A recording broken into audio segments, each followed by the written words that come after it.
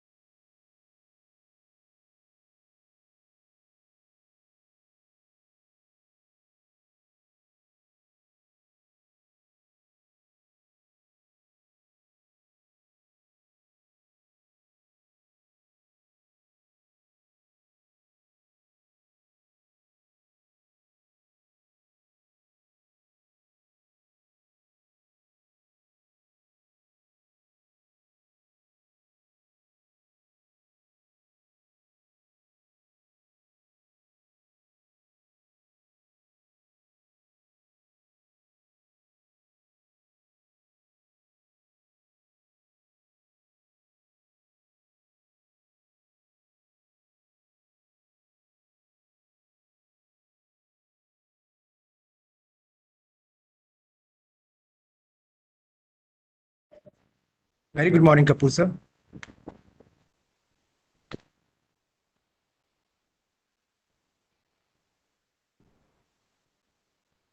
Am I audible to you, sir? Very good morning. Sir, you are muted. Yes, sir, please. Very good morning, sir. Good morning, everybody.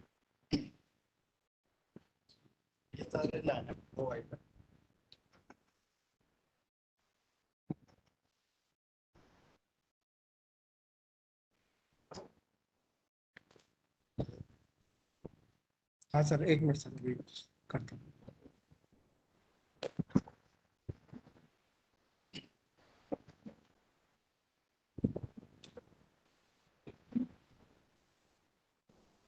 Good morning, sir. Good morning, Ravi. Good morning. Sir, we are all set, ready to go. Yes. Good morning. Yes, sir. Hello.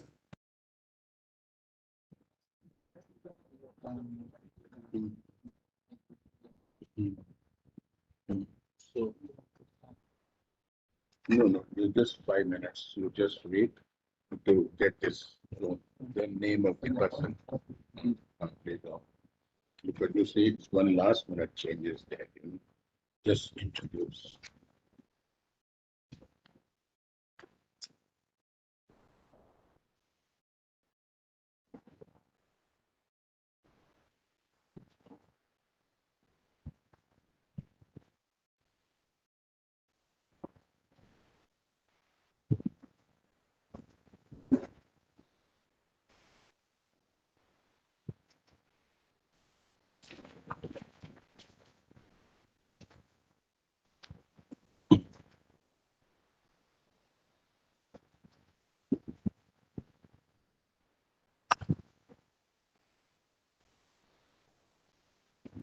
Just see who is coming.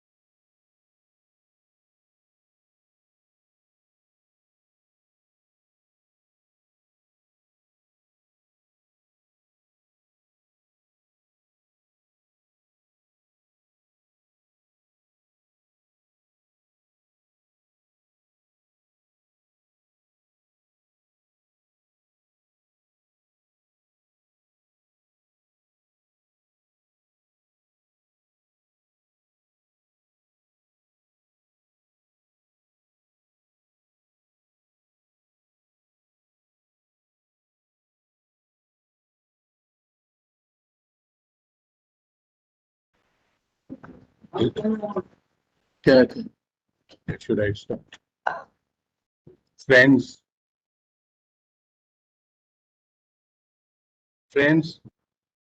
good morning and good afternoon, wherever you are in the globe.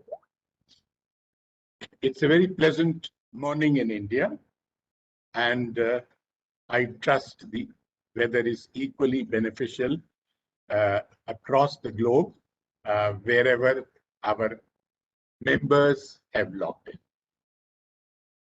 It is my privilege and honor to declare formally the felicitation for winners of the Golden Peacock Awards, both national and global. We have assembled here today to felicitate the winners for global and national Golden Peacock Awards for corporate social responsibility and HR excellence. I especially congratulate the winning global companies from the USA, the UAE, Philippines, Switzerland, and Thailand, who had participated in the competition for best corporate performance today.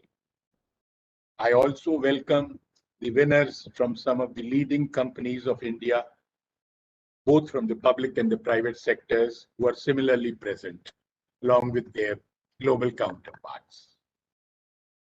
Friends, it is fortunate that Shri Anurag Singh Thakur, the Honorable Minister of State, Ministry of Finance and Corporate Affairs, Government of India, is with us today. In our last webinar also, he had delivered a most erudite address on a similar theme. His commitment to CSR is second to none in the Council of Ministers today. It is my pleasure to introduce to you some of the most eminent civil servants of India who are in their own way pioneers in promoting sound corporate responsibility in the organizations they serve and are currently heading. Shri Tarun Kapoor, IAS, Secretary, Ministry of Petroleum and Natural Gas, Government of India, is a well-known promoter of CSR in the large number of organizations which he is in charge today in the state petroleum and natural gas sectors. He is present today along with others who are very committed practitioners of CSR in their own way. The committed CSR practitioners in the petroleum ministry and petroleum PSUs may not be figuring amongst the winners today, but they are second to none in practicing CSR and simultaneously developing the interlinked human resources in their organizations. Dr. V.P. Joy, IS Chief Secretary, Government of Kerala, is unfortunately held up at the last minute because of a crisis situation in Kerala pertaining to the pandemic. So he has asked his excuse, but he has asked me to convey to you that in Kerala, the state PSUs are fully committed today to the best CSR practices and promoting the same in their own limited way. Dr. Joy has also informed me that Kerala is today in the forefront amongst the Indian states, not only in CSR, but also in developing human resources in the public sector. Though they may not be listed amongst the winners today, but he has been kind enough, Dr. Joy, to send some of the most committed professionals from a state who will shortly be with you after the President's address.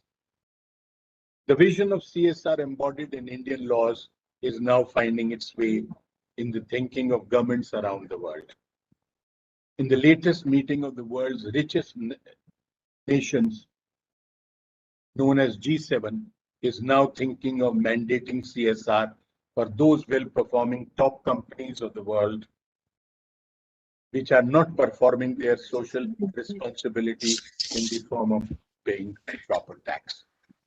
This is another form of enforcing social responsibility by mandating these large companies such as Google, Amazon, Tesla, Facebook, etc., to pay adequate taxes so that their respective governments can better discharge CSR on their behalf.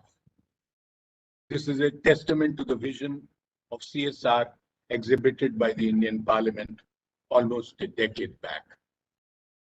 IOD believes that the concept of HR excellence, for which the awards are being distributed today, is closely linked with proper discharge of CSR by the corporates. For this reason, even the advanced G7 countries are now also focusing on uh, uh, sorry to interrupt. There is a message from Dr. Joy, the Kerala Chief Secretary, for his sentiments which he had expressed in our last physical meet in Ashoka Hotel, New Delhi, year before last, when he was DG Hydrocarbons. To resume, the advanced G7 countries are now focusing on some of the world's top 25 richest corporate billionaires to pay proportionate taxes to discharge their social responsibility. The two, CSR and HR excellence, go hand in hand.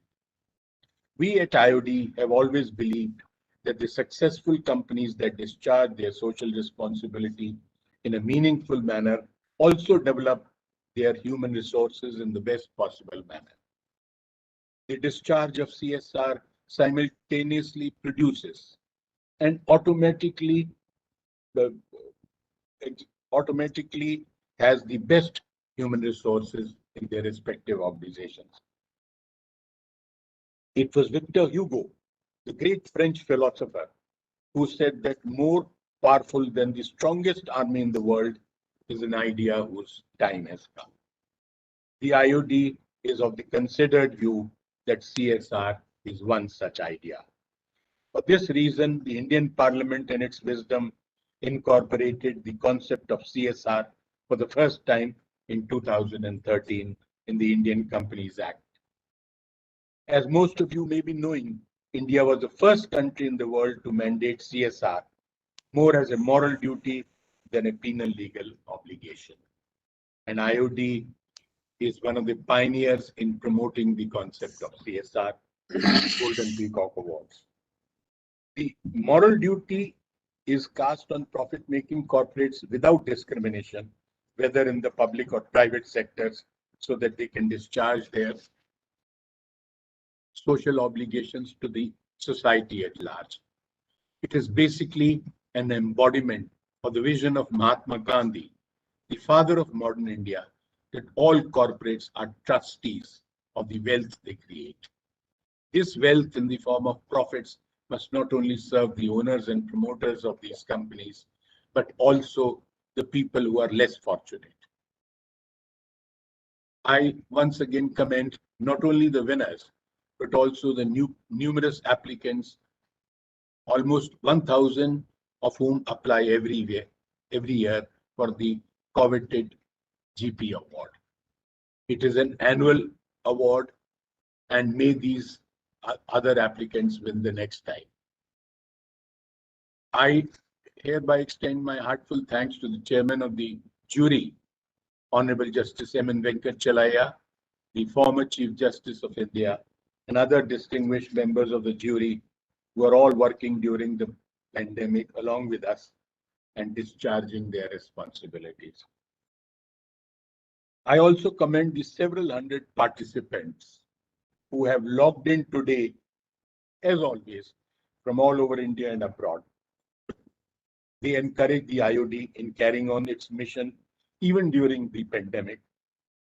Our mission doesn't get interrupted. We are particularly thankful to ACCA UK, the Association of Certified Chartered Accountants. It is a global body for professional accountants operating in 180 countries as our principal strategic partner. We are also pleased to have HPCL, Mittal Energy Limited, Oil India Limited, Bharat Electronics Limited, and Petronet LG Limited as gold partners. We are also thankful to our various silver partners: Hindustan Petroleum Corporation Limited, the Kerala State Electronics Development Corporation Limited, Madras Fertilizers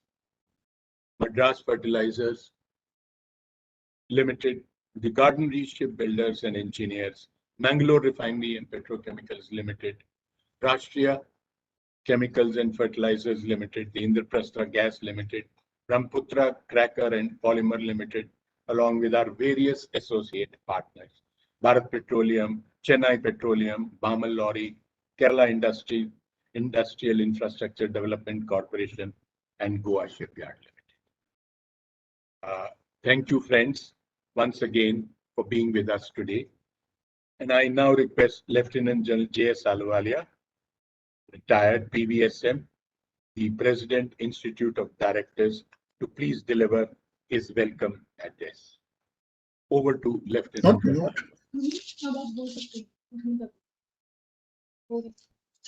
Hello. Good morning, General. Good morning. Thanks, Ashok. I welcome Shri Narayan Murthy ji, Chairman Caltron, whom I can see on the Shri Ratna Shekhar, CMD Bamar Lorry, and Ms. Shamantu, a professional CSR with a vast global experience, including in United Nations, and an instructor for IOD's Directors Masterclass in the subject of CSR. So, great pleasure to have them all to speak about CSR to this esteemed audience. I have great pleasure to welcome all the participants for this special webinar on CSR and the Golden Peacock Awards presentation ceremony today. These awards were instituted in 1991 as a public service to raise the quality of important corporate functional areas to match global benchmarks. IOD very strongly believes that the responsible competitiveness brings out the best from the corporates. It raises their overall quality and standards to the global standards. Today's business landscape has vastly changed. There is no telling what will define the post-pandemic era. The major disruptions are due to the geopolitical and technological reasons affecting globalization, digitization, and the supply chains. CSR has come of age in India, a hot and much talked about corporate issue today. It has moved from the fringes to the central mainstream of corporate consciousness, from the back room to the boardroom. The corporates are also now engines of social transformation, turning business into a cause. The boundaries between business and communities have blurred. Profits are for short term, but blessings of society go long term. Corporates need to manage socio-economic cleavages, conflicts, and shareholder expectations. They need to create an emotional connect with the impacted society to create a buy-in. CSR is driven by passion and is led from the top. It's not a PR exercise for earning brownies. You know how Vedanta had to abandon iron ore mining in Odisha 10 years back as they failed to create an emotional connect with the community or buying in with the local tribes. India has been a global frontrunner in CSR, making it legally mandatory for the major profit-making corporates. Today, over 16,000 companies out of over 8 lakh registered companies in India who are covered under these CSR spend of about 25,000 crores every year. The CSR projects, they certainly need to be managed by professionals with skills and social concerns. Nearly 75% of the CSR projects today are large and being managed by NGOs, which have mushroomed to over 3.3 million in India. NGOs are basically not-for-profit, voluntary, unstructured organizations. Their credibility and trust deficit still leave much to be desired. My special thanks to our special guests and congratulations to today's award winners in CSR and HR excellence fields. I wish you all a good day and best of health. Thank you very much.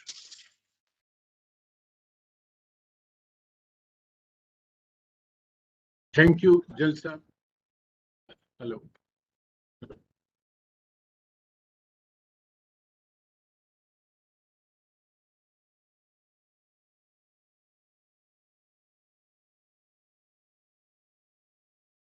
Thank you, Jalsa, for your brief and relevant address, welcoming all the participants.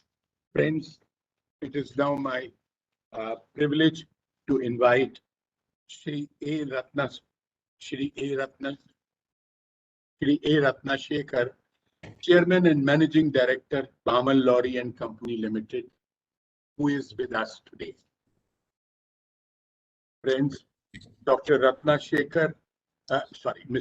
Shekhar has over 30 years of experience in multicultural organizations and human resource management, industrial relations, and administration. A keen strategist with a flair for designing and implementing innovative strategies and HR interventions in line with industry standards. He has hands-on experience in manpower planning, sourcing, talent acquisition, talent management, learning and development initiative, 360-degree leadership development, program performance management systems, and performance counseling, career planning, and employee motivation programs. Friends, we are particularly grateful to Mr. Ratna Shekhar, one of the most competent technical professionals in India today, who has spared his time to be with us and enlighten us with his vast and rich experience. And as you may have heard, he's a turnaround man. Bamal Lorry today is restoring it to its old glory as one of the leading organizations in India. Mr. Ratna Shekhar, please. Yeah. So, good morning, all. Dr. Ashok Kapoor and Mr. Lieutenant General Ahluwalia ji and Narayana Murthy ji and Manoj Raut ji and other participants. It's indeed a pleasure talking to all of you on this seminar, and then which is basically this program is meant for giving away the Golden Peacock Awards, which is actually a very sought after awards. I still remember when I was in BEL, we used to prepare for this award like a war. And then when we got this award, we were elated. So thanks to the brand of IOD, which is actually running this award successfully, and then actually recognizing the efforts put in by various companies and making way for them and then motivating them by giving such awards. I really compliment IOD for organizing such awards and events. I'm glad that we are deliberating on a topic which assumes great significance in these unprecedented times. CSR and sustainability is a shared responsibility, and business can no more operate in isolation. CSR is measured in terms of business improving conditions for their employees, shareholders, communities, and environment.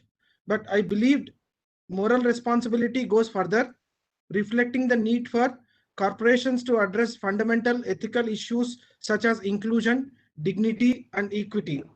As Mr. Ratan Tata said, business need to go beyond the interest of their companies to the communities they serve, and which is actually true for many of our corporates.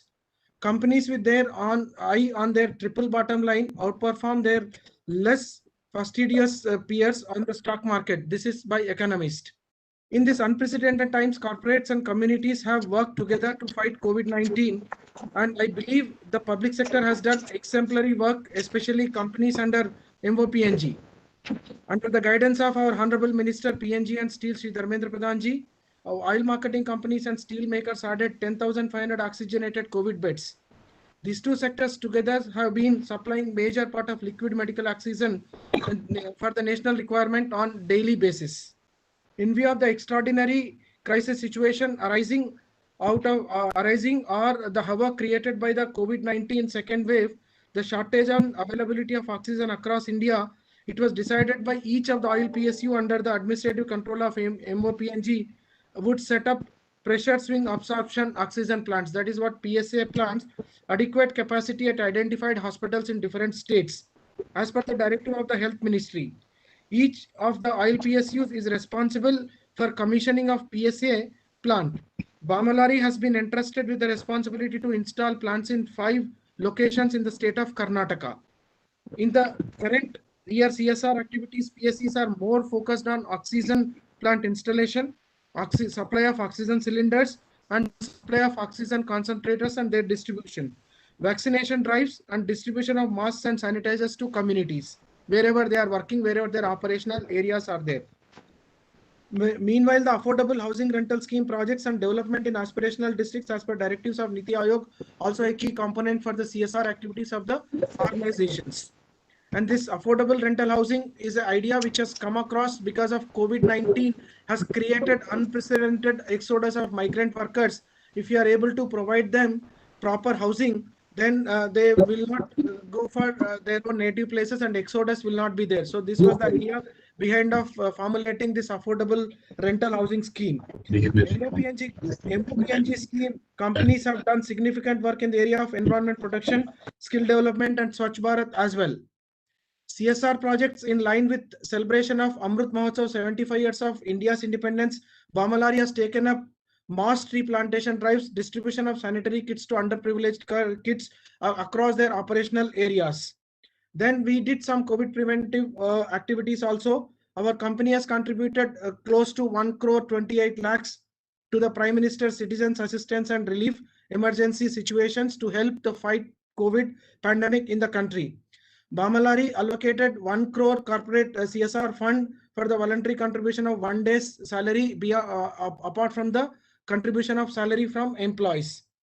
Then we are actually going to install 5 oxygen plants in Tumkur, which is district hospital Tumkur, which is having 1000 liters capacity, and Kalaburgi, which is government hospital Jewargi place is the where we are going to install our PSA plant, which is having 500 liters per minute capacity, and district hospital Chamrajnagar having 1000 liters capacity, and in Bidar we are installing in Bhalki government hospital 500 liters per minute, and again in Bidar GH government hospital Hamnabad is 500 liters basically a PSA plant.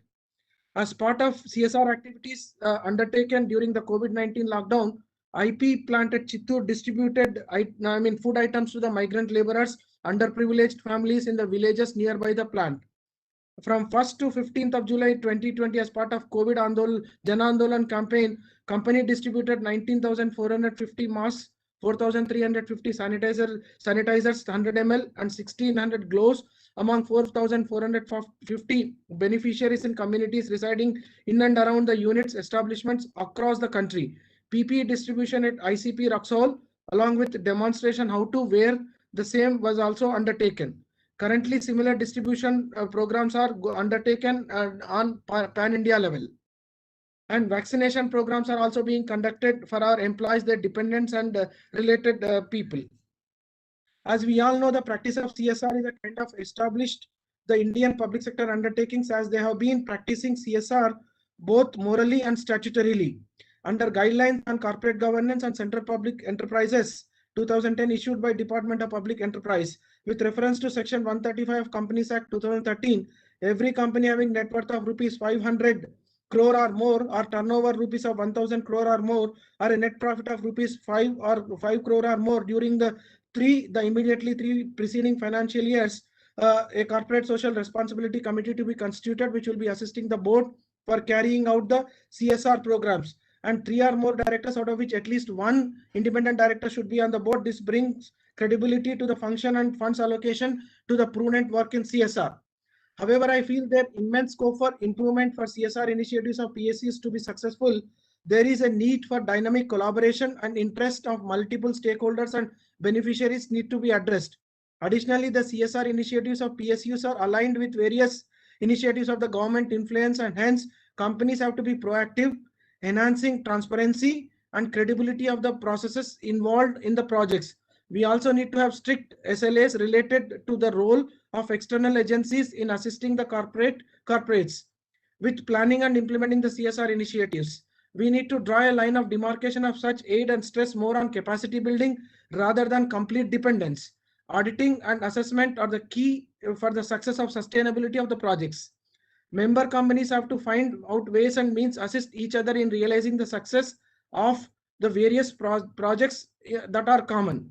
In my view, the broad focus areas for CPSUs for PSUs are eradicating extreme hunger and poverty, promotion of education, promoting gender equality and empowering women, reducing child mortality, improving mental health, combating human immunodeficiency virus, acquired immunodeficiency syndrome, malaria and other diseases, ensuring environmental sustainability, employment enhancing vocational skills, social business projects, contribution to the Prime Minister National Relief Fund, and relief on funds for the welfare of scheduled castes and scheduled tribes, other backward classes, minorities and women, such as matters as may be prescribed.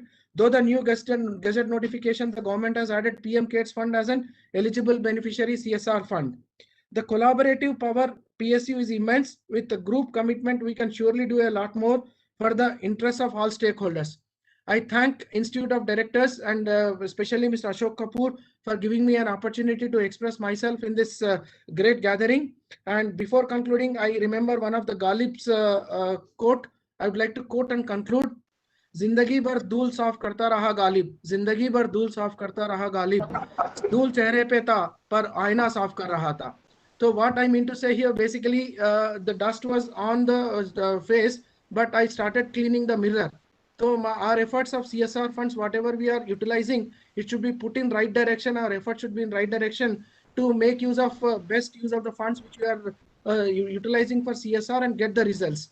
And I thank once again IOD for giving me this opportunity. Thank you, sir. Thank you, Mr. Ratnashekhar. That was a very comprehensive, all-encompassing address by you, and the IOD is really grateful amidst your heavy responsibilities. You could spare so much of your time. Your quotation of one of India's leading poets is very apt, which reminds me of a great thinker about climate change, that is anticipated by Mahatma Gandhi, when he said, the climate is not changed. Its patterns, its cycles are the same. We have changed. Our life cycles have changed. Our lavish living styles. So we are really grateful, Mr. Ratnashekhar. Friends, it's now my privilege to invite the next speaker. The listed keynote speaker, Dr. K. Ilangovan, the Principal Secretary, Commerce and Industries, unfortunately has sent a message that because of pandemic emergency, the CM has summoned all the senior secretaries and they are held up because of the sudden pandemic emergency in Kerala. But we are grateful to Dr. Ilangovan for having deputed today as a speaker most eminent technocrats from Kerala, his home state, who is Mr. N. Narayana Murthy, Chairman, Kerala State Electronics Development Corporation Limited, Keltron. In fact, jokingly, in the business and industry circles, CSR circles in Kerala State, I'm told by Dr. Ilangovan that he will do greater justice to the topic than he would have done. And in Kerala, they say the two of the most eminent technocrats and CSR and business HR experts are both Mr. N. Narayana Murthy. Who is brighter? I would like our attendees to please tell us. Mr. Narayana Murthy. Mr. Narayana Murthy is a very distinguished scientist of Vikram Sarabhai Space Center, that is ISR, Indian Space Research Organization. He's a brilliant graduate in electronics and communications engineering. He's a fellow of Aeronautical Society of India and a System Society of India. He has made excellent contributions to the system design and electrical integration of India's satellite launch vehicle program. Now, Shri Narayana Murthy's services are being utilized and his scientific expertise being utilized by the Kerala government to promote CSR and HR excellence with a scientific perspective. Over to Mr. Narayana Murthy for his address. Welcome, Mr. Narayana. Very good afternoon to all. Thank you, Mr. Ashok Kapoor, for the nice introduction. Mr. Ashok Kapoor, Lieutenant General J.S. Ahluwalia, Mr. Ratnashekhar, and all participants. On behalf of Kerala State Electronics Development Corporation Limited, Keltron, and on behalf of Government of Kerala, let me wish the IOD and its team, as well as the organizers, the very best on their for this function. Now, the objective of my presence here is to introduce Keltron to the community, because as you know, Keltron is a public sector organization started in 1973 and is the only public sector undertaking, state level public undertaking in electronics department, still continuing to manufacture goods in very strategic areas. And now so my objective of presentation here is mainly for the introduction of Keltron and its products, and how the august audience who are there are many technocrats in this audience and public sector undertakings of both central government as well as other international audience abroad, whether they can tie up with Keltron both technically and then in the marketing tie-ups. But before I go to my function of presenting the Keltron products, let me also share my views on the CSR responsibility and the way Kerala sector public undertakings along with the Keltron is very active and fully committed in ensuring the CSR in combating the COVID pandemic, and also on the online education system, because this is a main necessity in the present times. So along with the Kerala government initiatives and the Chief Minister's Relief Fund, see, we are very actively participating in this area, and especially now many of the public sector undertakings have been sponsoring medical equipments for different hospitals and the needy people.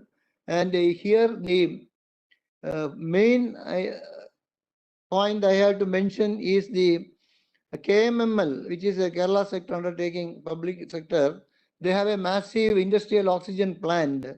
They are totally converted into the medical oxygen, and they have set up near 2 schools, totally converted these 2 schools into the primary health centers for COVID treatment. And from their plant, they have directly connected the oxygen lines for a 300-bed hospital. So this is a commendable contribution by the Kerala sector public sector undertaking. Also, Keltron also has been doing its bit based on the requirements. And many of our employees, both in Keltron as well as in public sector undertakings, they have been joining with the community kitchen program of government of Kerala, distributing free food packets to people who are on quarantine, as well as they are in needy in the houses who are having who are held up in this COVID pandemic times. So this is the, in summary, definitely we are in the forefront, as you know, especially the government, the state of Kerala and its people generally with respect to the social responsibility, they are always in the forefront of helping society. That's a very important point to note. Now, we have sent certain presentation materials to IOD to introduce Kerala, that Keltron, and just briefing on the activities of Keltron in the technical field. So it will be nice if IOD team can present that. I hope the concerned people are there.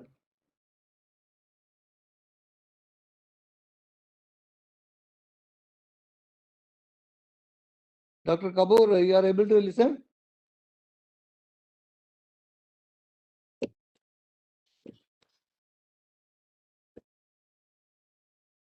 Yeah. Okay, we can go to the next slide. So as you know, this Kerala government, this Keltron is one of the largest public sector enterprise in the electronics sector, and is having, it's already more than 47 years. And this is a multi-product organization engaged in manufacturing of strategic systems as well as systems engineering, and also taking care of the total IT initiatives and e-governance activities of Government of Kerala. Can you go to next?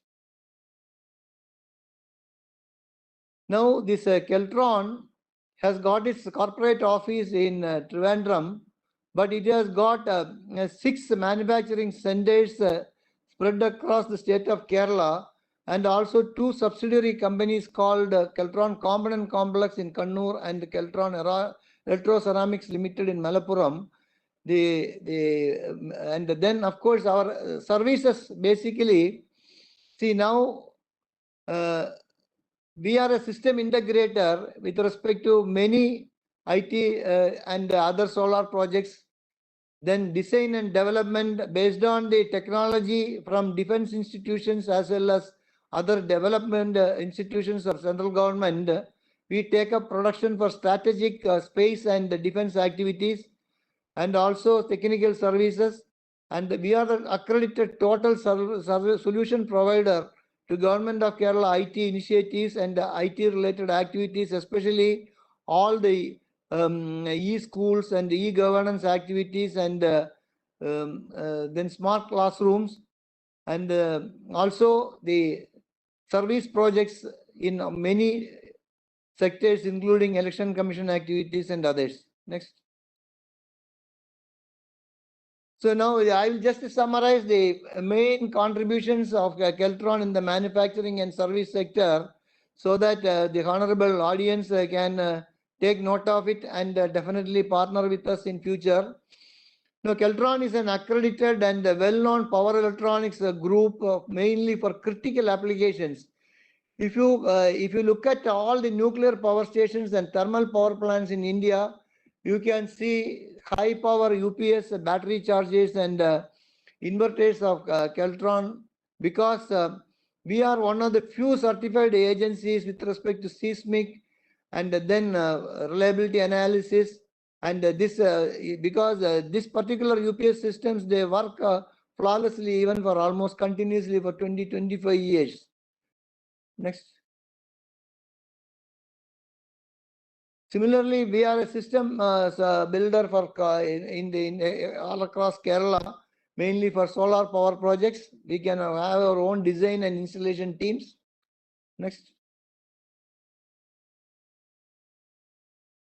See, for the defense electronic side, mainly we are focusing on naval systems and submarine applications. We are associated with the Bharat Electronics Limited, then Navy, as well as NPOL Cochin, based on their designs and products. Now we are very strong in the equipments like echo sounder and other and underwater communication, and also other equipments. Next. See, all the power amplifiers and the other requirements for the naval systems. Next. And also for the submarine applications and other sonobuoys and the towed array systems. And we are the only company making hydrophones for underwater applications based on the technology transfer from NPOL. So we have an array of systems for the naval use and also the submarine uses. Next. Then with respect to the process industries planned, we are one of the leading pneumatic actuators design because our product is well accepted in all the process industries, both thermal and any cement plant or any other things. We get regular inquiries for these pneumatic actuator products. Next. Another key area in Keltron, because you might have seen in many Indian cities, right from the beginning, the traffic controllers and the traffic signaling systems were from Keltron. Now we have added to this line, adding to the ITMS system, because that is part of the smart city projects in all centers. So intelligent traffic management system use, and these are all based on Keltron's own traffic controllers and signaling system as well as technology. Next. The traffic enforcement is another area. It's not only management. Now, as part of the safe city projects throughout Kerala, traffic enforcement system is also very important. So Keltron has its own manufacturing setup for the ANPR cameras and speed violation systems using 3D radar system, which is the latest in technology accepted world over. And we have got a very major project in Kerala. Now we are executing that at 135 crores. And this will be a benchmark in the upcoming projects in across all the cities of India. And because this is the latest technology we are employing in this area. And also we are very strong in computerized vehicle fitness testing and as well as driver testing track right now, which we are established in Kerala across all districts. And we would like to be a partner in other cities also. Next. So another domain is the space electronics group. We are one of the accredited fabricators of space electronic packages for both launch vehicles and satellite agencies. And we have our own fabrication facilities and certification course by in joining with ISRO for is now done for Keltron for all fabricators. Next. See, we are venturing into medical field also slowly. We are in the process of manufacturing pulse oximeters, oxygen concentrators, and ICU grade ventilators, but which will hit the markets maybe soon. But right now we are having two key products called 7 hearing aids, which is almost compatible with the international specifications, but very reasonably priced. It is 40% less than the international product. And the government of Kerala has now certified our this hearing aid for distribution among all their social responsibility CSR programs. And we are almost now given more than 20,000 hearing aids to different communities in Kerala as part of the social responsibility programs in Kerala. Next. See, another main domain is our knowledge service group. Now, to turn the society into a knowledge service society, as part of the Kerala government initiative also, and the Keltron has been doing this activity for the last 30 years. But now we have added so many new relevant topics, and we are having almost 35 our own centers and 200 authorized training centers across the state and in all engineering colleges. And this we are training almost 8,000 students in a year, and We have groomed many professionals who has got employment opportunities in many important institutions in India as well as abroad. And this is one domain we would like to partner with others to grow this activity and domain. Next. This is one area of Keltron Component Complex Limited. See, we are one of the biggest manufacturers of aluminum electrolytic capacitors and MPP capacitors. We hold a market share of almost 30%. We have the BA certification, and along with this augmenting this product range, now we are going to add supercapacitor plant because in the energy sector, supercapacitor is going to be a big device in India. So as part of Atmanirbhar Bharat, we are establishing a full-fledged plant in this complex. So, and also we are planning to add additional devices in this plant in the future. Next. So if you look at the turnover of Keltron Group, it has been steadily growing, and also even in pandemic time, we have been able to achieve in the last year 535 crores with a profit of net profit of around 12 crores. But we have an order book of 800 crores, and we have very strong manpower, technical, administrative, and HR personnel, and also very big lab facilities, wherein we can put additional facilities and resources also. Next. So at the end, to summarize we would like to invite marketing and technology tie-up for our reinforcing the upcoming plans. Next. Next. In the marketing tie-up, we invite our partners for seismic qualified UPS system for the big installations, then digital hearing aids, then marketing of aluminum electrolytic capacitors and metallized polypropylene capacitors, defense products for naval application with friendly countries subject to government approval.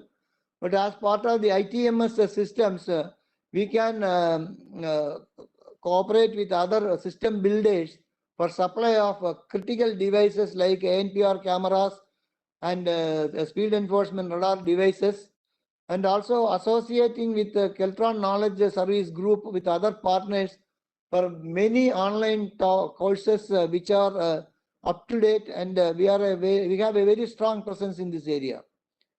Next. Then we are now the government of Kerala has they have put in their manifesto Keltron as their focus area in the next 5 years. So we want to increase our market share in manufacturing. So for that, now we are looking for technology tie-up, and now the expression of interest will come in the next few weeks. Transformerless modular UPS systems, solar PCUs.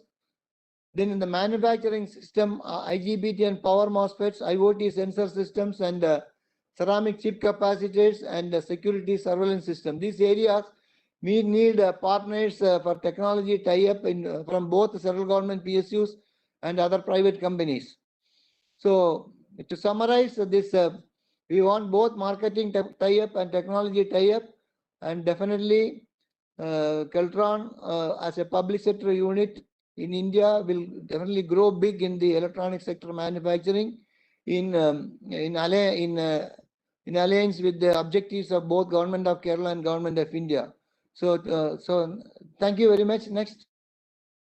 So thank you very much for giving the opportunity to present before the August audience the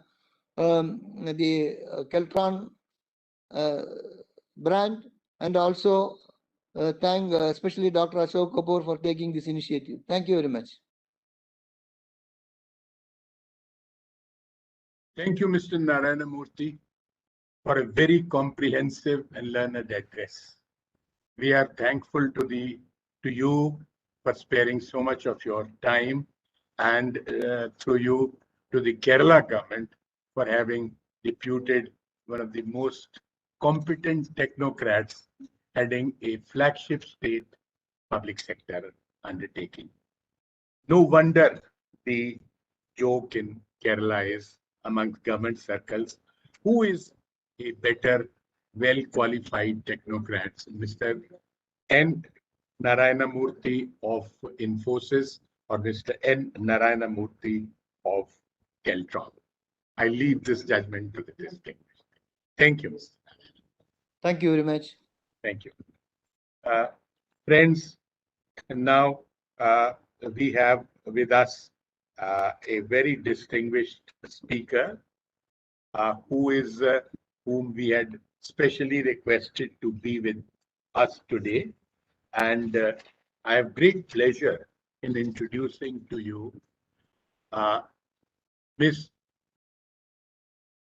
Yes, can you? Yes, Miss Simantini Court, Independent Director, Suzlon Energy Limited, and she is one of India's best sustainable development professionals. Ms. Court has 4 decades of experience in the development sector. 12 years in the United Nations. You might say, how can she have 4 decades, a lady who is just crossed 30, but believe me, she has more than her age of experience in UN assignments and 8 years of experience in the CSR functioning all over India. She is a exceptional technocrat because she is sustainability consultant in almost all the continents of the world. She is on the governing body of a large number of very prestigious NGOs. She is a senior evaluation specialist of the FAO, Food and Agriculture Organization, and she is also commissioned by the United Nations as a senior evaluation specialist. Ms. Court is partner Chaya Strategic Advisors Limited LLP. Ms. Court is a highly qualified professional. She is the alumnus of the very prestigious Tata Institute of Social Sciences, Bombay. And it's my great pleasure to invite Ms. Court. She's also has been kind enough to be member of the faculty of IOD, where most of the participants of the IOD's programs, learning and educational programs, evaluate. Ms. Court as one of India's leading technical experts and a CSR specialist. And I now hand it over to Ms. Court, Ms. Simantini Court.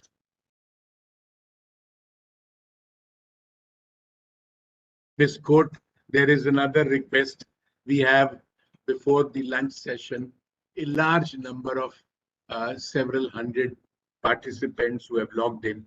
Many of them are very keen to ask questions, and we would request you if you can moderate these questions to our very distinguished experts who have just spoken. Ms. Court, please.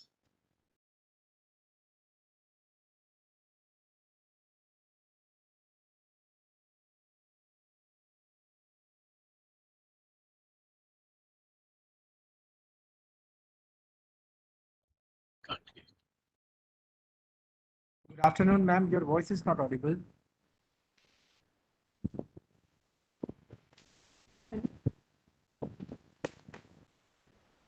It's not coming.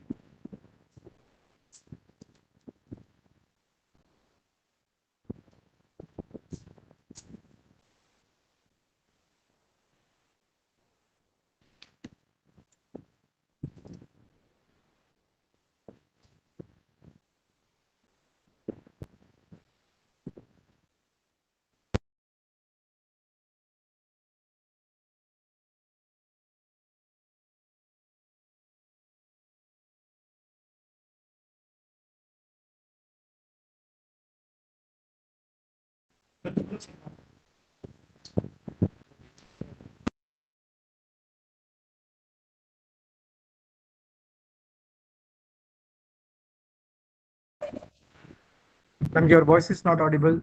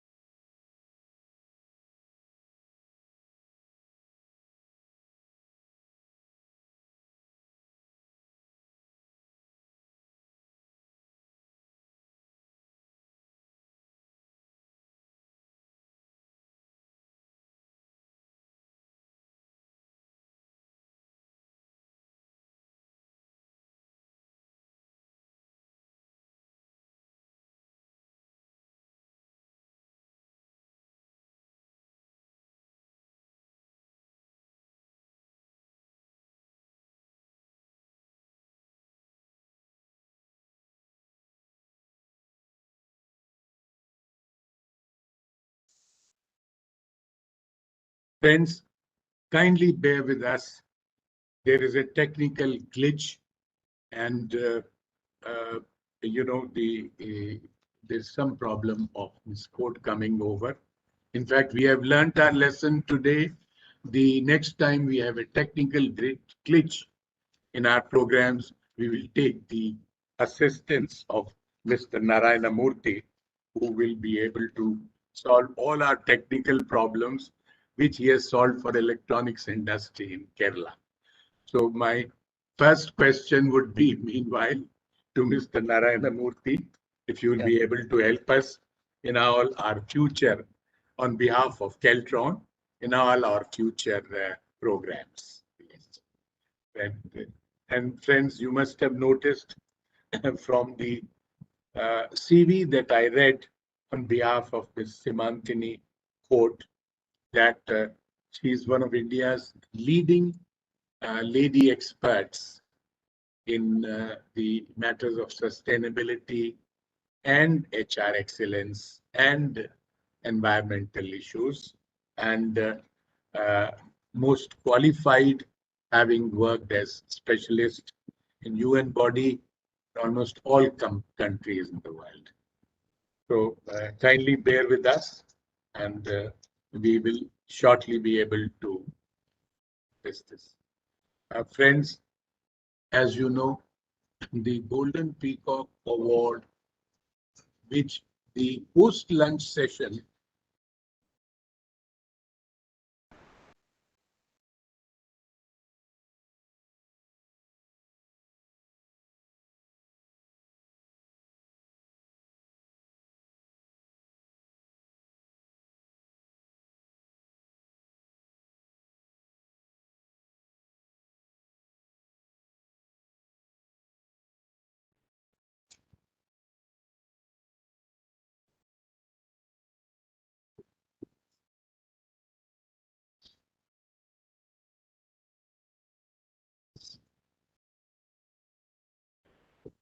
once they interrupt it.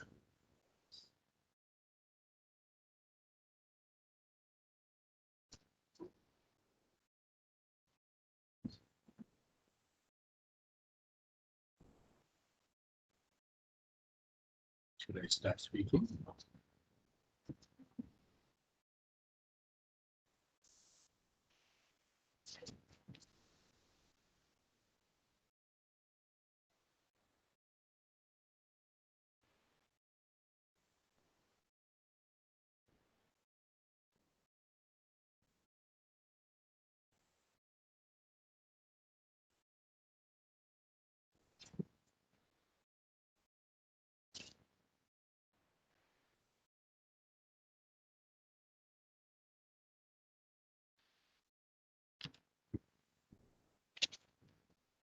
Monty.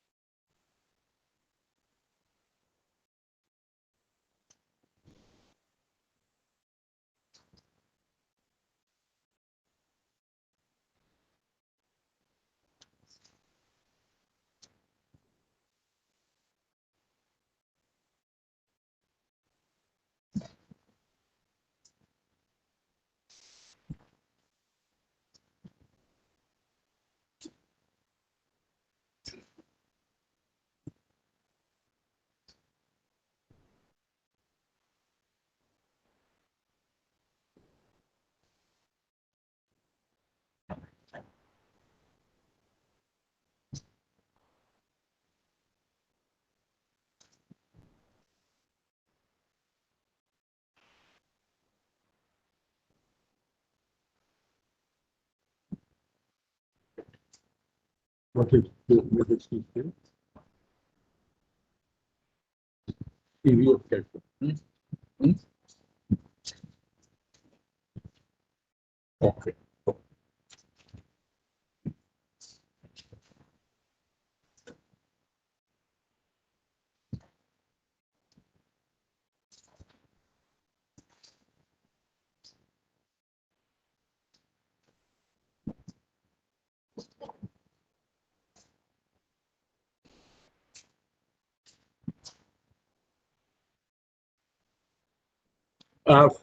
Friends, for those friends, for those of you, friends, for those of you who may have missed our previous announcements, I have great pleasure again in reading to you the CV of Mr. N. Narayanamurthy, Chairman, Kerala State Electronics Development Corporation Limited, Keltron for short. As I said, the Kerala government, who are our state partners, have been kind enough, the Chief Secretary has been kind enough to nominate one of the best performing chairman of the state PSUs, who happens to be Mr. N. Narayanamurthy, whose most erudite and detailed address you just heard. Mr. Narayanamurthy is a distinguished scientist of the Vikram Sarabhai Space Center, Indian Space Research Organization. He is a graduate in electronics and communications engineering in 1971. A fellow of the Aeronautical Society of India and Systems Society of India, he has made excellent contributions to the system design and electrical integration of India's satellite launch vehicle program. Mr. Narayanamurthy is not only a highly qualified technocrat of Kerala, of India, but he is also a very committed practitioner of the corporate social responsibility. If Keltron is well known now increasingly throughout outside Kerala also as a leading technical PSU, it is also increasingly well known in its commitment to the larger cause of corporate social responsibility. You have just heard his learned address, and after the next speaker, those of you who may have questions for him, we have requested Ms. Simantini Court to please moderate the question and answer. Before I hand over to Ms. Court, Ms. Simantini Court is an independent director of the Suzlon Energy of India. She has more than 4 decades in the development sector, out of which 12 years and various UN assignment and 8 years in corporate social responsibilities and sustainability. She has been engaged as an independent consulting expert, and she has advised the governments in almost all the continents of the world, which is a great distinguished honor for an Indian scientist and an Indian professional.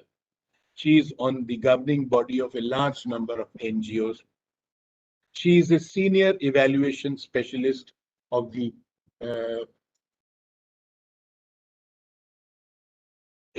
she is a senior evaluation specialist, Food and Agriculture Organization, and a UN advisor.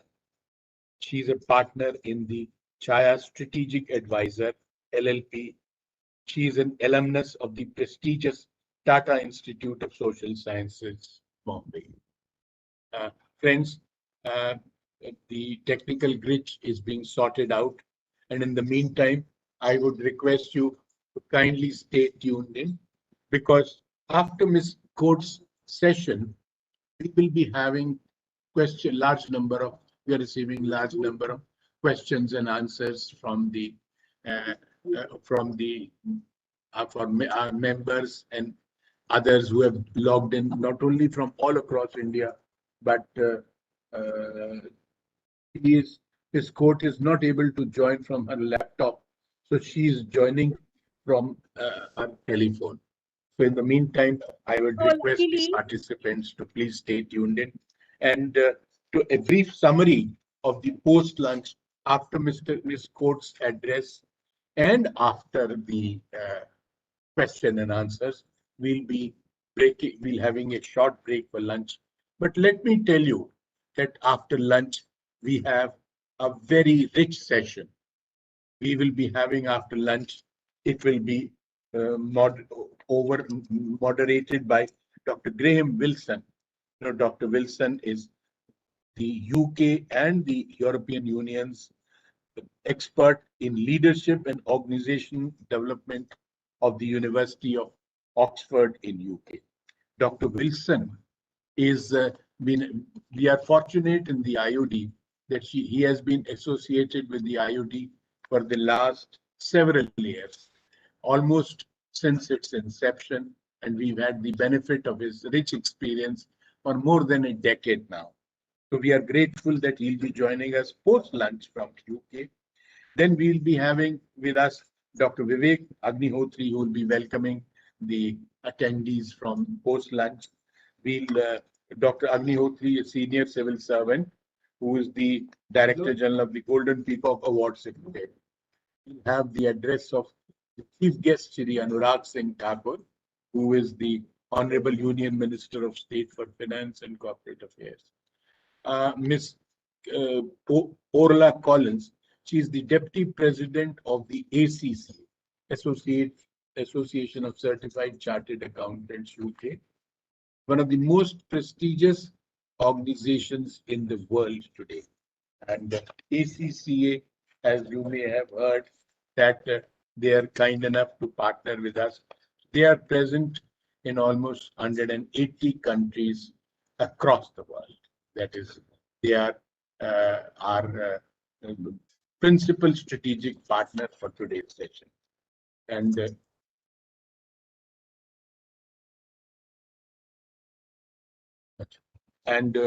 Ms. Court is trying to join us. So before the technical glitch is overcome, yes, friends, you can see Ms. Court, most welcome. Now you are visible. In fact, many of the several hundred people who have joined in today, she was saying that you are just announced. I'll have the pleasure of announcing I have just announced your brilliant CV. It is 1 in 1,000. And there is some doubt amongst our members that how can Ms. Court have 4 decades of experience in the development sector, because she does not look, she's 4 decades old, but I said that's what the CV says. And we are especially grateful to you. Most of the members are aware of your CV and your rich experience in the World Organization. Friends, as I told you, Ms. Court is a very distinguished faculty of the Institute of Directors, and which trains independent and other directors. Over to Ms. Court. Thank you very much, Mr. Kapoor, for that very generous introduction. And please pardon me for all the technical glitches. It has already delayed your lunch, I'm pretty aware. I'll try and keep it really very short. I'm asked to speak on the role of directors on the board in promoting CSR. Now, most of the people, when they speak of CSR, they love to speak CSR as, giving back to society, which is mostly a very philanthropic and charity-oriented approach, giving back, distribution, doing good to others. Most of it is generally done to look good. We also make steel, like we also do business, but really we are here for, doing great, being good Samaritans like. A lot of times companies are also creating their own foundations and putting money from one pocket into other, basically to save taxes. But if you really go back and ask a few people, why did they in the first place start something like this? Then if they really want to open out and tell why are they into it, a lot of time I have come across people who say that, well, there was demand from local people, there was some NGO raising voice. So often it is done to allow your stakeholders or make your stakeholders allow you to do business. But when they speak of CSR, somehow it is very paternalistic attitude that we are fine. It's those women who don't have education, some children's health is bad, so we're doing it for others. But in reality, there are a lot of direct and indirect stakeholders whose issues need to be addressed so that they allow you to do business. Rarely is this kind of interdependence on direct or indirect stakeholders is recognized. And so I feel to do good business, it's important that, sorry. Yeah. To do good business that can we go to the next slide? The paradigm is really shifting in India, and sustainability of businesses is also at stake. There have been a lot of recent corporate scandals. So a company that is doing a lot of so-called good CSR is not necessarily pardoned either by media, civil society, environmentalists, whoever is affected by their business, just because they do CSR.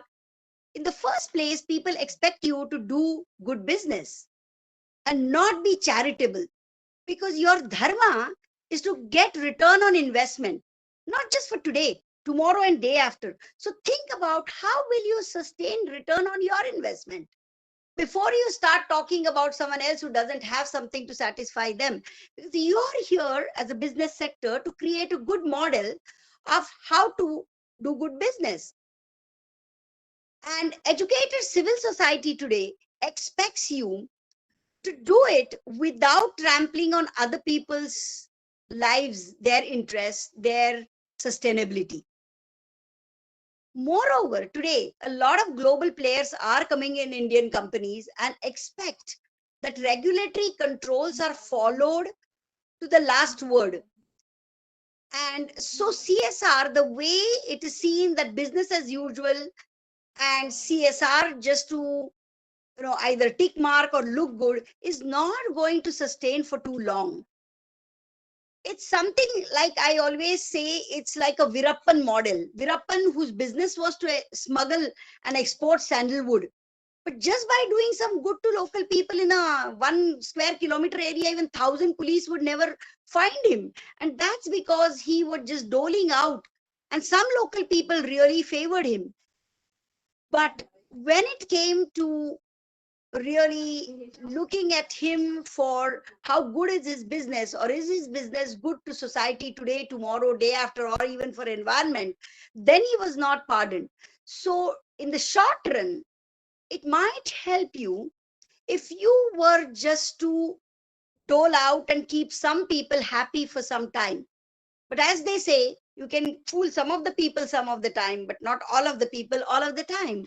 So when you're doing business, can you go to the next slide, please? In the new risk reality, which anybody may say there is ease of operations today for businesses, but you yourselves know who are in business that there is an increasing demand for transparency.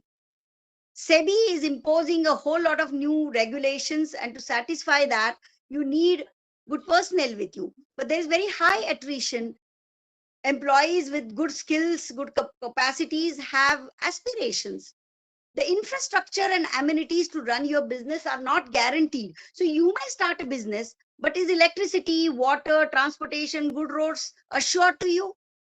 That's a question mark. So all the calculations that you have done to make a break even for business, or your input output ratios, may not remain constant. So in the new risk reality, I would say sustainability of corporate itself is an issue.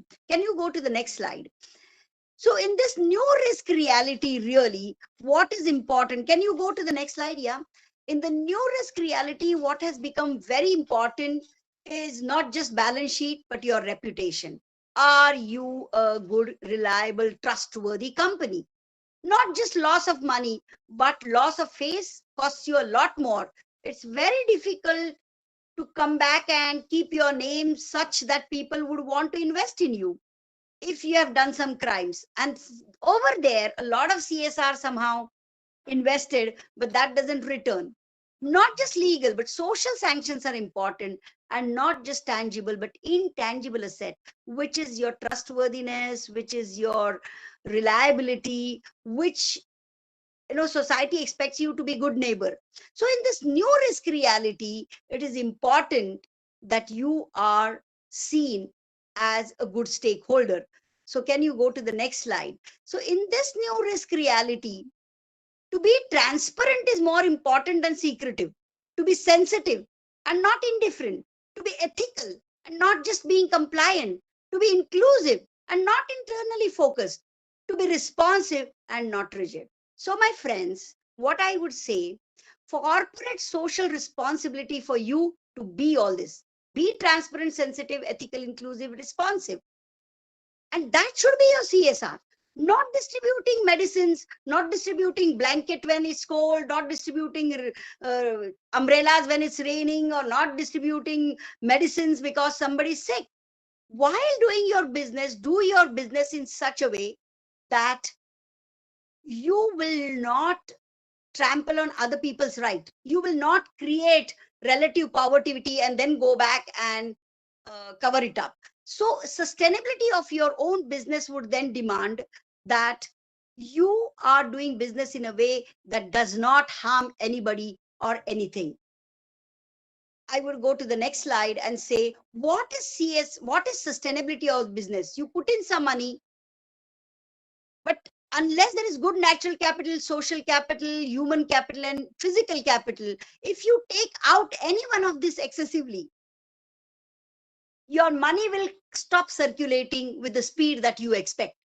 Suppose your business is beverages and you are excavating water. 1 liter of beverage, they say, requires 9 liters of water. And you go on digging and extracting water. Your own business will suffer from, because for how long can groundwater sustain the kind of exploitation that you will cause? Or you go in an area, and there could be, and I could take a number of examples where business raw materials or business processes or business sales and marketing will have an impact on one of these capitals: natural, social, human, physical, or financial. And for too long, this will not be tolerated. So if you really want your business to sustain, what you have to do is to take care of all these 5 capitals, that your business operating systems are shaped in a way that you will not create an impact. Now, this kind of CSR, nobody likes. It's a very inconvenient kind of CSR that I'm talking about, because everybody loves to say, hey, why don't you distribute computers? Or why don't you improve some schools? Or why don't you start some mobile vans that give free medicine? Everybody loves this kind of thing, because that does not expect you to change yourself. It's much like, I always give example, if you go to school and your teacher tells you, oh, you have a very intelligent boy, but he doesn't concentrate. So your generally solution is, can I give him a computer? Can I put him in a tennis class? Can I do something? But nobody says, no, I should spend more time at home. I should watch TV less. I should drink less. I should smoke less. I should bring about change in myself. Same way, industries, if they want to change the way their ecosystem is, they will have to look at making good business. And that's why I think CSR is about sustainability, sustaining yourself first. Go to the next slide. And globally, in fact, everybody is talking about CSR in this manner. CSR to me is a focused response to social and environmental issues raised by a company's operation, not something that has been there for ages. That's something let government do. Don't reduce government's responsibility or themselves. We are all paying taxes. But when we run our business, we should be pro people, pro environment. Delete issues, allow. Next slide. So globally, in fact, if you see all definition, whether of United Nations, of OECD, European Union, globally, if you see, they are all talking about doing good business. and not doing business anyway, hook or crook, and then do some kind of arm distribution. Go to the next slide. So I generally give a lot of examples, and I've been working with a lot of companies to build what I call as sustainability as a strategy. So that's why I call even my consulting as strategic CSR. Do it with a strategy that none of my direct or indirect stakeholder, no matter if it's a mute environment, because if you are trampling on environment, then some environmental NGOs, some civil society people will raise an issue against you. And I've seen a whole lot of that. So for me, CSR must go beyond charity. CSR must go taking over what government must do. Government should do what government is supposed to do, so that we are not there to take care of what they have left behind. Go to the next slide. So for me, CSR must ensure sustainability. It must reduce conflicts with your surrounding neighborhood. It could be civil society or environment. Reduce your pollution, reduce whatever corruption that is in the area, control socially unacceptable behaviors, bridge the gaps between, make use of the resources that you have, improve your own governance. Next slide. Can we go to the next slide? Next slide, please.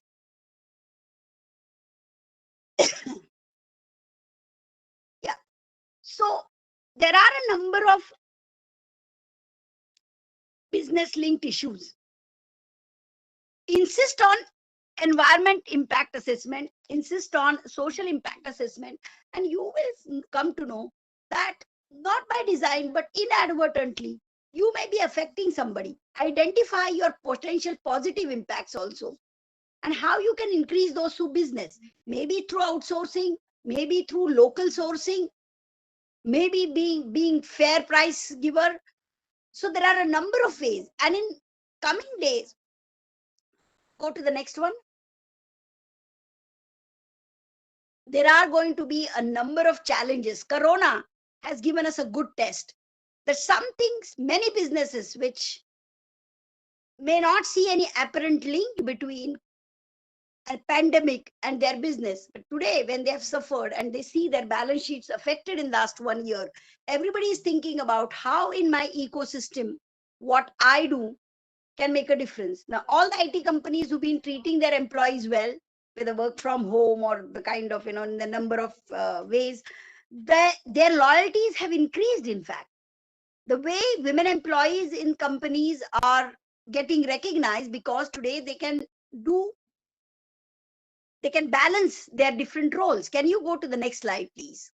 Usually I handle my slides. So in the next decade, in fact, please go back. There are going to be a number of challenges. As I said, Corona was the first good test. Go back, please. There is going to be climate change issue. There is going to be severe water shortage issue. There is going to be, energy and fuel related issue. There is going to be food scarcity issue. There will be deforestation and, increase in temperature or fires. There is going to be. Now, how does this happen? It's because the industrial growth has been so imbalanced. How can we make sure that we are not contributing to increase of any of these? Won't that be a good CSR? But no, we want to do our business the way we want, believing that this will give us better return. Maybe they do in the shorter run, but in the longer run, if each of your SOP has gone through all of these apparent very short-term, medium-term, long-term risk, then to deal with these, if you are using CSR either to pilot how to reduce risk, and that would be still under those Section 7 of Companies Act 2013, 135. Please go to the next slide. So it's not as though if you do this, and there are going to be a number of reporting standards that will become very popular.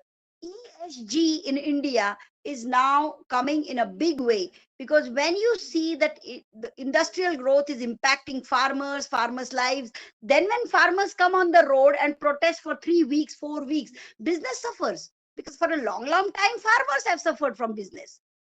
I always tell that the lowest paid employee in a corporate is 10 times more paid than a farmer's family, which slogs around the year. You might know that I introduced myself as farmer by choice because, farmers are the most neglected. And this is how I like all the introduction that you gave is fine. But when I say I'm a farmer, people say, oh, what the species is? Because everybody's forgotten what is a farmer. Please go to the next slide. So CSR should be for building sustainable solutions so that we coexist with synergy. The bottom line is CSR can risk-proof your stock valuation. Because one thing is very sure, stock markets dislike risk. And there are all the risk that you see can be plugged. CSR then will make business sense as well. Today, they are so de-linked, and this is not going to help anyone, neither the government, nor industry, nor civil society, nor environment. So we have to have a win-win-win solution. So you should be able to say, oh, my business, it doesn't affect anybody. So what is the role of, let's go to the next slide. What is the role of independent directors on the board? The Companies Act 2013 says that every listed company will have a CSR. Please go to the next slide. Every CSR company will constitute a CSR committee. And who will be the chairperson of this committee? Is independent directors, not the promoters. So that you, as a representative of shareholders, those who are not shareholders of environment, can raise the issues of people who are not present in the board. How will your company affect the farmers? If the farmers are not there in the board, you are supposed to raise their issues. If women, how will it affect pregnant mothers? Pregnant mothers are not in the board. So you are there to raise their issues. Children, environment, water bodies, rivers, who will represent them in the board? It's you and me who have to do it. Therefore, you should have a CSR policy as per this law. You should have projects, programs, and not events. Not something that you just have a gala event and distribute prizes to your employees' children and call it CSR. You should have your CSR budget. So the CSR policy and programs, budget modalities, and monitoring mechanisms have to be there. And please check as independent directors on the board whether you have them. You can implement this through NGOs, companies, academic institutions, or government departments. So it's not a big question as to who you should work with. You should work with those who have interest in the issues that you want to address. And what issues do you want to address? Issues that will potentially affect both you and civil society. Because issues that affect you will be business issues. If issues that will affect society are societal issues, there will be some which affect both. And those are the ones which must be picked up by CSR. Not something because it's a fancy fair that, sponsor the girls or, you may do that. But I have often seen companies who do this kind of random CSR. Well, they get some smiling children's photo on director's report for disclosure. But do they really? Of course, if you do this kind of CSR, you rarely get invited on these CSR conclaves like today.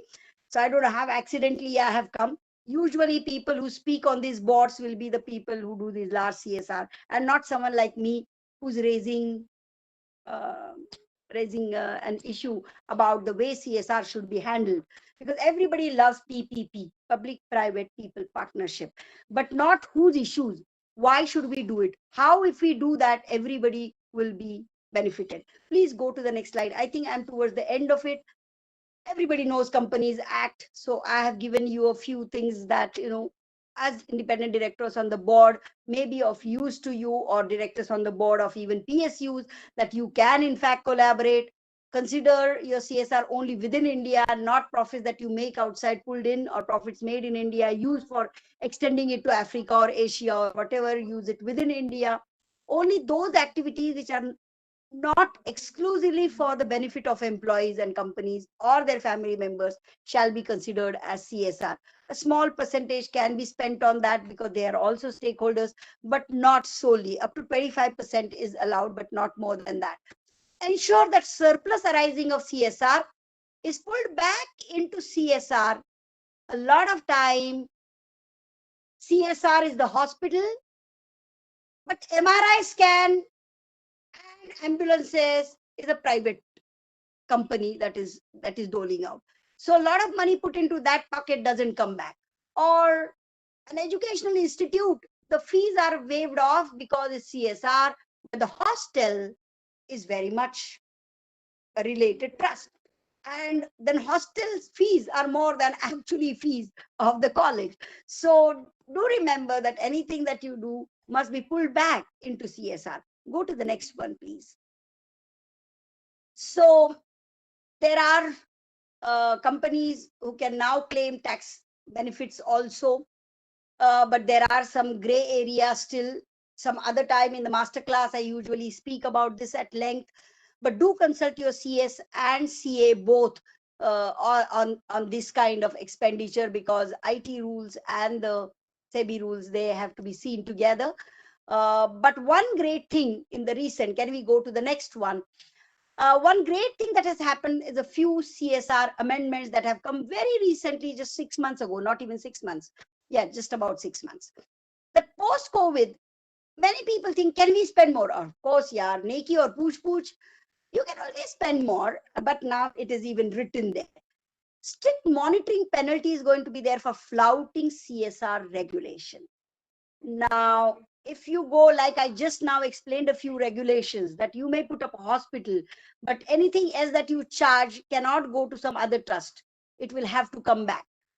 Or you not being able, because this whole act is of comply or explain. But if you fail to explain why you spent only 1.95%, what are you going to do with remaining 5%? Then you may be flouting. And there was an imprisonment, and that was a bit too harsh on independent directors. But now there are penalties. These penalties are already being laid recently. There have been some cases. So independent directors on the board or the CSR committee persons are the one who are going to be penalized. So role of director is going to be very important on the board, because everybody loves to talk about CSR, but very few like to take it up as a responsibility.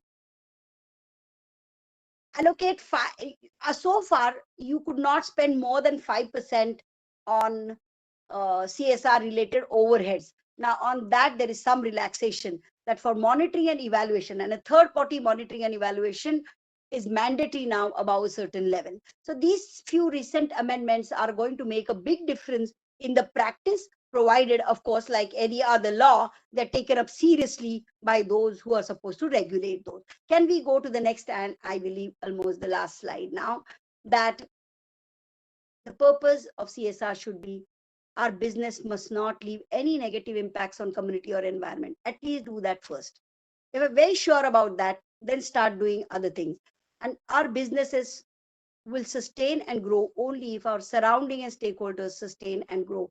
If we keep that in mind, I think everything that we do will be for sustaining both us and our ecosystem. Can one do without the other? So thank you very much for giving me this time and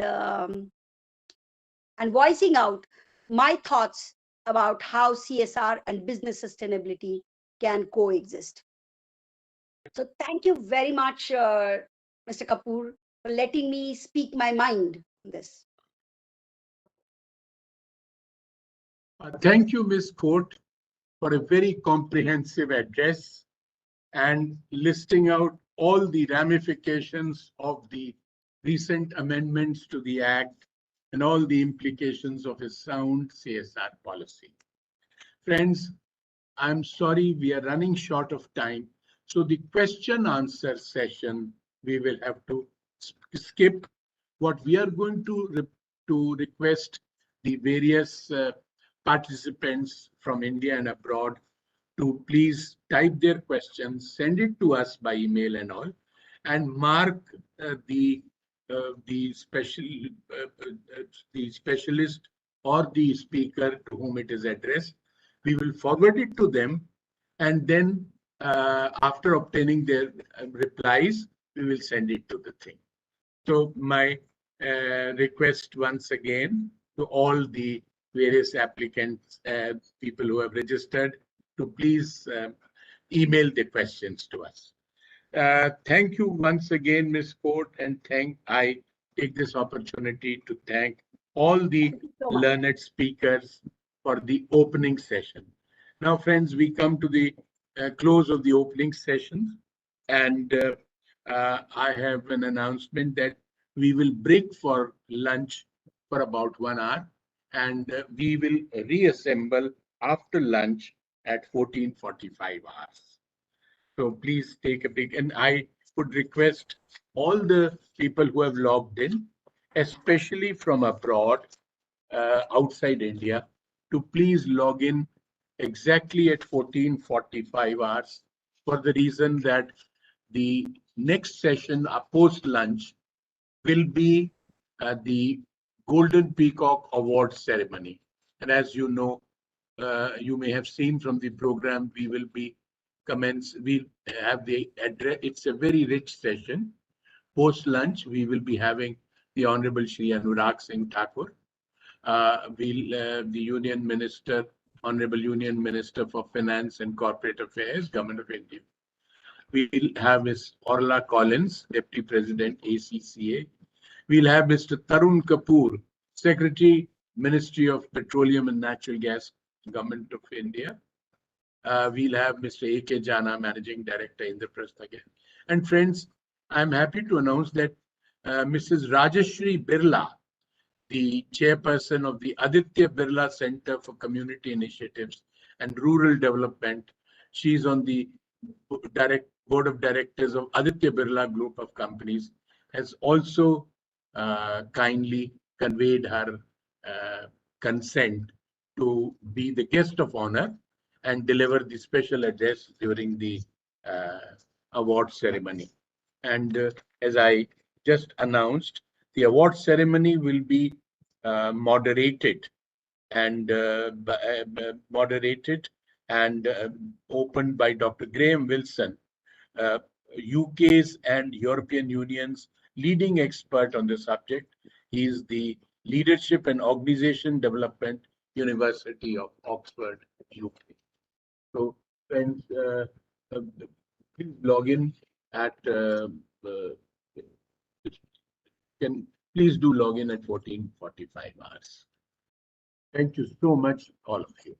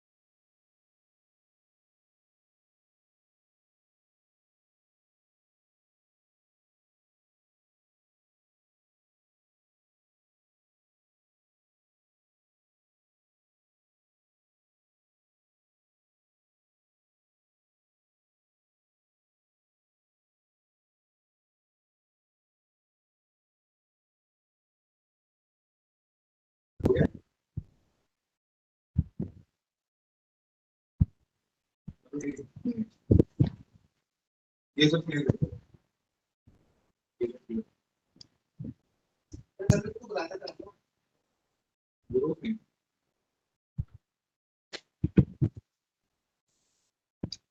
right click करके उनको panelist बनाना है ना, जो भी नाम जो भी mention होगा।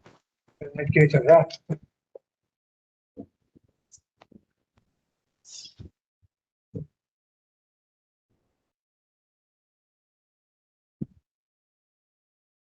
जो लिस्ट होगी एक बार मैं लिस्ट देख लेती हूँ। ये वाली नहीं जो पिलर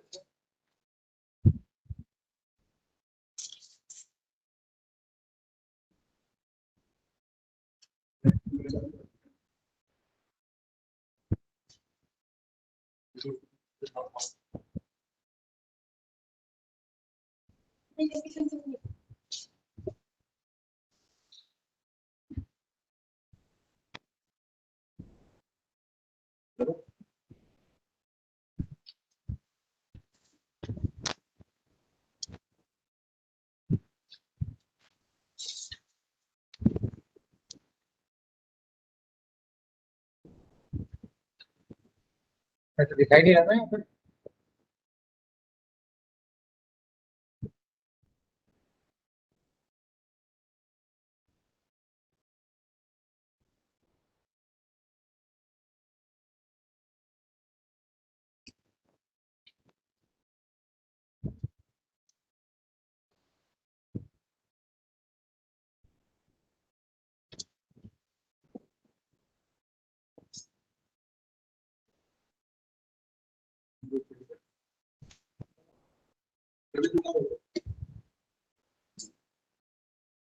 सिस्टम कौन सा वीडियो लास्ट में हेलो सर,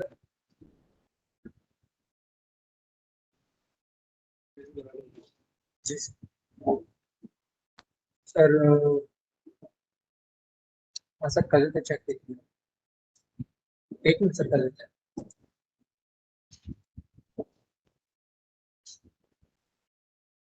हाँ सर, इवन आई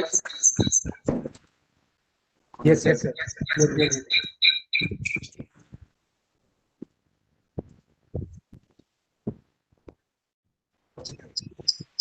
ये मेरा नंबर है। सर आप सर आपकी लैपटॉप से आवाज हेलो सर, आपको आवाज आ रही है?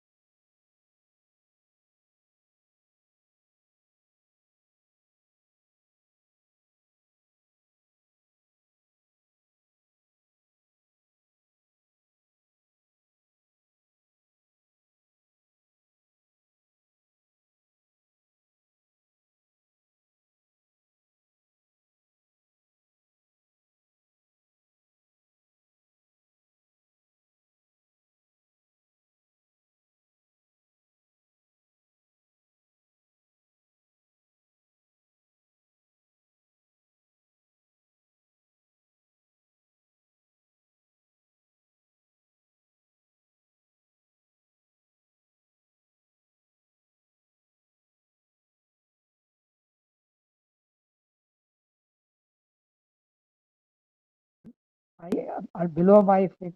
हाँ, अब आ गया ना? Sir, yes sir. Yes, I am out. You are audible, sir. Hello, can you hear me? Yes sir, I can. Very good afternoon to you. Hello, Very good afternoon to you, sir. can you hear me now? Yes sir, I can. And I mean, Video is perfect. I am visible. Video, sir. audio, both are okay. Yes sir, everything is fine. Okay. Thank you so much, sir.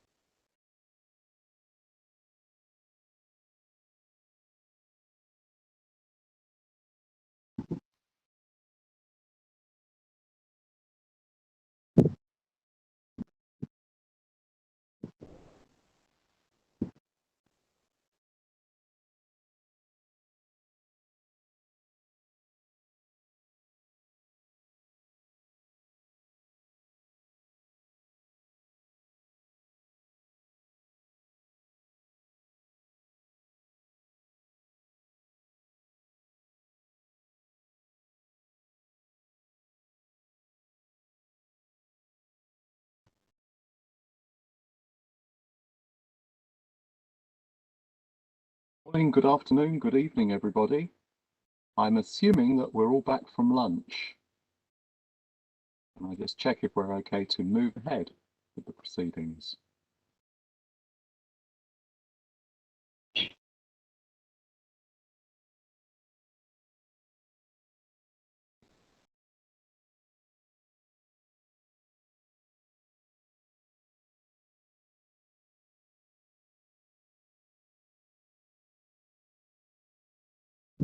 Good morning, Graham. Good to see you indeed. Good morning, Manhush. Morning. Are we ready to go? Yes, yes, we are ready to go. Excellent. Ladies and gentlemen, welcome to the next part in your proceedings. Good morning, good afternoon, indeed good evening, depending on where you are in the world. On behalf of the Institute of Directors India, it's my honour to welcome you all to this virtual global session, Corporate Social Responsibility 2021, and the felicitation of the Golden Peacock Award winners for CSR, both global and national, and for Human Resources Excellence for the calendar year 2020. We offer an especially warm welcome to our distinguished guests who've joined us today. I'm delighted to be your host for this special occasion. It's a particular pleasure because I've been part of the IOD's journey now for nearly 30 years. In recent years, as part of their due diligence, almost all prospective investors in any company will evaluate its credentials in social and environmental impact in order to assess the likelihood of future performance and business sustainability. Certainly during the ongoing pandemic, CSR and redefining human resources have become a part of preparing for the new normal, as we're calling it. Today, we're here to celebrate the performance and achievements of some quite exceptional organisations assessed globally through the Golden Peacock Awards. During these challenging times, thriving businesses are those that have got strong CSR commitment, effective CSR strategies, and have been efficient in their implementation of CSR. Throughout the COVID-19 pandemic, healthcare professionals and as we would call them, Corona warriors, have been giving selfless service for which we're all eternally grateful. Less obvious, perhaps, and often behind the scenes, have been government, corporate and community-based CSR initiatives.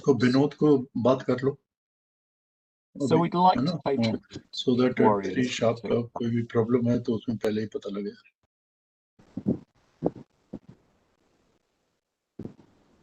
In particular, we'd like to acknowledge the support of our sponsors. We're very grateful to the ACCA of the UK, the Association of Chartered Certified Accountants, a global body for professional accountants operating in 180 countries as our principal strategic partner. We're also pleased to have HPCL Mittal Energy Limited, Oil India Limited, Bharat Electronics Limited, Petronet LNG Limited, and all of those as our gold partners in supporting this programme. We'd also like to thank our silver partners, Hindustan Petroleum Corporation, the Kerala State Electronics Development Corporation, the Madras Fertilisers, Garden Reach Shipbuilders and Engineers, the Mangalore Refinery and Petrochemicals, Rashtriya Chemicals and Fertilisers, the Indraprastha Gas Limited, and the Brahmaputra Cracker and Polymer Organisation, along with our associate partners, Bharat Petroleum, Chennai Petroleum, Balmalori and Company, Kerala Industrial Infrastructure Development Corporation, and the Goa Shipyard. Over the last 30 years, the Institute of Directors India has been debating on a number of boardroom issues, from their governance, development, sustainability, and inclusive growth. The IOD India is committed in its endeavour to build boards of the future. We're very grateful for the support of our partners, and we continue to pursue those purposes and missions. Today is a very special day for all of us, as we celebrate the achievements of some of the most outstanding leaders, and felicitate the winners of the Golden Peacock Awards in Corporate Social Responsibility and Human Resources Excellence.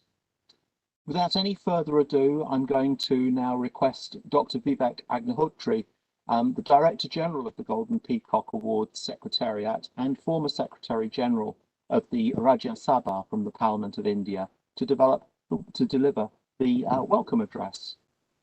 Thank you, Dr. Agnihotri. Microphone is yours. Thank you, Graham. On behalf of the Golden Peacock Award Secretariat, it is my pleasant duty and honor to welcome all the guests from India and various parts of the world to the virtual Golden Peacock Award presentation ceremony for corporate social responsibility and human resource excellence. Let me begin with congratulating all the winners of 2020 for corporate social responsibility in global as well as national categories and HR excellence. You are our inspiration as you have led your respective organizations admirably amid COVID-19 pandemic. A very special welcome and deep gratitude to our chief guest, Mr. Anurag Singh Thakur, Honorable Union Minister of State for Finance and Corporate Affairs, Government of India, who, in spite of his exceptionally busy time, is joining us today on this special occasion. A very warm welcome to him. A warm welcome to our guest of honor, Mr. Tarun Kapoor, IAS, Secretary, Ministry of Petroleum and Natural Gas, Government of India, and Mrs. Rajashri Birla, Chairperson, Aditya Birla Center for Community Initiatives and Rural Development, and Director on the boards of Aditya Birla Group of Companies. A hearty welcome goes out to our international guest, Ms. Orla Collins, Deputy President, ACCA, who has joined us from Ireland and will be delivering the keynote address today. We are also delighted to welcome Mr. A.K. Jana, Managing Director, Indraprasth Gas Limited, who will be delivering a special address. Ladies and gentlemen, today we are passing through once in a century testing times in human history, as COVID-19 pandemic has posed a very dramatic increase in uncertainty and profound challenges for all of us. CSR obligation is a game changer for the society, and linking the CSR activities to the SDGs both explicitly and implicitly ensures that CSR spending aligns with and augments national priorities. This year's winners are very special to us, as this year the Golden Peacock Awards instituted by the Institute of Directors, India, complete 30 glorious years. Currently, these are regarded as hallmark of corporate excellence, locally as well as globally. Today, therefore, it is indeed an auspicious day as we celebrate achievements of some of the well-performing organizations assessed through Golden Peacock Awards. These organizations have undertaken significant initiatives to enhance their reputation, governance, CSR, and human resource management practices, and created new benchmarks. Their efforts, initiatives, and innovations have gone much beyond the statutory and sustainable compliance requirements to attain high standards of corporate excellence. I am indeed extremely happy to mention that the corporates have put in tireless efforts and strong work ethic to drive the economy, notwithstanding the pandemic, making the businesses sustainable. Your achievements are a source of inspiration to all of us. Earlier today, we felicitated the state government of Kerala for their CSR efforts with a special session. Kerala has retained the top position in the third edition of the Sustainable Development Goals Index released by the Niti Aayog in 2020-21. Ladies and gentlemen, this year, in spite of the adverse circumstances, the Golden Peacock Award Secretariat received altogether 309 responses for 2 disciplines of this annual award cycle. Out of those, 119 applications were shortlisted, and a total of 38 applicants have been declared the winners for the year 2020, and they are being felicitated today virtually. I am aware that there are a large number of organizations which could not be among the winners.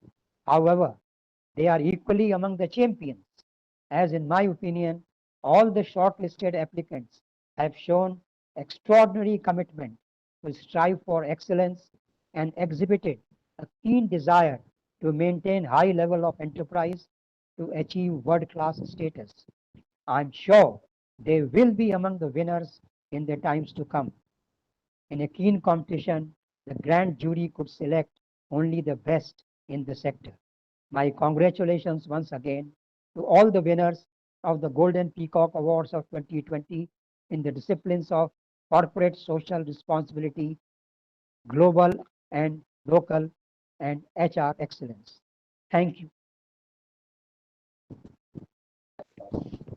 Thank you very much indeed, Dr. Agnihotri, for your very warm welcome to all of us, but especially the recipients.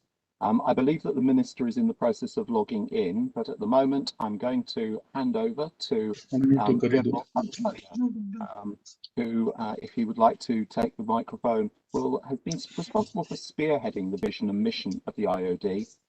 We'd invite him to offer his remarks.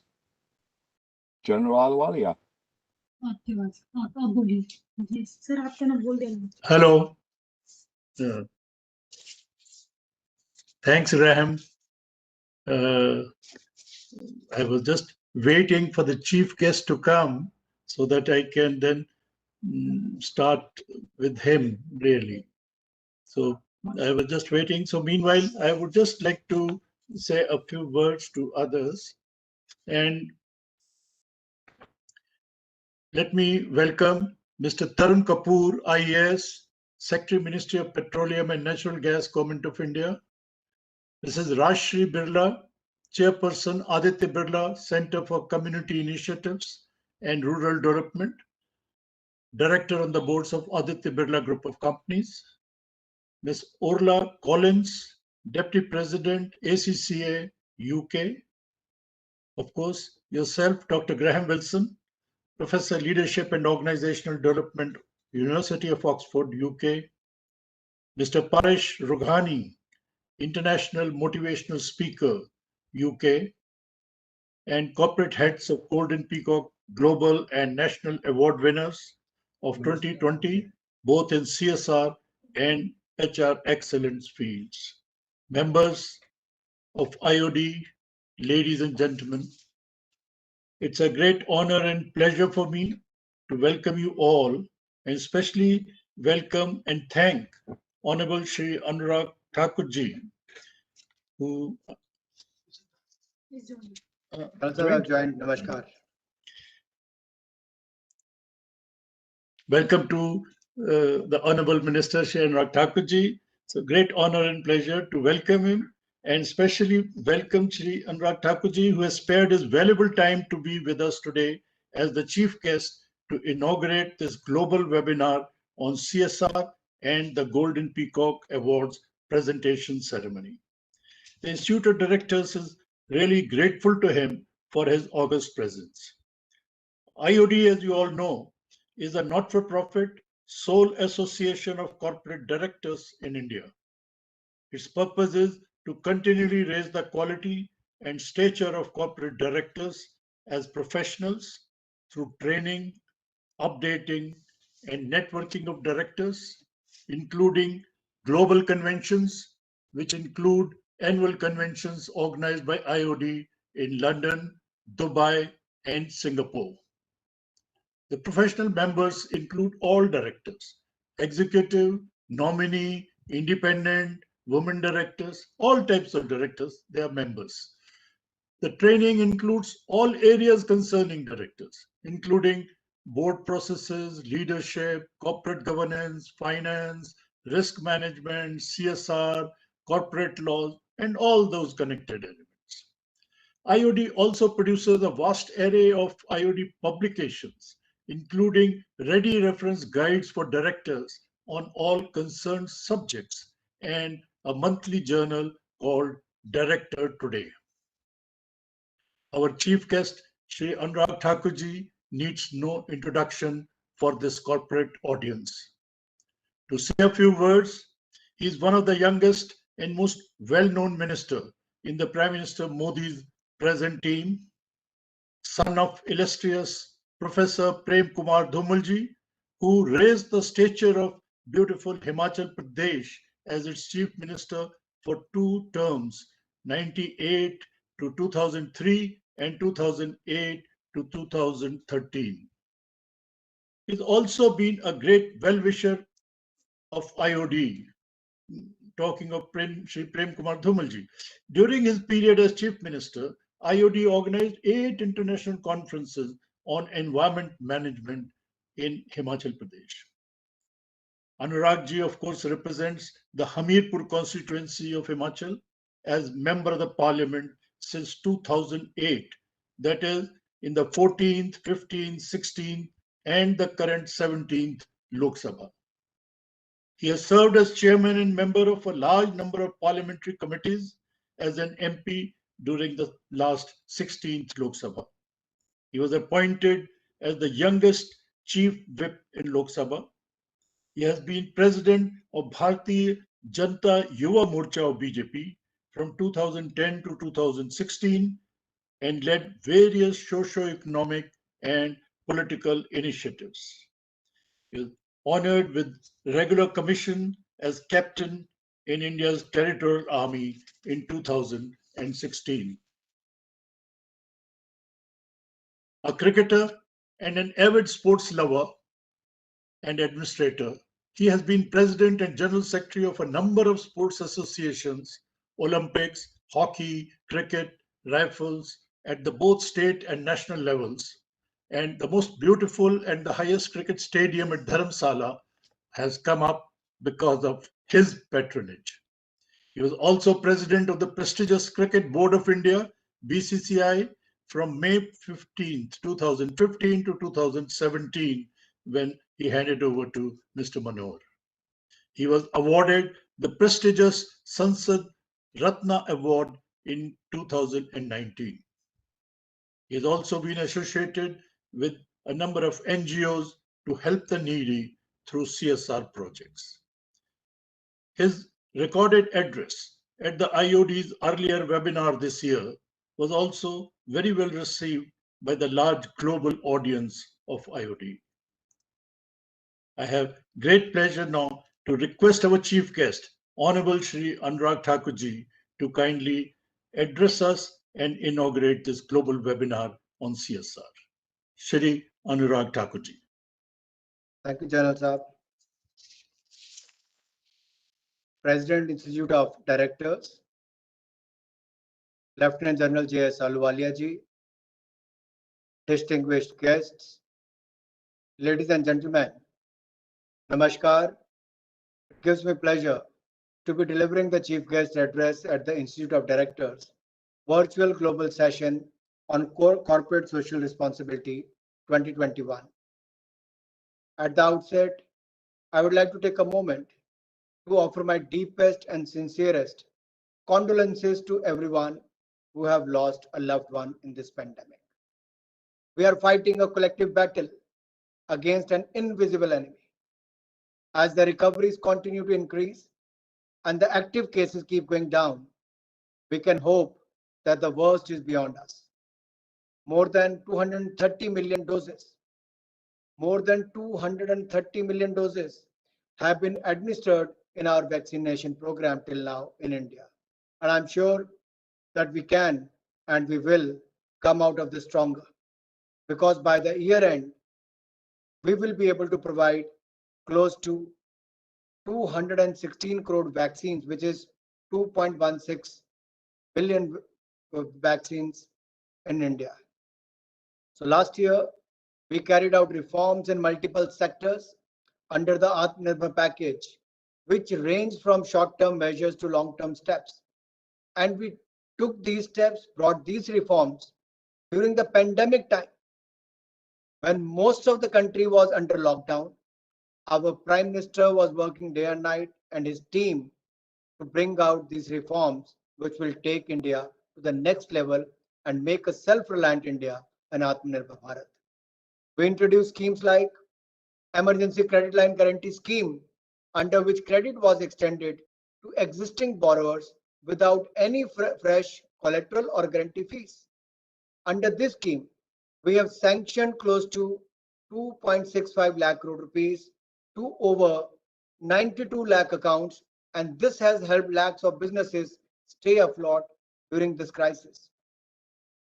Apart from that, there are many other schemes from EPF4 to others, which has also helped the companies to pay salaries to their employees, wages to their workers, at the same time to stay afloat and to expand their businesses as well. So India is the only nation that is expected to grow at 9% in the coming fiscal year, in this fiscal year, and that is a sign of strong fundamentals of our economy. We have consistently worked to keep the inflation within the targeted limit and carried out reforms while keeping the fiscal deficit low. You could see the graph from 2014 to 2019, how we have brought it down. Our exports have hit a record high last month, and our forex reserves crossed $600 billion.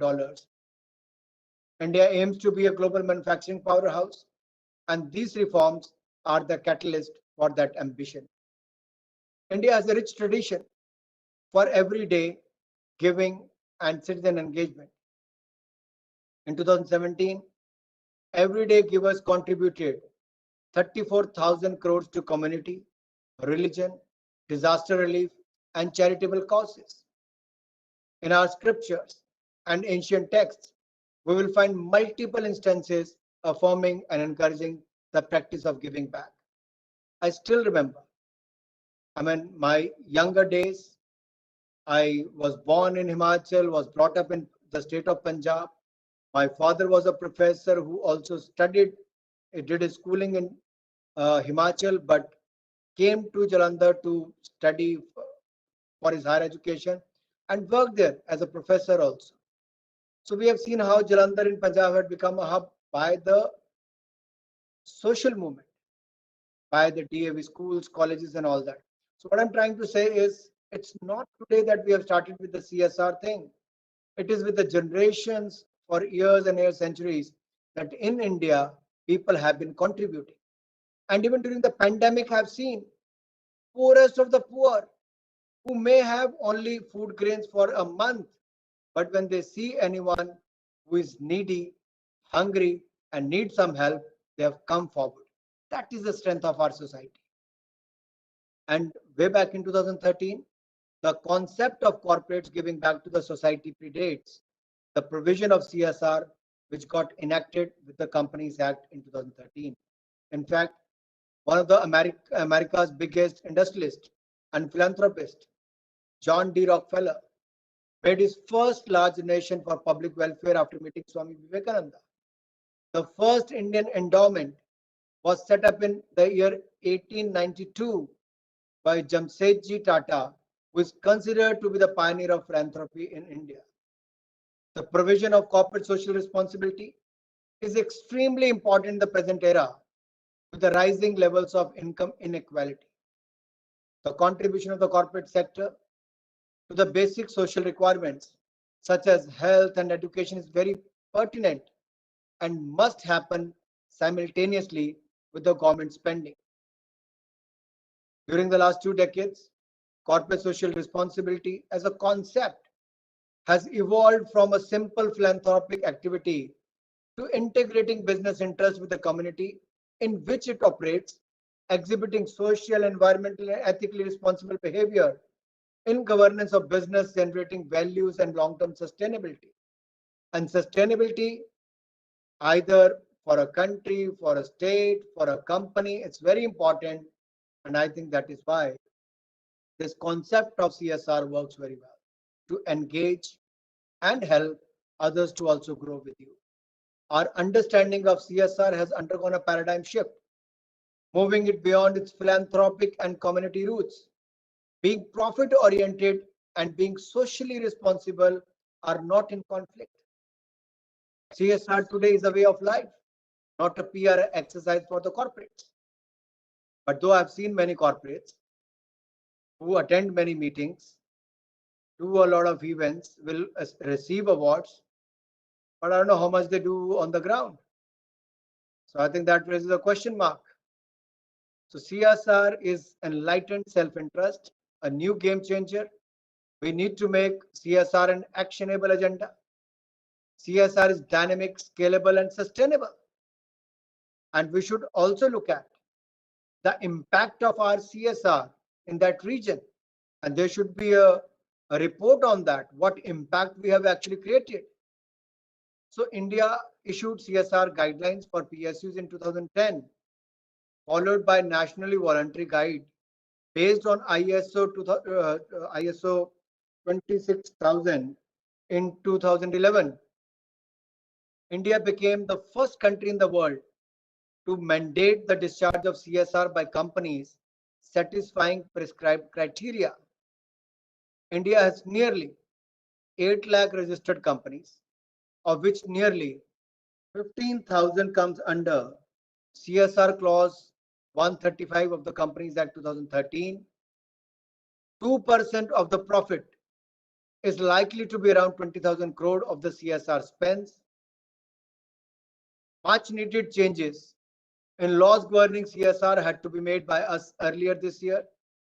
This will make CSR implementation process more elaborate. Social cohesion is not aimed at creating social uniformity, but homogeneity, harmony, and absence of conflicts. The need is to manage the socio-economic cleavages and resolve conflicts.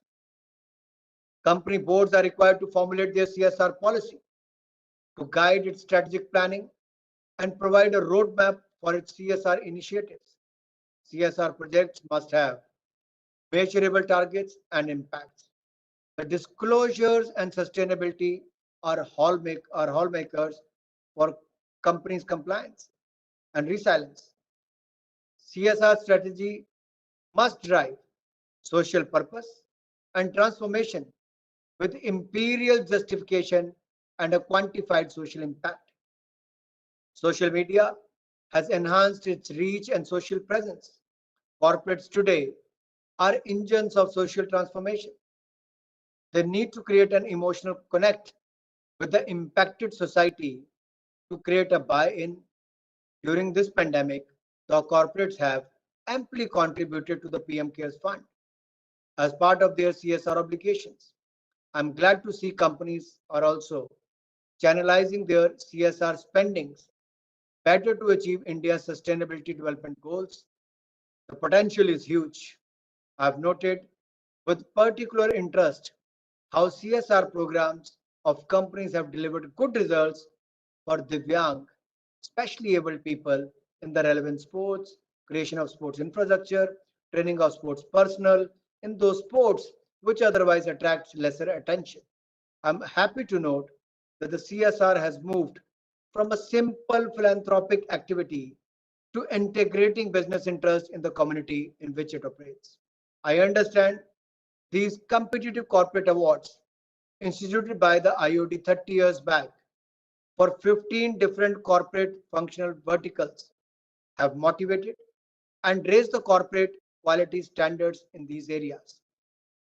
I still remember the Golden Peacock Awards and the various programs done by the IOD in my state of Himachal Pradesh for a good number of years. As General Ahluwalia rightly said, for 8 times they have hosted it, and he fondly remembered my father, the former Chief Minister Prem Kumar Dhumal ji. His lucky number was 9. So General Sahab, you have already done 8 programs. I invite you to hold your next awards in the state of Himachal Pradesh. You earlier hosted it in Palampur, which is in the district Kangra. I request you to hold it this time in Dharamshala, which is also part of district Kangra. Beautiful setting of the Dhauladhar mountains, which will make it more attractive and will rejuvenate everyone post-pandemic when these awards are being held in my state of Himachal Pradesh. So I look forward for that event whenever you are ready to host that physically. So I appreciate once again the IOD's practices of asking the winning organization to share their award-winning initiatives and processes with the entire industry to raise the standards nationwide. I've heard Mrs. Rashir Birla is also attending this program. I've attended many programs with her, whether it's Wiki or other platforms for the CSR. And I would like to see what they have done in the last so many years, because I have been attending so many programs with her. I would like to go through what she has been doing as far as the CSR is concerned, because in my state I haven't seen, because Aditya Birla Group is one of the topmost groups in India. So I would like to see what they have done in Himachal Pradesh.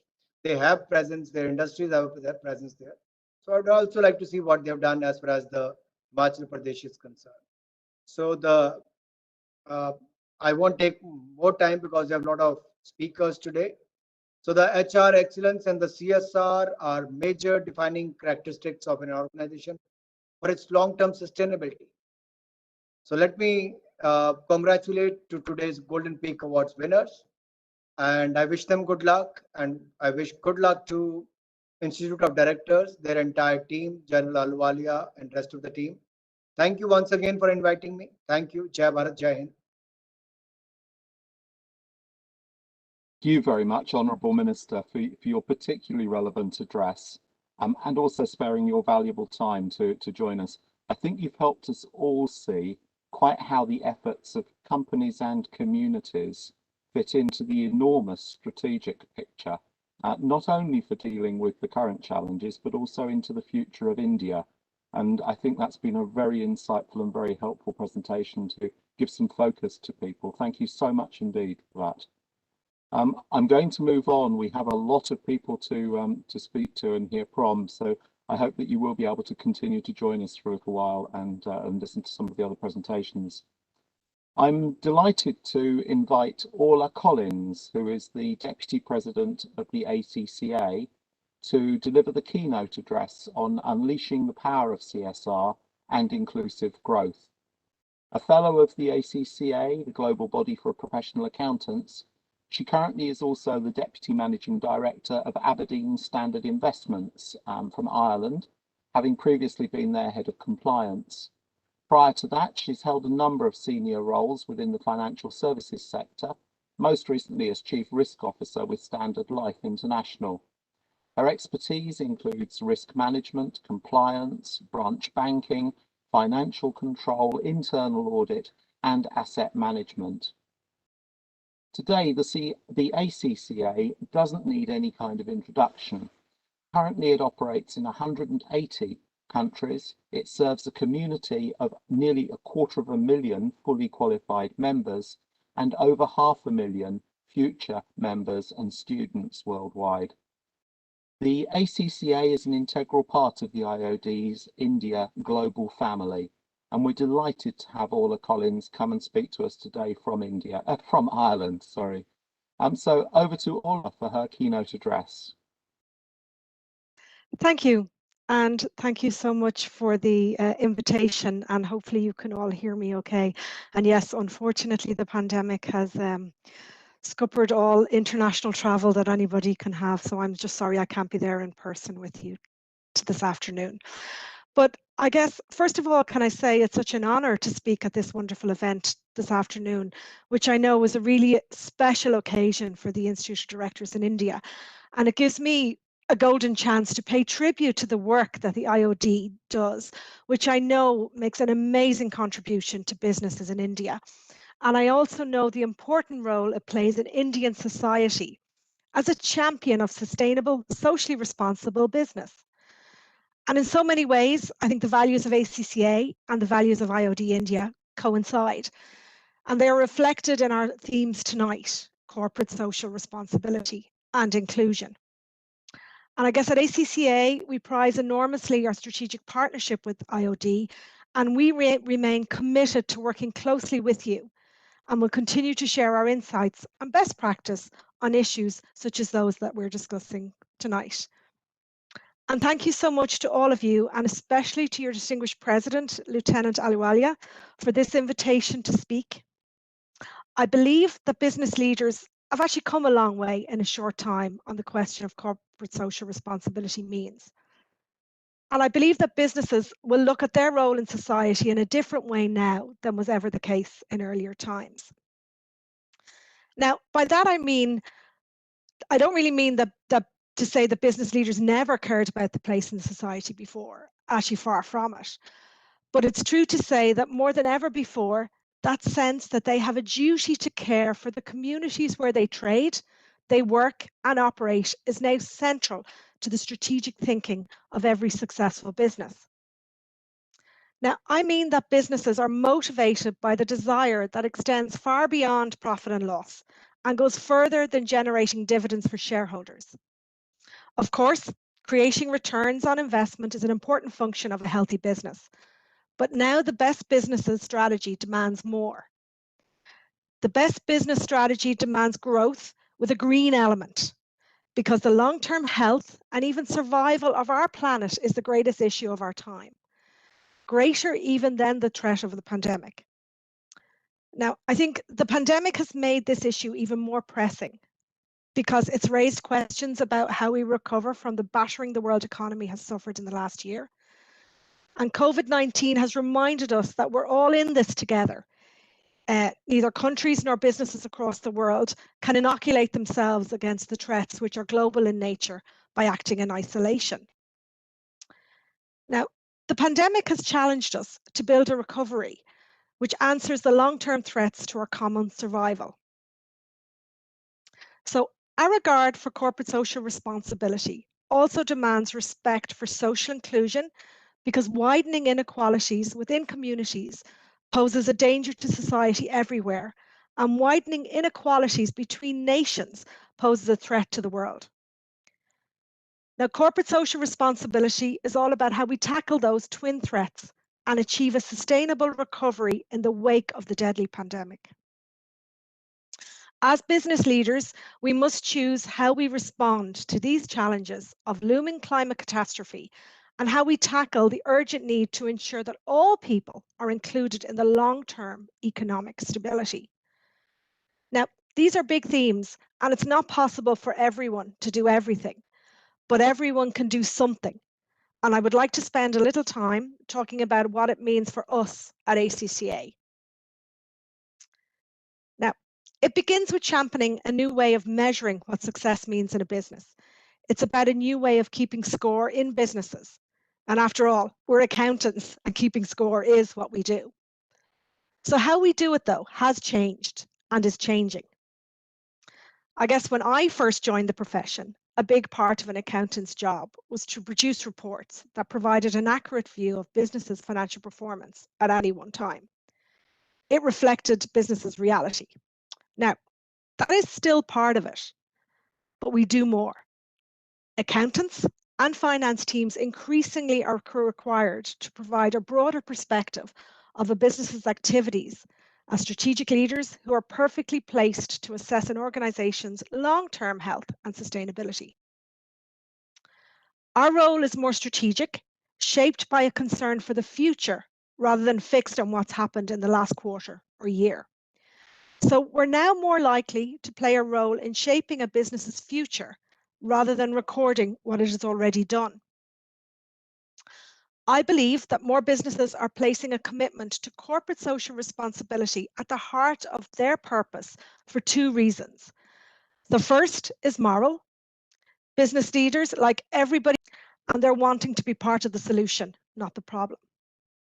And the second is financial, that they realize that people are increasingly reluctant to trade with, to work for businesses which appear careless about their contribution to the community. I believe that any business which craves a long-term future must embrace their responsibility to society as its license to operate.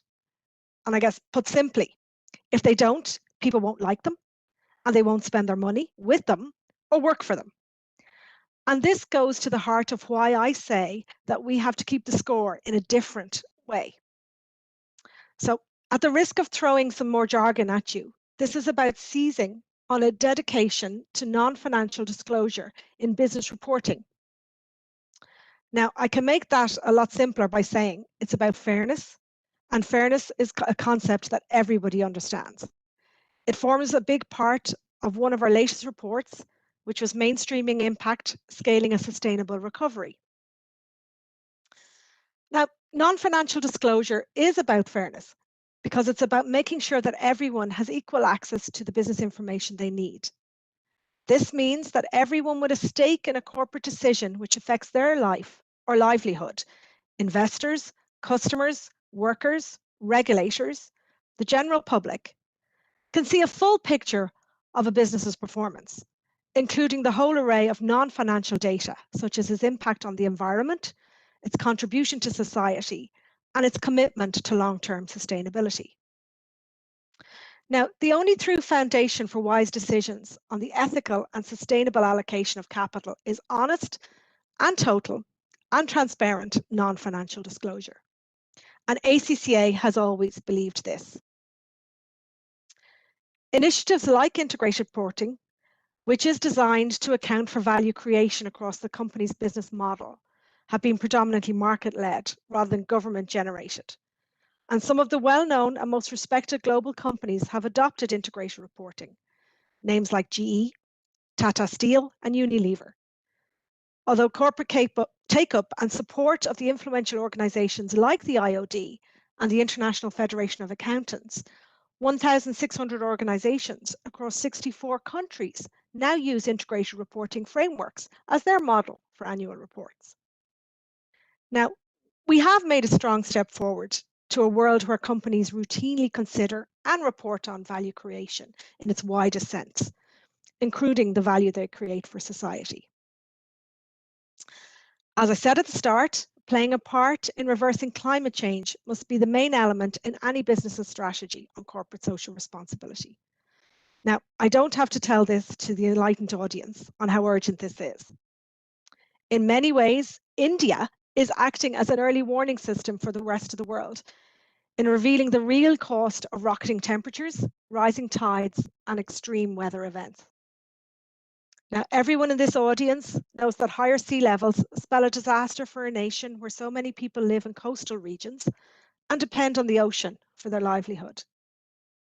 The United Nations has agreed a plan called Transforming Our World, the 2030 Agenda for Sustainable Development, which sets targets to tackle interconnected issues from environmental to economic and educational, which, when added together, pose a critical threat to human survival. Now, these goals are rightly seen as a last chance to act together on a blueprint for peace and prosperity for the world. Now, the aim is to end poverty, fight inequality and injustice, and tackle climate change by 2030. There has been some progress, but there is a wide recognition that global action is not speedy enough. And that's why the UN Secretary General has called on all sectors of society to mobilize for a decade of action to reach those goals by 2030.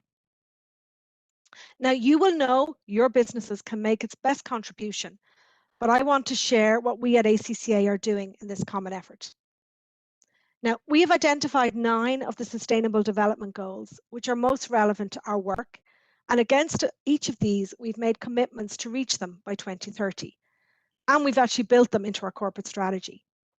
They include specific pledges in areas including education for all, cutting consumption, reducing carbon emissions, advancing inclusion and equality, and promoting green finance, and insisting on the highest standards of ethics. Now, ACCA has played a leading role in our profession to advance the aims of the UN Sustainable Development Goals. And I urge all of you here today to continue that work, which I know is already happening across Indian business to make the change which the world needs. So thank you all so much. And I actually wish you a wonderful night and a happy and prosperous future. I want to say congratulate all the nominees and the winners in the Golden Peacock Awards. And I'm only sorry that unfortunately business commitments mean I can't stay with you for the rest of the day. So very best wishes and good luck to all of you. Thank you.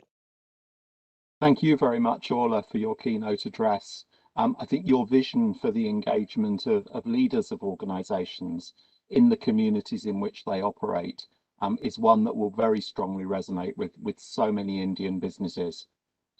Just as the Honourable Minister earlier highlighted the significance of this in a bigger picture, I think what you've helped us see is not only how it ties in with day-to-day management, but also with emerging best practice for corporates. So thank you very much indeed for your address. While the Honourable Minister is still online, I believe that the President of the IOD, General Ahluwalia, would like to offer a few words of thanks himself and perhaps respond to... Thank you, Graham. Thank you very much. I can see the Honourable Minister, and I would like to just thank him on behalf of the Institute of Directors for the excellent address, his presence, and his not only encouragement and appreciation, but blessings that he has given to IOD. We are extremely grateful to him.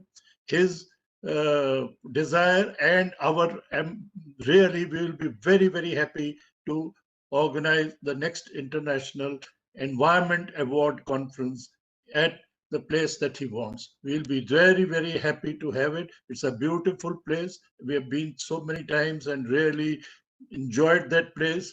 Tibetan Center also, and everything. People would love to come, I'm sure, from all over, not only India, but from abroad also.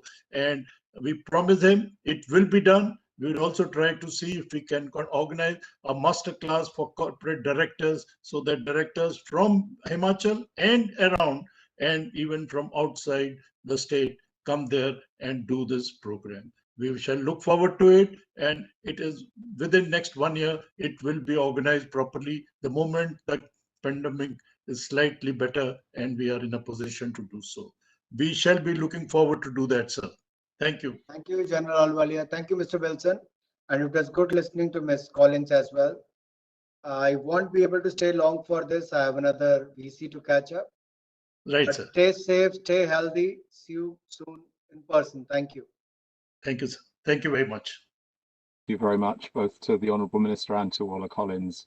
We're going to move on in our programme. Today, we're very pleased to have Tarun Kapoor, who is from the Ministry of Petroleum and Natural Gas from the Government of India, the Secretary of the Department, speaking to us. Mr. Kapoor is one of the 1987 batch of IAS officers, interestingly from Himachal Pradesh. In his more than 3 decades of distinguished service, he's handled various important positions in central government as well as in state government. In India, the oil and gas sector is among the 8 core industries. It plays a major role in influencing decision-making for all of the other important sectors of the economy and is vital in the fight for social responsibility. I have great pleasure in extending a warm welcome to Mr. Kapoor for his Guest of Honour address.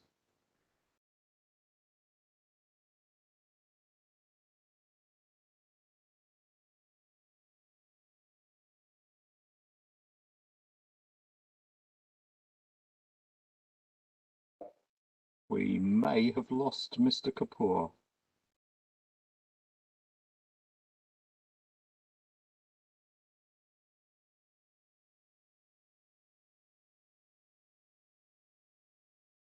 At the moment, he seems to be having a slight problem with his camera system. So what we're going to do is just change the order very slightly. I'm going to request Mr. A.K. Jana, who is the Managing Director of Indraprastra Gas Limited, to deliver his special address. Mr. Jana has over 3 decades of experience in the gas sector, vastly within the project execution of construction, commissioning, operation and maintenance of gas processing plants and LNG terminals. He's been involved in all kinds of aspects of the industry and the sector. So, Mr. Jana, if we could ask you to step forward and address us, please. Good afternoon, everyone. It's a matter of a great honor for me to address in this August gathering today afternoon. I hope all of you and your family members are in best of health. There is no doubt that most of us have been seeing the disruption in our life never we have seen before. The second wave of COVID in India hit us very badly. Many of us losing our loved ones, family members, friends. In fact, I have lost my mother also. My entire family got infected, and one of my brothers still admitted in the hospital.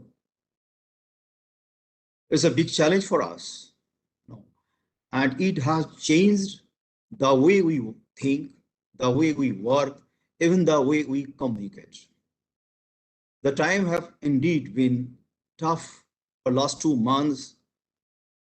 These times we have also given us a lot of learning also. Whenever any such the disasters are coming, people are learning a lot from that also. This time we have seen, while addressing my employees, we try to see, we have divided entire things into 3 aspects. One, how do I take care of my employees? If they are safe, protected, probably they can service better to the business. And after that, the society. So that first we have taken care of. Kapoor Sahab have already joined. Should I continue or? Mr. Gram? Yes, please. If you'd like to just carry on, Mr. Jana, and we will catch up later. Thank you. Yes, please. Okay. So first thing is that employees, if they are safe, they can continue your business. At the same time, they can do the so for the society also. So what we have done for this our employees, we have ensured that not only the employees, the entire family, they have been vaccinated first. So we have achieved that target by 100%. All employees are vaccinated first. Then what we have seen that the entire, if you see that where we are doing this business, we are in the retail sector and the essential goods. And you know, my workplace is to keep safe as well as so that the customers can come to our CNG stations. At the same time, we are supplying gas to individual houses, around 16 lakhs houses, 1.6 million houses are getting gas from IGL. If everybody was asking Mr. Jana, what do you do? I normally say in Hindi that sabki ghar pe main khana banata hu. IGL is making food everybody's house basically in Delhi and NCR. Just think fraction of second in the pandemic situations, if the gas is not available, what will happen? Our major responsibility was that we should continue the continuous supply to be maintained to the individual houses. At the same time, any emergency vehicles are coming to our CNG station, we should be able to fill without much time. The business, the fact is that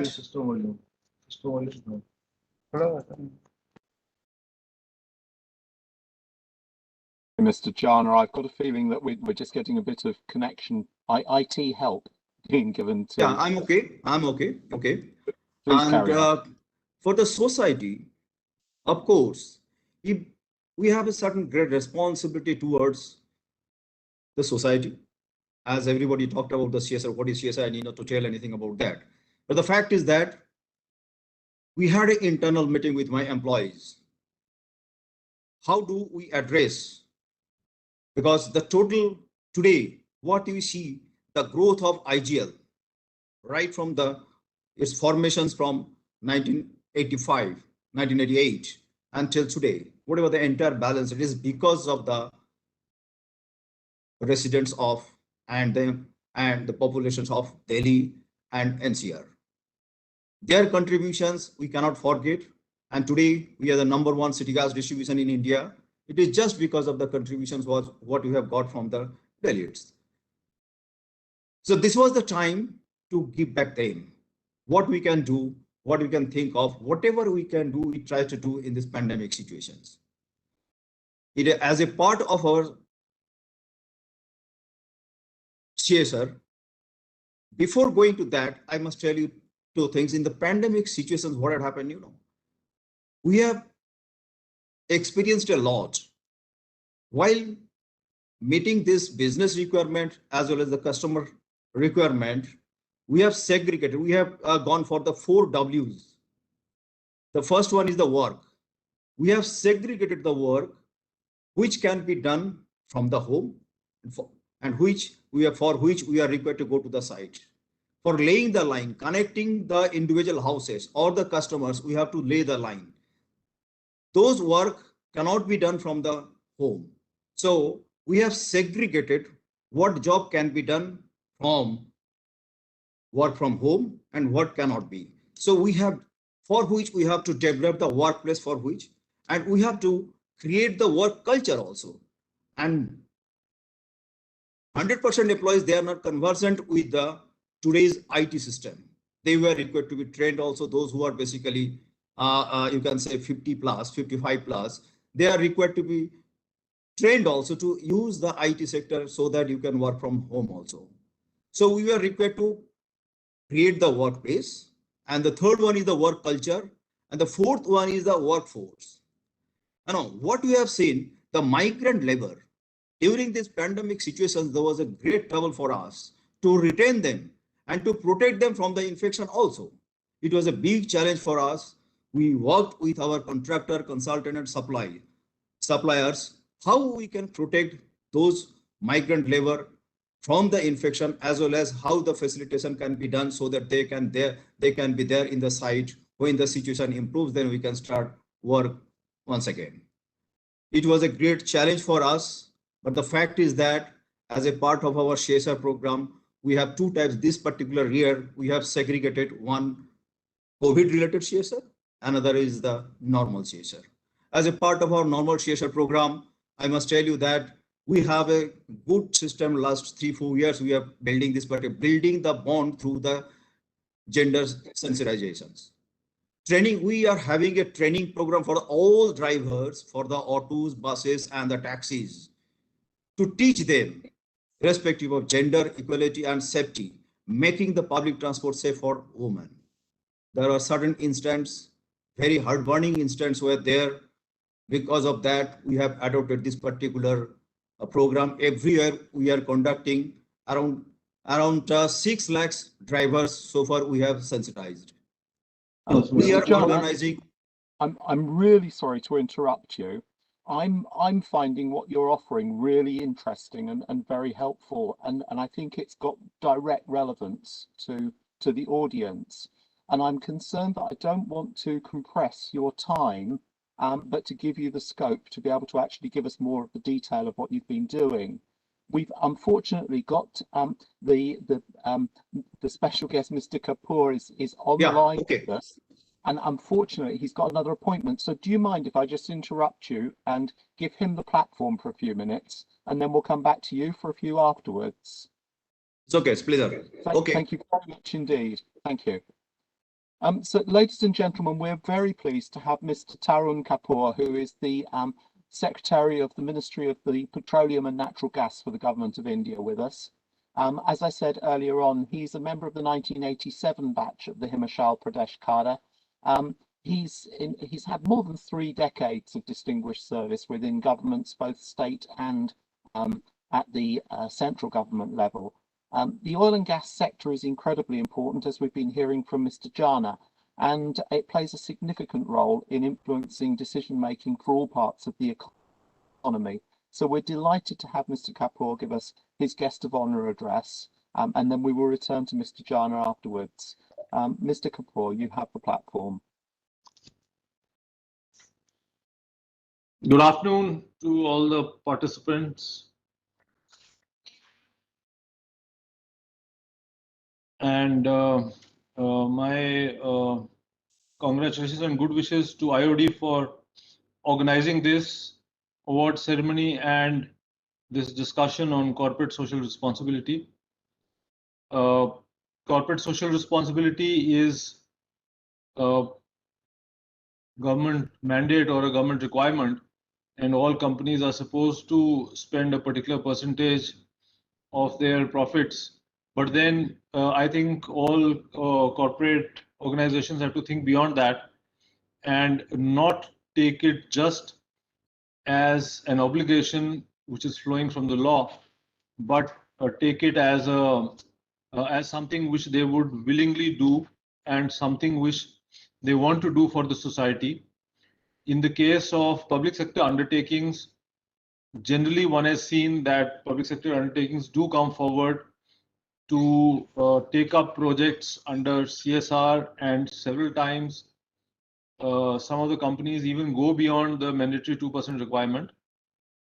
In some cases, for example, IOCL, we also have a separate foundation. In ONGC also has a separate NGO type setup where they try to go beyond the requirements of the normal CSR. So CSR is not just contributing money. CSR is also working for the society, because most of the large corporate organizations have very good capabilities. They have people who are well trained. They have people who have very good exposure. They have people who understand what the society needs, and they know the absolutely important areas where some interventions are required and how this is to be done. It's also a question of management. It's also a question of sustainability. It's also a question of doing something in a manner which is better than what would normally be done by, say, some village level organization or some government or semi-government organization, because when a large corporate comes in, then we expect much more. So in the case of PSUs, what I've seen is that several times government has been asking PSUs to take on some very major responsibilities in times of crisis, and PSUs have been coming forward. Now during these COVID times, some of our PSUs have spent CSR money to provide oxygen cylinders. Some cylinders are being imported also. PSUs are also spending money to provide oxygen concentrators. Some PSUs are setting up PSA plants in some hospitals. Total oil sector companies are setting up 109 PSA plants in various hospitals across the country. They are also contributing for transportation of oxygen. Several PSUs have also helped in setting up of some facilities called jumbo facilities with close to refineries, where oxygen is produced and oxygen can be supplied by piped network. So wherever one could think of doing some good service, the organizations are trying, and that's very commendable. In certain cases, some funds have been contributed for infrastructure works. Over years, very good infrastructure has been created. At one point of time, government came up with this major initiative of constructing toilets all across the country, and PSUs played a very major role in that. Now also government is involving PSUs in various COVID related activities, and we recently some of our PSUs have done very good work in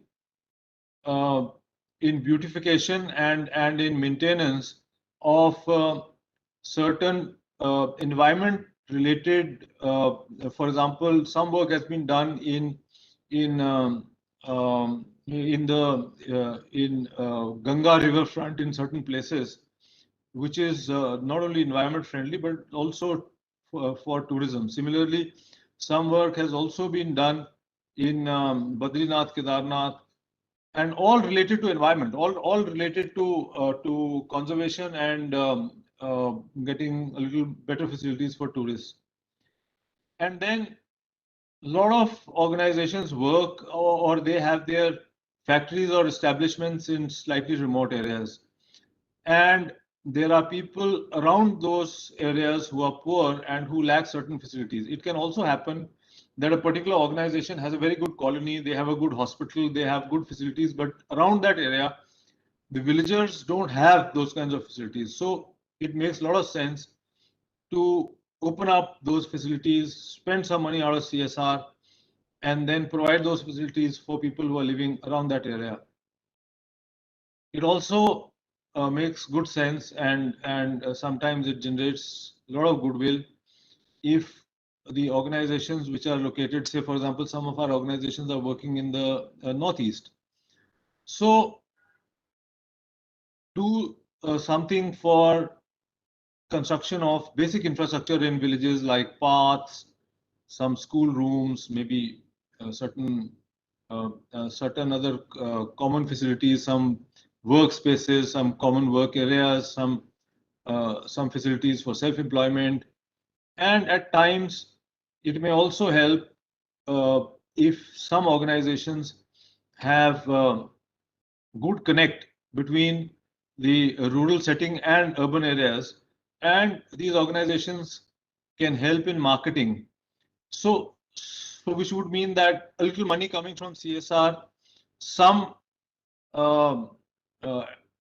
maybe technical help or advisory, so that people who produce certain goods in rural areas are not able to market, they don't even know how to approach the market, and a little bit of help makes so much of a difference that suddenly a person who was probably selling something which is worth say 10 rupees is selling at 2 rupees in the village, and suddenly he starts getting a much higher value for whatever he's producing. So it makes a lot of difference to that person. So I would say that corporates have to realize that they are a part of this society, part of the environment, part of the country.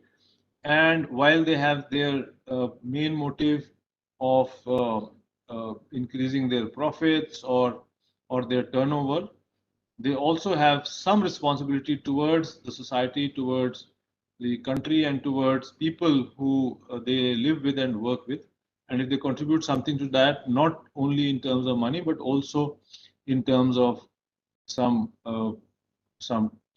time from their well-trained executives, some expertise, some technical help, and some knowledge, it would make a lot of difference. So thank you very much, and I wish good deliberations in this session. Thank you. Thank you very much indeed, Mr. Kapoor, for your address and also for sparing your valuable time to join us. I think what you've certainly for me helped to do is to extend our perception of CSR from simply larger corporates right the way through to the very smallest village business. Anybody who's involved in delivering some kind of service or product has something that they can bring back to their community. And I think you've really illustrated that beautifully with some very graphic examples. So thank you very much indeed, Mr. Kapoor, and thank you for sparing your time. I'm going to hand back now to Mr. Jana, who unfortunately got interrupted in the course of the proceedings just now. I apologise for the abrupt introduction and then interruption. You were illustrating quite how seriously a corporate can take responsibility for embracing its employees at the same time as doing business. So please, would you like to have a few more minutes to expand on this?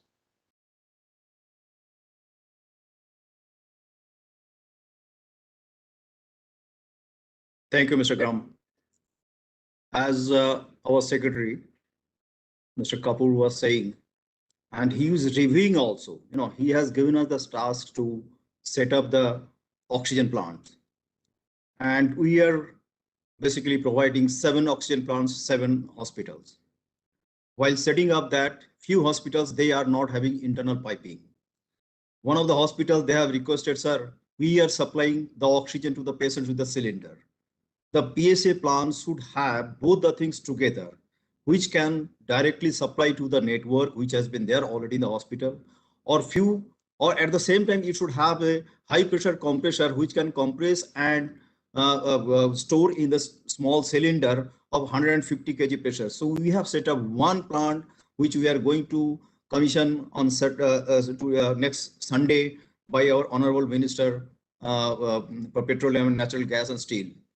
No, coming back, what I was saying that we are having various these projects. I can come back.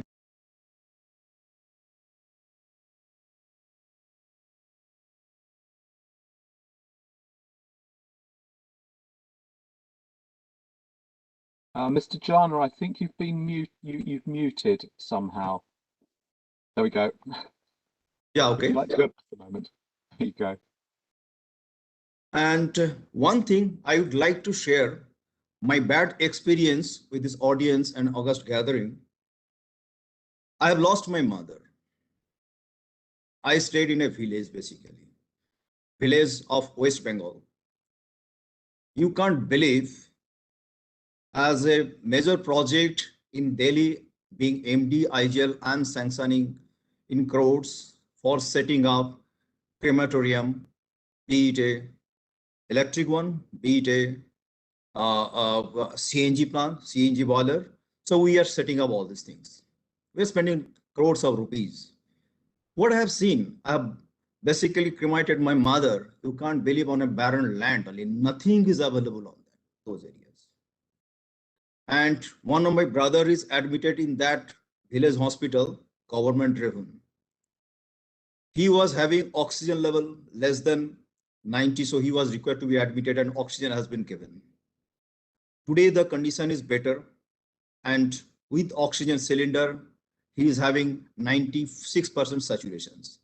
Now doctor advised him to go outside and get the CT scan done. From Delhi, I was talking to the doctor. I'm saying how I can take a patient who is COVID positive if I'm taking to outside any pathology. So I'll be basically coming contact with the many persons, they can get infected. So it is not desirable to take him to out. So the question here is that he is saying, I don't have any extra facilities for which this is essential. So the question here comes, I'm spending a lot of monies in the cities. As Mr. Kapoor was saying, what we are doing for the villagers, basically. Today, in fact, today I had a board meeting and I had an opportunity to discuss our CSR chairman, also committee chairman. So I'm suggesting that I should earmark some fund for the village directly. Even if it is not in my work area, definitely we should do. So I would rather suggest whoever is there, if they are having any plan, we should keep some provision for the village rather than city. City is getting sufficient infrastructure all the time. Villagers, probably we are not capturing, medias are not going there, we are not getting the true picture basically. So we must do something for the village, as our Honorable Secretary, Mr. Kapoor suggested, and also we are taking care of that. Anyway, coming back to this oxygen plant, as I have already explained, in 7 locations, we are setting up oxygen plant. In this, in addition to that, we are setting up the cryogenic oxygen, medical oxygen storage facility, which will be stored. And Delhi, there is no cryogenic facility available. It is not being produced. It is being sourced from other states. So that's why we are creating 100 metric ton storage facility wherein the oxygen, the liquid oxygen can be stored and subsequently it can be transported to the different hospitals. So these are the areas basically we are taking care of it. And I wish, since times are very less and we are spending a huge amount only for this oxygen plants and ICU facility also we are creating. Wherever the ventilators are not available, we are directly purchasing and giving it to them. And at the same time, cylinders are being procured, as Mr. Kapoor was saying. We have also contributed 100 concentrator also We are procuring oxygen concentrator and giving it to different hospitals also. So with this, I must thank, and at the same time, I must congratulate IOD and thanks giving me opportunity to share our experience also. But at the end, I must, and I'll give the emphasis on this particular aspect. We should take care of villagers also. Thank you very much. Nice talking to you. Thank you again, Mr. Jana, for your address, and especially at such a personally distressing time. Let me offer our condolences for the loss of your mother, and I hope that your brother recovers very soon.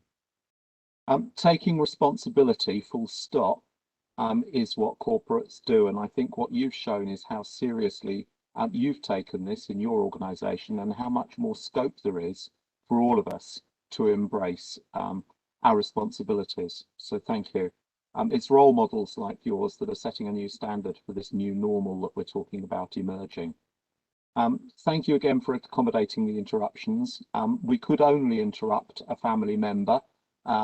You and Indraprastha Gas are life members of the IOD and very much part of the IOD's extended family. So thank you very much indeed. Thank you. Ladies and gentlemen, we now have a guest of honour special address by a leader, a philanthropist, a guiding mentor, and a winner of our Golden Peacock Life Achievement Award for Leadership in Corporate Social Responsibility. She received this coveted award in Lisbon in Portugal from Dr. Ola Ulston, who was the former Prime Minister of Sweden, back in the year 2010. Mrs. Rajashri Birla is chairperson of the Aditya Birla Centre for Community Initiatives and Rural Development, and she's a director on the boards of the Aditya Birla Group of companies.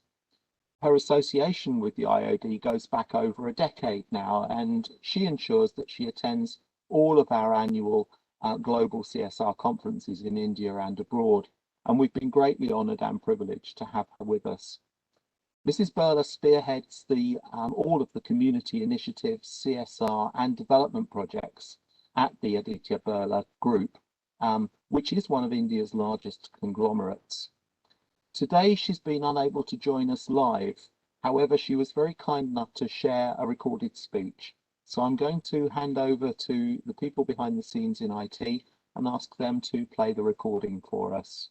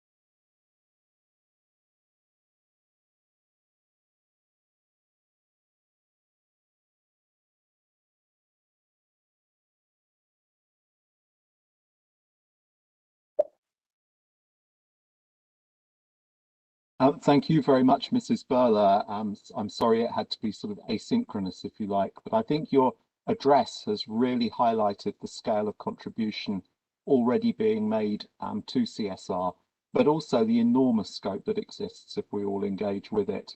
The theme of engaging everyone in this process seems to be running through all of today's presentations.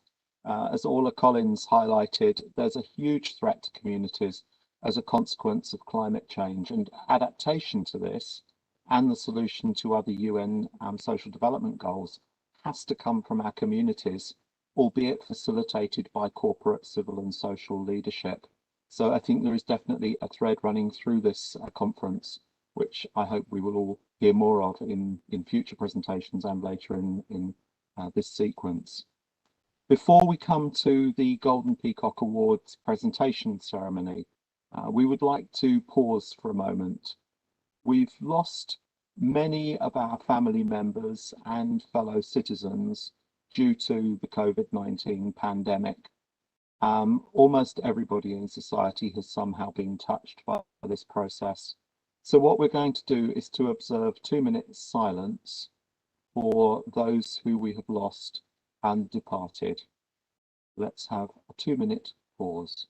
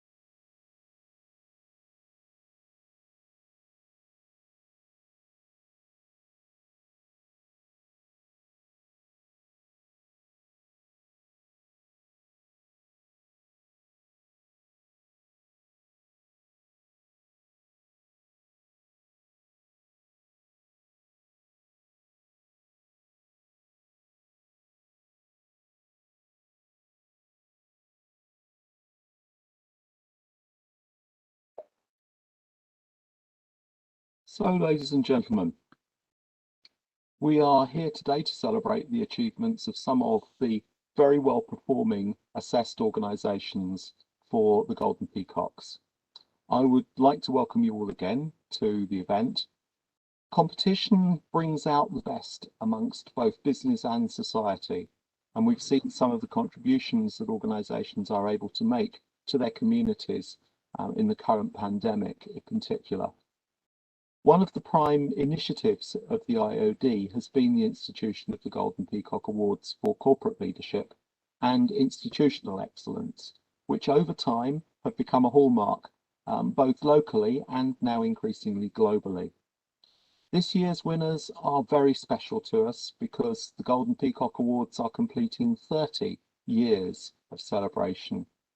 No award has achieved quite the same respectability as the Golden Peacock, which today receives, in a normal year, certainly 1,000 applications each year for its various categories.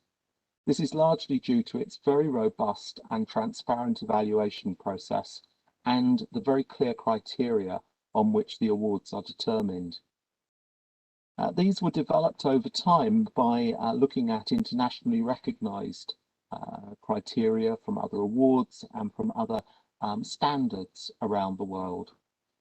The very strong intention, the earnest desire of the IOD is to try and be able to recognise the achievements of the best of the best. There's no other business award today which receives the same kind of recognition and adulation that the Golden Peacock does.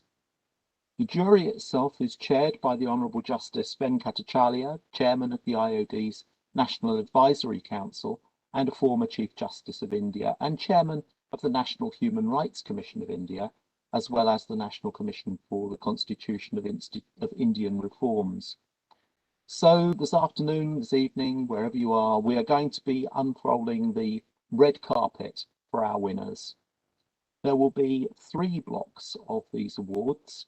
I will announce the name of the award, the sector in which it's being honoured, and the company name.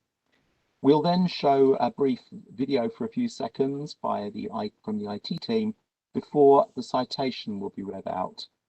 Once the citation is read out, then the name of the awardee will be announced and a brief acceptance speech. We don't have time for very lengthy ones, I'm afraid, so I do have my stopwatch with me, and if anybody goes over their limit of about 60-something seconds, they're likely to find themselves being not so gently nudged. So ladies and gentlemen, we are going to have the first of the sessions today. This is the Golden Peacock's Global Award for Corporate Social Responsibility.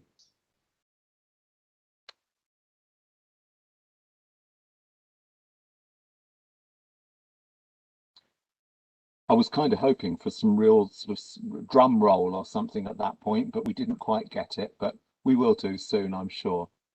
The Golden Peacock Global Award for Corporate Social Responsibility in the BPO sector goes to WNS Holdings Limited from the United States.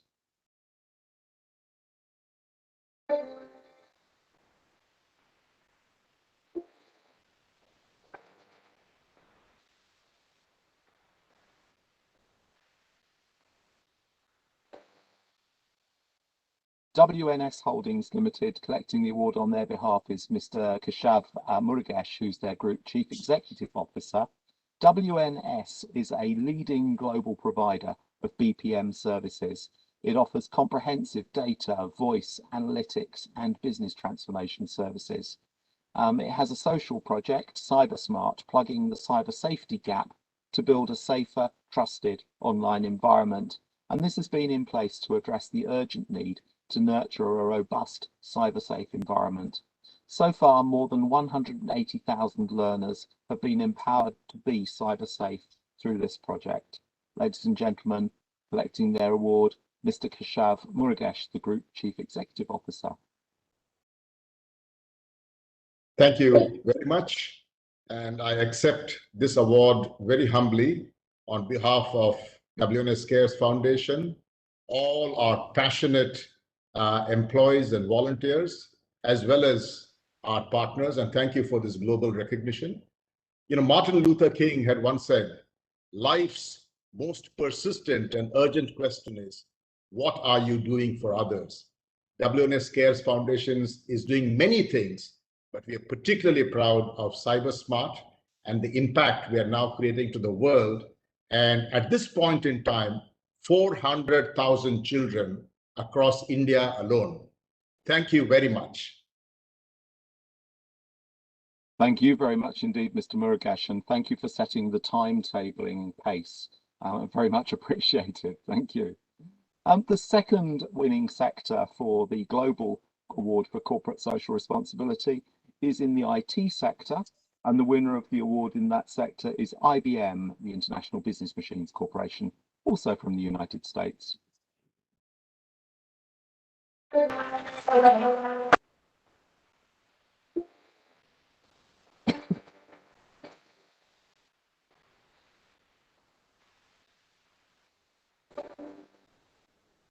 Collecting the award on behalf of IBM is Justina Nixon Saintil, who's the Vice President responsible for corporate social responsibility.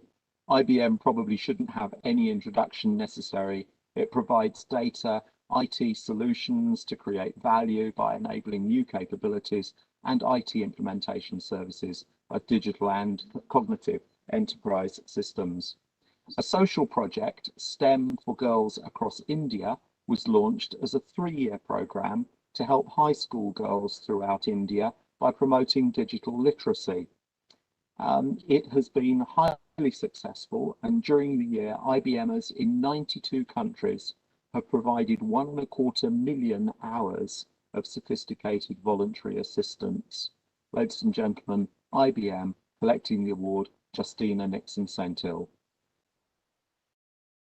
Thank you so very much. And let me just say what a privilege it is to be here with all of you today.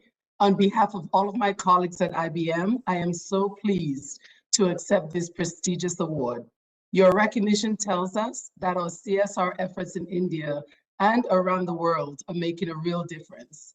Knowing this is more than just gratifying. It encourages us to want to do even more to empower and advocate for our communities.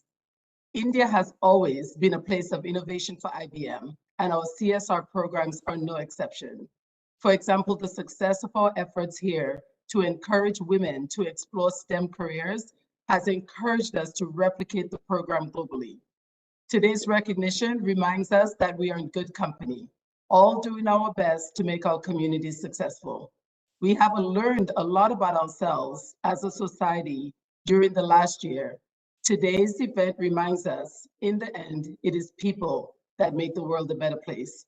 On behalf of all of my colleagues, especially the many IBMers here in India, I thank you for this honor and know that our hearts are with everyone affected by COVID in India and globally.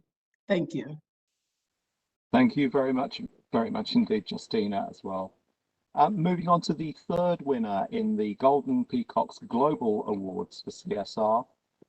In the logistics liquid sector, we have TriStar Group from the United Arab Emirates.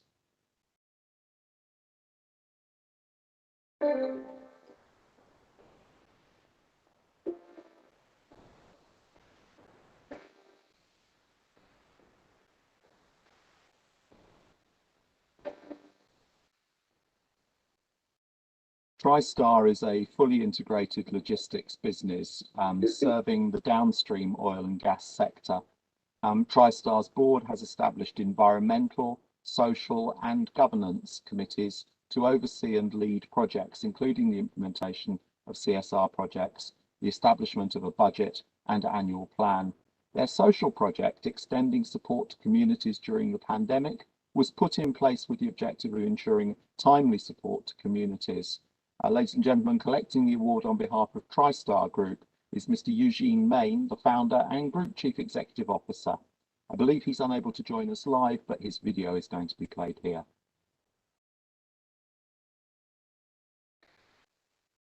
Distinguished guests, ladies and gentlemen, good evening. At TriStar, being a business for purpose ranks at the same level as being a business for profit. And to this end, it gives me great pleasure to receive this Golden Peacock Corporate Social Responsibility Award on behalf of all the men and women who work for us. I would also like to convey my deep appreciation and gratitude to the Board of Directors of the IOD for organizing this annual event, which serves to draw attention for the private sector to issues of global inequality and to create a more inclusive and equitable world. Finally, a big thank you to the judges and the board of the IOD for this award, which happens to be our 5th consecutive Golden Peacock Award. Thank you very much and wish you a pleasant evening. Thank you very much indeed too, sir. Moving on to the 4th winner of the Golden Peacocks Global Award for CSR. In the oil production sector, the winner is Shell Philippines Exploration from the Philippines.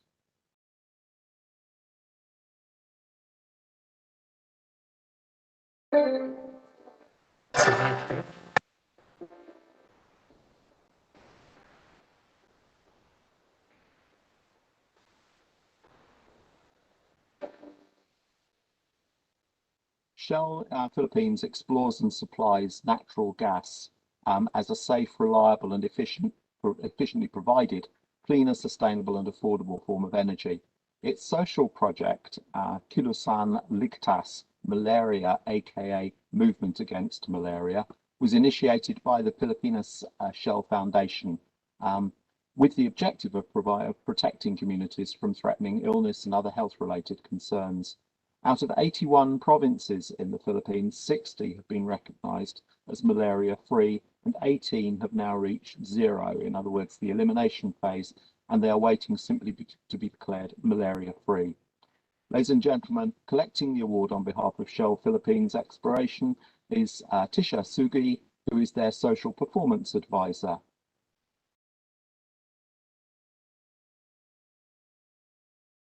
Yeah, good day, everyone. I'm Tisha Sugi. I'm the Social Performance Advisor of Shell Philippines Exploration BV. It is an honor to receive this award on behalf of SPEX, the operator of the Malampaya project, together with our joint venture partners UDENA and PNOCEC.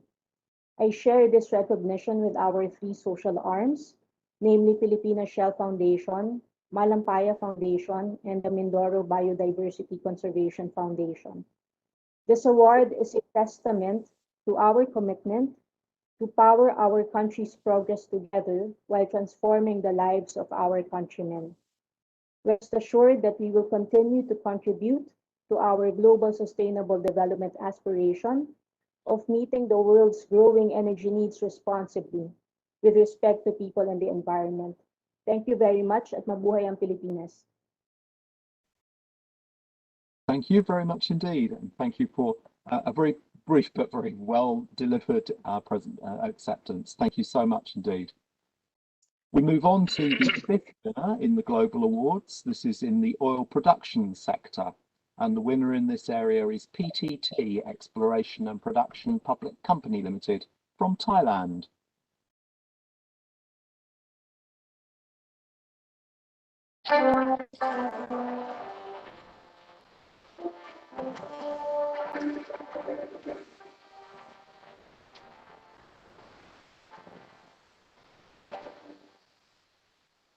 PTT Exploration and Production is a national petroleum exploration and production company. It's had a social project, the Forest Restoration for Eco-Learning, at the Sri Nakhon Kuayan Khan Park, which has been undertaken to preserve and develop existing green space in a metropolitan area which is in a deteriorated condition to increase the number of visitors and the income of the local community. The company strongly encourages employees and their families to get engaged in and participate in social activities. Collecting the award on their behalf is Busaban Chincharoen, who is the Vice President responsible for social responsibility.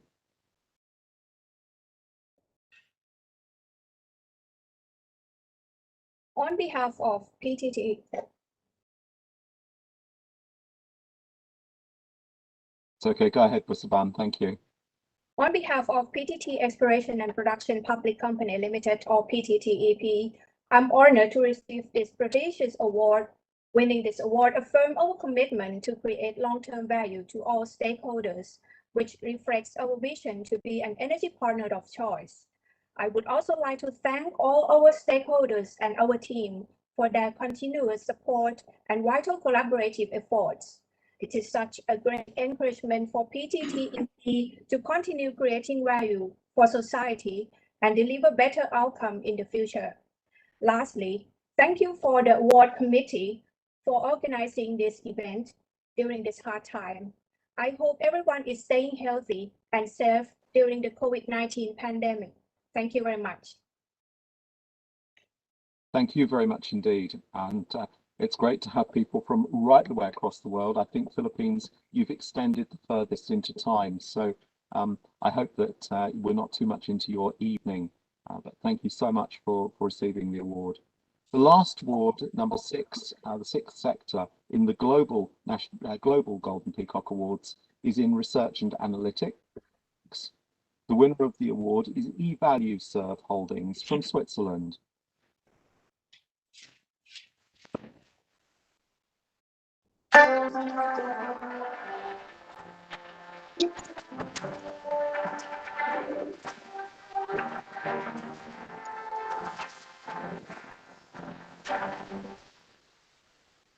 eValueServe is a closely held organisation established with the objective of helping clients increase the effectiveness and efficiency of their core processes by applying a unique mind and machine methodology.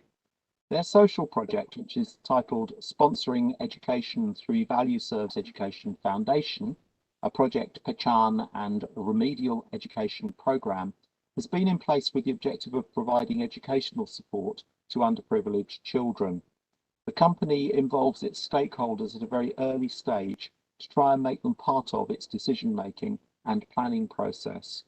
Collecting the award on their behalf is Mark Wollenweider, who is the Director and Co-founder and Chief Strategist for eValueServe.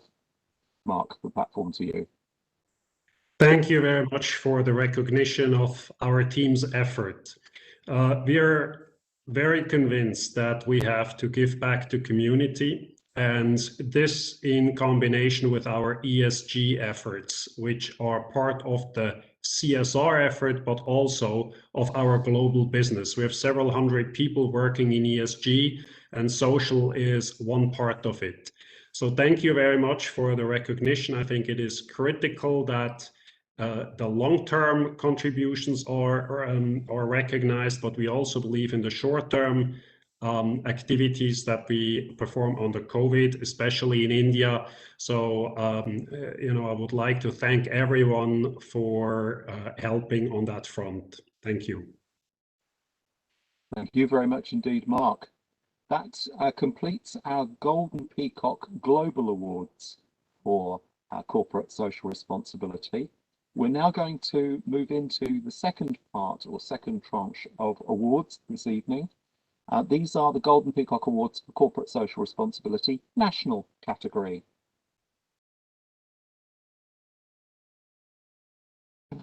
The first winner of these awards, the first sector, is agri-chemicals, and the winner of the award in that sector is the Godrej Agrovet company from Mumbai. Drum roll, please.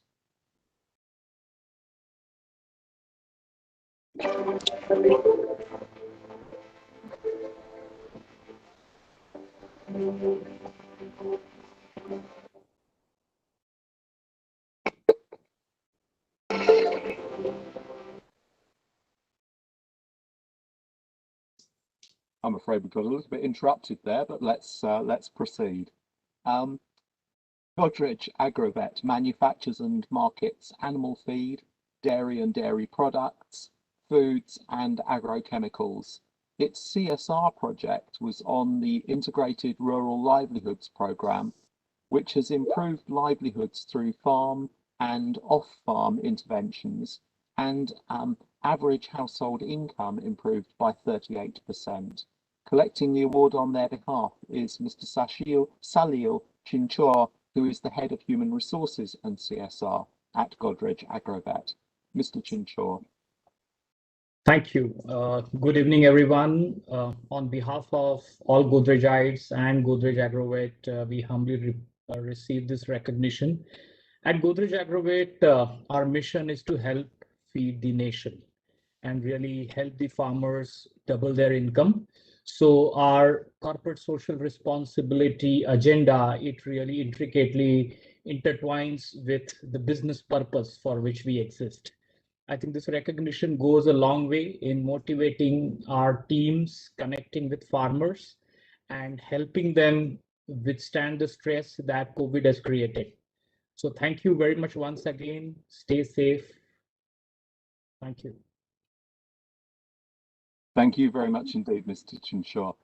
Moving on to the second sector within the national category of the Golden Peacock Award for CSR is the cement sector. And winning the award in that area is the Heidelberg Cement from Gurugram.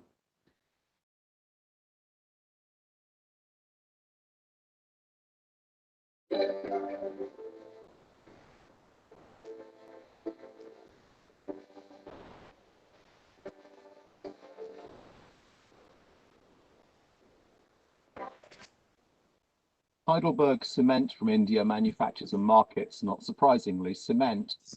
Its CSR project has been titled Transformation and Facility Enhancement in rural education institutions for creating a better educational environment. It's benefited 50,000 students of government schools and 20,000 children from the Angawadi centres. Collecting the award on their behalf is Mr. Jamshed Cooper, who is their Managing Director. Mr. Cooper. I first wish to thank the Board of Directors IOD for conferring this recognition on Heidelberg, India, and we are really humbled receiving this. As it is said that business cannot succeed in societies that fail. In our country, more than 50%, or I would say even 70% of our population resides in hinterland. And we all know what type of facilities are there in our hinterland, where water, food, housing, infrastructure itself is a big challenge. Education, I don't think, stands a chance to be even considered as a priority. And it is this place that we come into picture and we think by contributing this, here we will be contributing to building a stronger nation. What we witnessed was school attendance was getting low. Children were not coming because the infrastructure was poor. Finally, we decided to revamp the infrastructure at schools and the attendance went up. So this is the way we thought that, we can continue contributing to the rural hinterland of India across markets where our plants are there at least. So this is from our side, whatever we do. First or last, but not the least, I wish all the participants and every citizen of the world a safe and healthy life for the future. Thank you very much once again. Thank you very much indeed, Mr. Cooper, and congratulations. Moving on to the third sector, we have the chemical sector, and the winner in this award of the award in this area is Hikal Limited from Navi, Mumbai.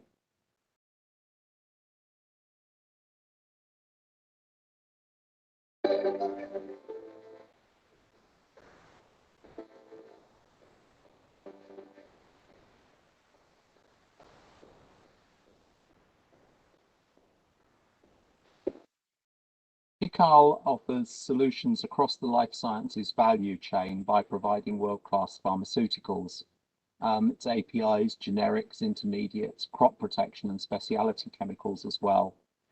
Its CSR project was titled Rural Primary School Development Programme, and it was operating in Mahad in Maharashtra with the objective of providing holistic education to underprivileged children. Collecting the award on their behalf is Kumar Priyaranyan, I do apologise, Kumar Priyaranyan, who is the President of Human Capital and CSR for the organisation. Over to you, sir.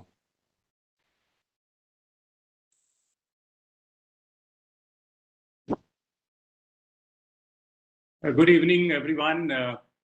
It's really my pleasure to receive the Golden Peacock Award for CSR on behalf of Heikel. I would like to thank IOD and the jury for recognizing the contributions made by our company. Our CSR program, Srijan, is an integral part of the company's sustainable growth and development. Being a responsible member, our CSR initiatives are implemented keeping in mind human rights, community, environment, and the society. We have very focused initiatives also to protect and build awareness of our rich, ancient heritage and culture of the country. We are delighted that our efforts have been recognized at this prestigious forum. Heikel will continue to strengthen its CSR program year after year and do meaningful work benefiting the society. Thank you once again. Please stay safe and take care of yourself. Thank you very much. Thank you very much indeed, Mr. Priyaranjan, and congratulations again to Heikel organisation. The fourth sector in the for the National Golden Peacock Awards is the consultancy sector, and the winner in that area is Capgemini's Technology Services from Pune.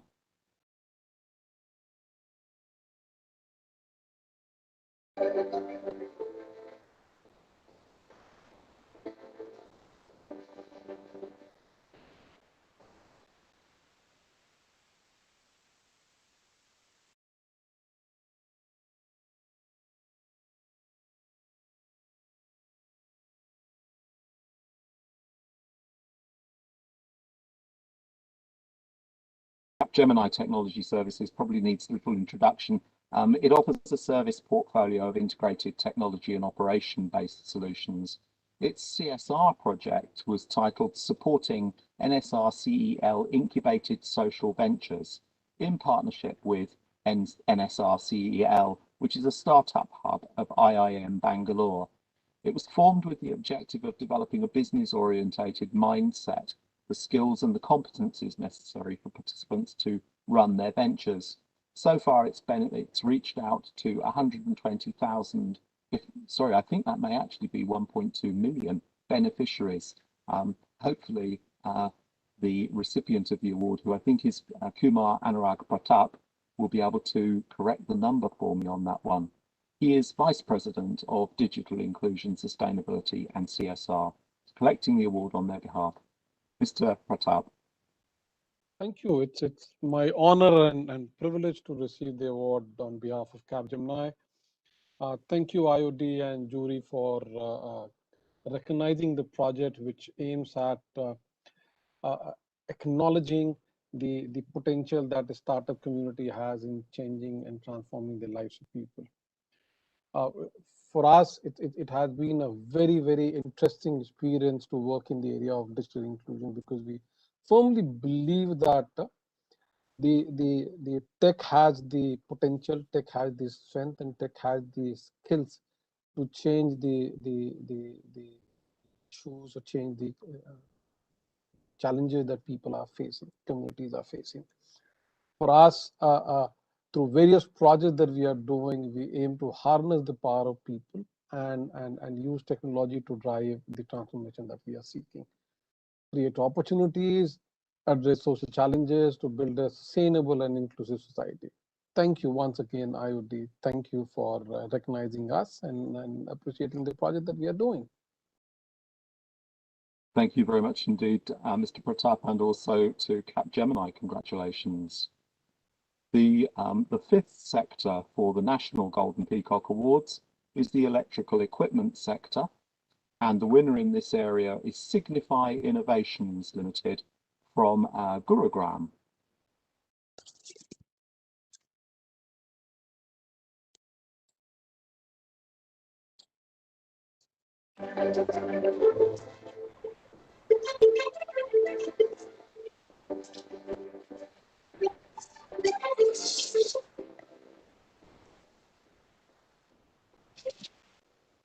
Signify Innovations manufactures and markets lighting and electrical equipment and related services.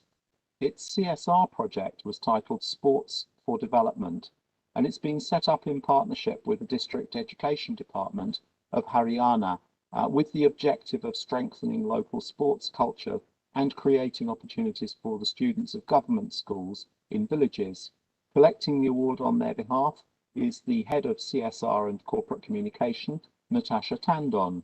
Over to you, Natasha. Hi, good afternoon, everyone. It's an absolute honor to accept this Golden Peacock Award for CSR on behalf of Signify, and a big thank you to the judges and IoT for recognizing our CSR efforts and conferring this award to us. At Signify, our purpose is to use the extraordinary potential of light to create brighter lives in a better world. Sustainability is a big part of our company's focus, and I'm happy to share that we are a carbon neutral company globally and in India as well. And therefore, all our CSR activities are centered around sustainability, and hence we create projects that help underserved communities gain sustainable access to lighting, which in turn can help them enhance their education, enhance their livelihoods, and also increase safety for women and children. So that's the whole philosophy of where we center our CSR activities, and I'm very happy and proud to receive this award on behalf of our company. Thanks a lot. Thank you very much indeed, Natasha, and congratulations again to Signify. The sixth sector for the National Golden Peacock Awards in CSR is the engineering sector, and the winner of the award in this area is the Honeywell Automation Organisation from Pune.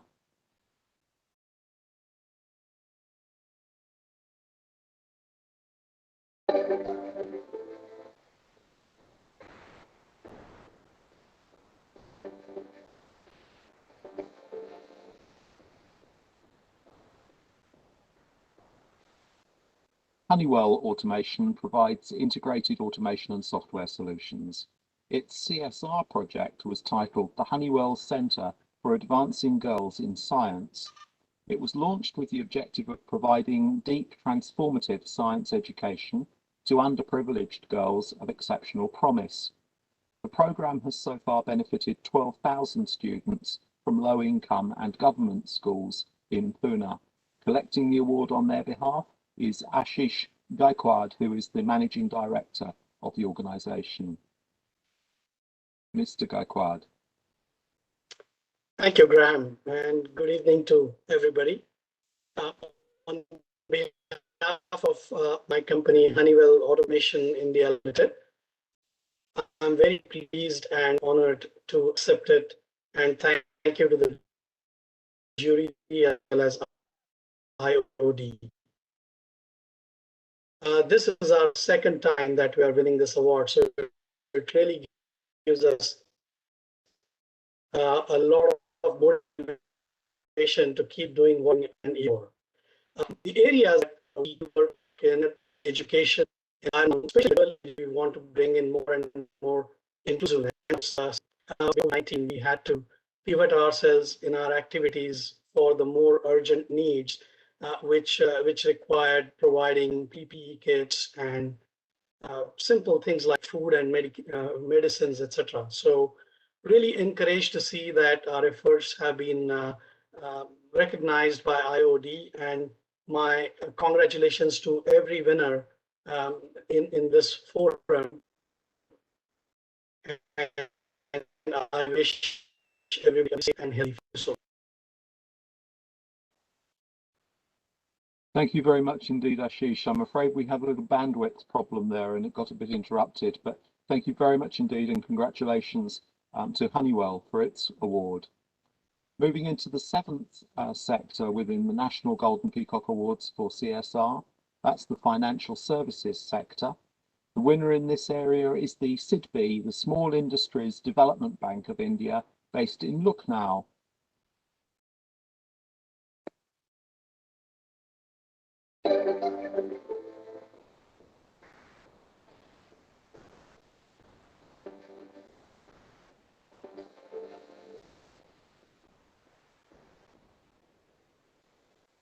The Small Industries Development Bank from India is the principal financial institution for promoting, financing and developing micro, small and medium enterprise sectors, the MSME sector. Their CSR project was entitled Using Innovative Mobile Literacy Labs to Raise Awareness and Deliver Doorstep Digital Financial Literacy for Micro and Small Enterprises. It's a mass awareness campaign that's been organised and has impacted so far 60,000 women and men, sensitising them to digital financial literacy. So congratulations to SIDBI. Collecting the award on their behalf is the General Manager and Vertical Head for Promotion and Development, Dr. R.K. Singh. Dr. Singh. Good evening, everybody. At SIDBI, we are extremely honored to accept this Golden Peacock CSR Award. It adds feathers to our socially responsive journey. I'm grateful to our management and team for adding value to this learning curve. This award is not only a testimonial for our commitment to I to the power 3, which is inclusive, innovative, and impact-oriented engagements, but is also an encouragement to keep treating the twinning path of social equity and Mission Swavalamban, which is it's our umbrella program of inducing entrepreneurship culture pan-India with the theme of each house, one entrepreneur. Last year, we could connect with aspirations of unserved, underserved segments and try to respond to COVID challenges by transiting support from mere sustenance to more sustainability. And I would like to thank the organizers for conferring this award and promise to take forward this baton on Development Plus format, which we always are passionate about. Thank you. Thank you very much. Thank you very much indeed, Dr. Singh, and congratulations again to SIDBI for its project. Sector 8 in the National Golden Peacock Awards is the IT sector. The winner in that area is Mindtree Foundation from Bengaluru. Mindtree Foundation. Mindtree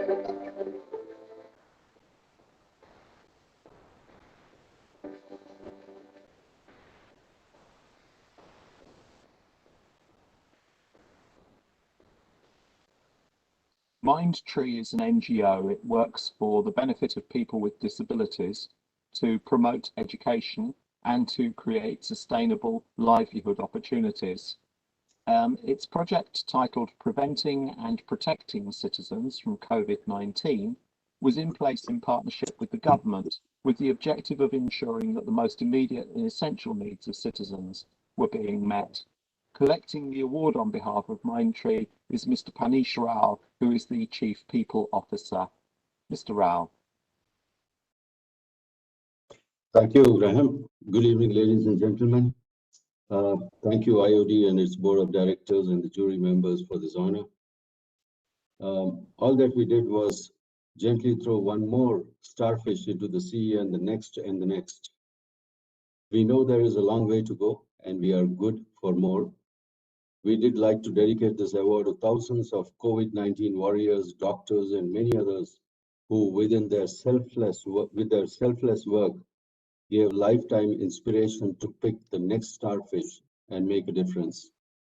This award is very emotional and close to our hearts. I thank all the Mindtree Minds and partners who have supported us to give more and be more. As we say in Mindtree, there can never be a lockdown to be the giver. Let's take care of all and the nation. Stay safe. Thank you. Thank you very much indeed, Panish, and congratulations to Mindtree. The 9th sector for the National Golden Peacock Award for CSR is the mining and metallurgy sector, and the winner in that area is Utkal Alumina International Limited from Rayagada.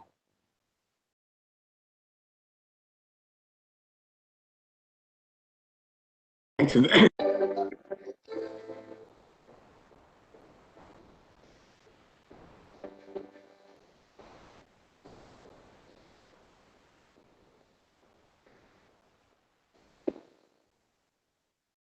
The Utkal Alumina International manufactures metallurgical grade alumina.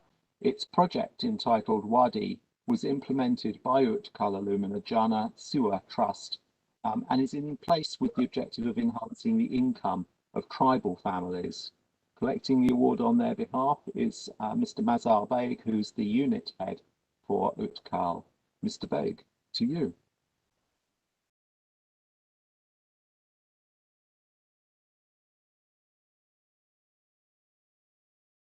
Thank you, ma'am. Good evening all.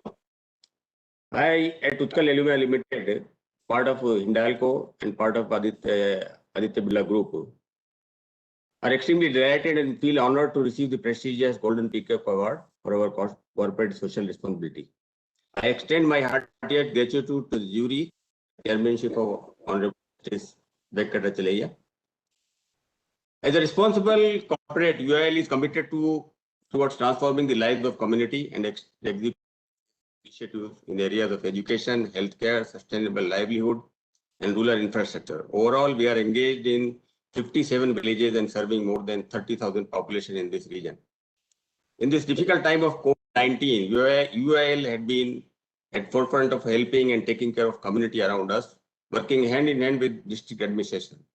Recently, we commissioned 150-bedded COVID ward attached to our CSR hospital.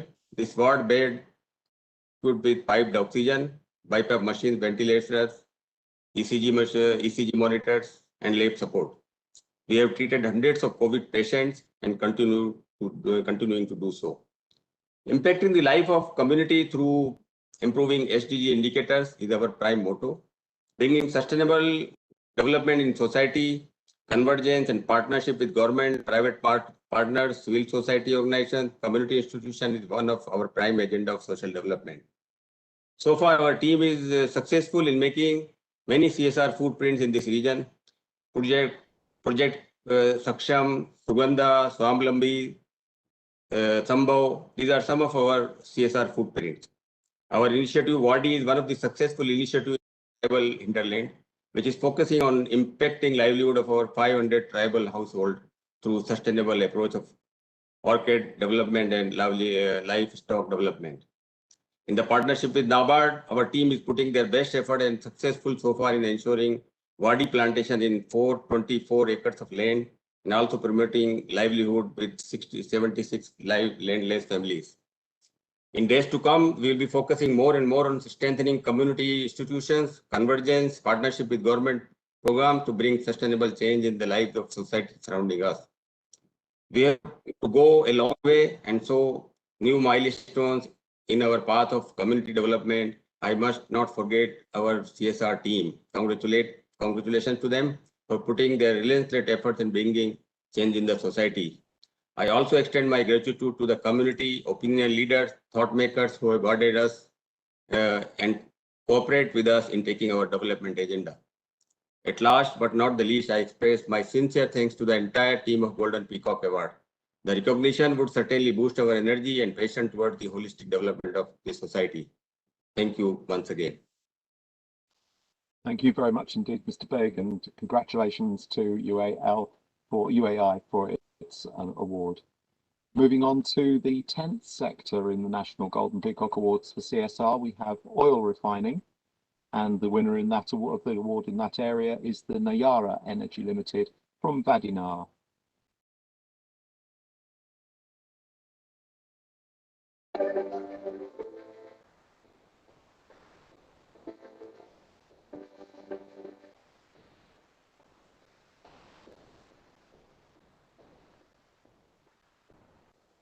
Nayara Energy owns and operates India's second largest single-site refinery, having business across the hydrocarbon value chain from refining to retail.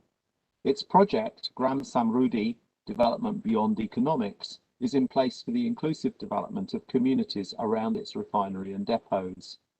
The project has so far engaged with over 10,000 beneficiaries, and collecting the award on their behalf is Deepak Arora, who is the Vice President of Public Affairs. Over to you, Mr. Arora. Thank you, Graham, and very good evening, ladies and gentlemen. It's an honor to receive the Golden Peacock Award. For us, it's a recognition of the efforts that we have been making with our stakeholders. So we are an energy company, and our motto under CSR is synergy through energy. And when I say synergy through energy, this synergy is reflected through contributions that come to us from our stakeholders, our partners, our team members, our board members, and also the immediate community. That is the most key element of our strategy.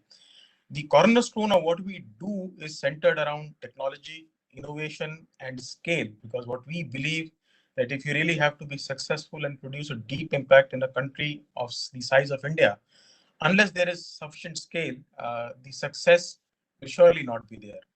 And the program which is closest to us and now as a company is Gram Samruddhi, where the single goal that we are trying to achieve is water sufficiency in an area where it is water parched, suffers with rainfall shortage, crop shortage, and related economic hindrances.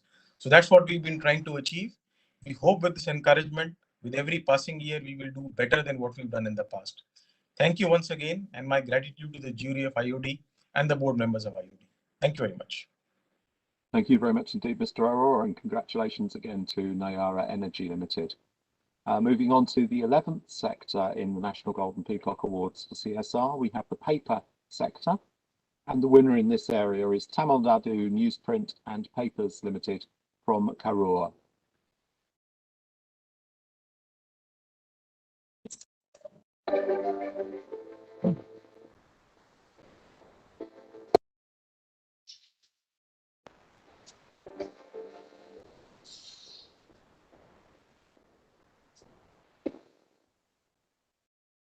Tamil Nadu Newsprint and Papers is a public limited company. It manufactures writing and printing paper, paper boards and cement. The project which it submitted for was titled Promotion of Education and Educational Activities for the Surrounding Residents of the Company. It's been operated with the objective of improving literacy levels and the promotion of the academic growth of children, particularly those belonging to poor and underprivileged or deprived parts of society.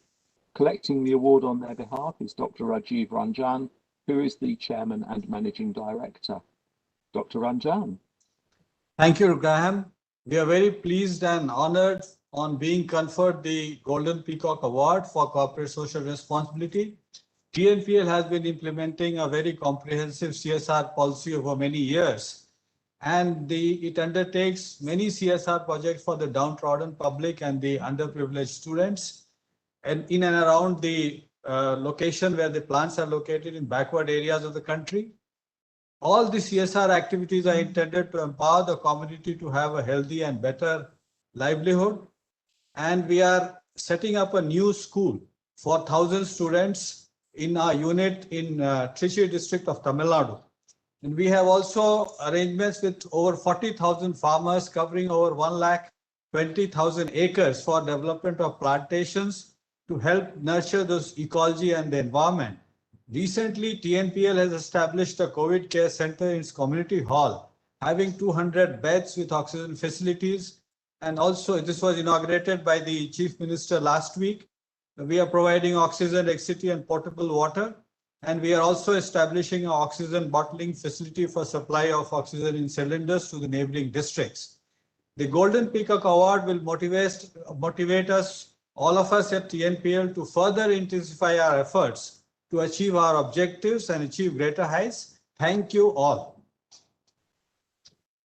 Thank you very much indeed, Dr. Ranjan, and congratulations again to the Tamil Nadu Newsprint and Papers. The 12th sector that we have to honour today is the pharmaceutical sector, and the winner of the Golden Peacock Award national level for CSR is Sun Pharmaceutical Industries from Mumbai.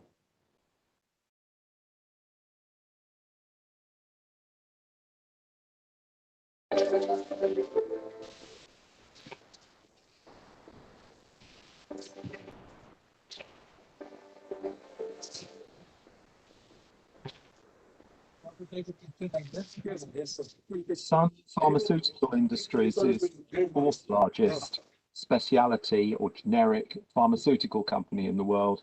Its project on malaria elimination demonstration was operational with the objective of eliminating malaria from over 1,200 villages of the Mandla district in Madhya Pradesh, as well as sustaining those areas to remain malaria free.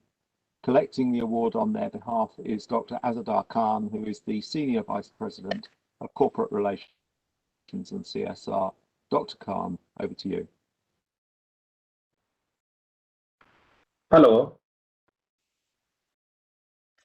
Hello. Thank you, Mr. Graham.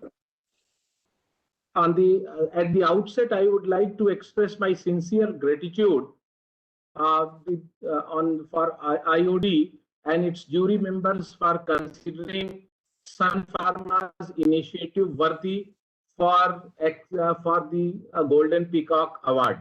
And thank you once again, IOD and jury members. In fact, the Sun Pharma's initiatives of CSR are focused on community development and on inclusive growth. We are a very strong supporter of inclusive growth. Our initiatives are all in sustainable and impactful manner. Since we are a pharmaceutical company, we are in the area of healthcare. Our major focus is on healthcare initiatives. Our two very flagship programs, that is, one is malaria eradication program, a demonstrative malaria eradication program, which is being executed with the central government and state government collaboration. And this is one of its first kind PPP model program. The second initiative is our mobile Medicare van services. So far, we have touched about the life of 6.5 million people spread over across 4,000 villages and 19 states. We also have done curative treatment for about 500,000 people spread over 220 villages and 14 states. Because of after the advent of pandemic, we are giving lot of focus on containment of COVID, treatment of COVID and setting up several oxygen plants in the government hospitals, distribution of the material, face masks, sanitizers, medicines, COVID kits, etc. So last 1 year, our major focus is helping the government and standing by the government for the containment of COVID. This particular award is actually, I am not receiving only on behalf of my CSR department, but I received this award on behalf of each and every employee of Sun Pharma. This is a great motivation for us, and this is such a prestigious award, gives us a lot of boost and actually motivates us to do better in the years to come. Thank you very much, Mr. Graham. Thank you very much, Dr. Khan. Thank you. The winner of the award for the power distribution sector, that is the Golden Peacock Award for CSR at the national level, is BSES Yamuna Power Limited from Delhi. And drum roll, please. Okay.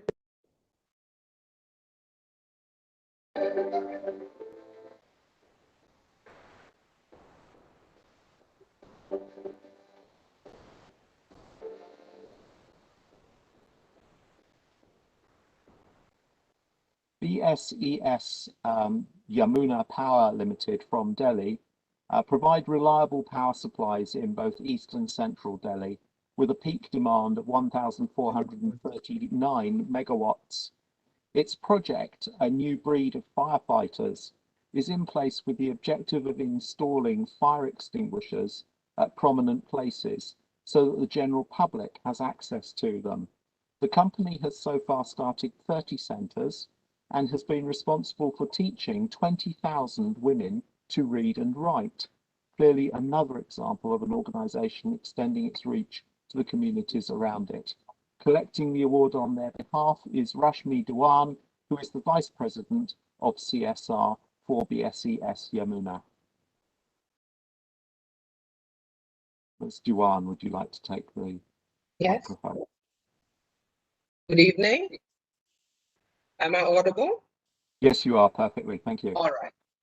Good evening, and it's my proud privilege to accept this prestigious award, the Golden Peacock Award for CSR on behalf of my company, BSES Yamuna Power Limited. As you can see, I'm here with my two colleagues, my teammates. Ms. Kriti Khanna is on my right, and Mr. Vinod Kumar Yadav is on my left. As a power distribution company, we serve more than 17 lakh customers in a 200 square kilometer area, and our company is committed to serve the people of Delhi and provide them quality service. In this unprecedented COVID times, this Golden Peacock Award for CSR inspires all of us at BSES Yamuna Power Limited to continue to serve the people of Delhi, both individually as well as a team. With God's grace, we will continue to help our fellow citizens, especially women and children, with compassion and empathy, and work towards a more equitable world. Thank you. Thank you very much. Thank you very much indeed, Rashmi Dewan, and congratulations again to BSES Yamuna. Thank you. That award was in the power distribution sector. We have an award in power generation next. The winner of the Power Generation Award is Nabar Power Limited from Patiala. Drum roll, please.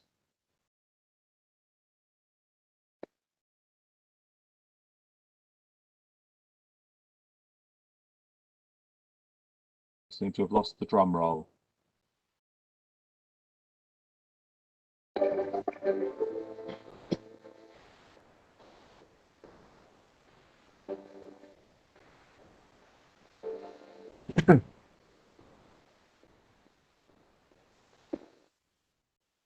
Nabar Power is a wholly owned subsidiary of Larsen & Toubro.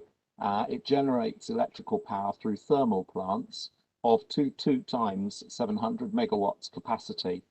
Its project, Women Empowerment, Skill Building and Livelihood Generation, is in place with the objective of building capacity of girls and women from underserved and economically weaker communities to augment their household livelihood portfolio. Their programme has provided employment opportunities to 4,000 women locally. Collecting the award on their behalf is Mr. Athar Shahab, who is the Chief Executive of Nabha Power Limited.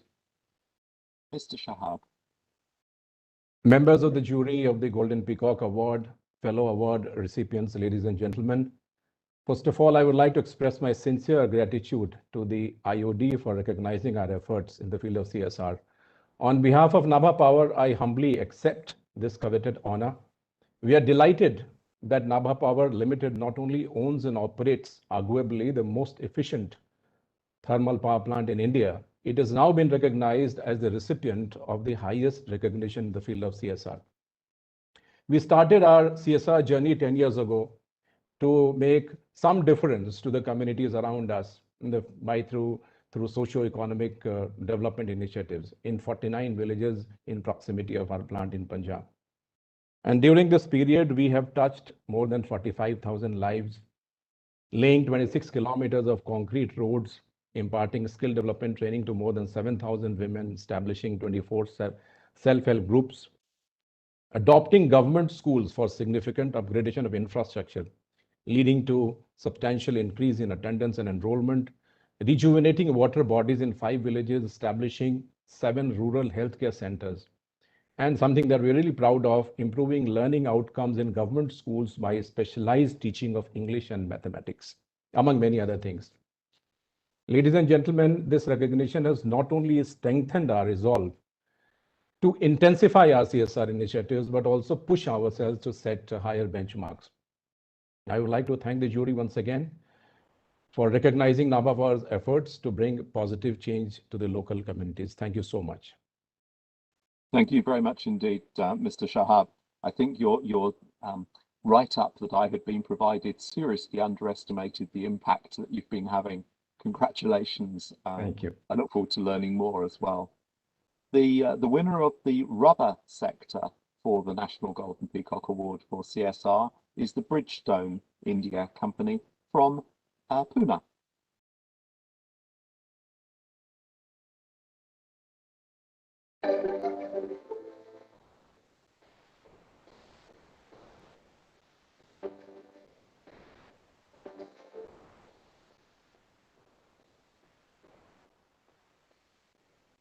Bridgestone is another organisation that probably needs very little introduction. It manufactures and markets automotive tyres, tubes, and the flaps for passenger cars, commercial vehicles, and off-road vehicles. Their project, Last Mile Delivery, was set up to train and place rural women as delivery girls. Their project has benefited 200 rural women so far to get trained and placed. I suspect there's considerably more to this than meets the eye. Collecting the award on their behalf is Apurv Chubey, who is the Chief HR Officer. Over to you, Mr. Chubey. Thank you, Graham. I hope you all can hear me. It's my pleasure to accept this prestigious award. I would like to thank IOD and the jury for this recognition. This is the third consecutive year that we have been recognized for our CSR efforts.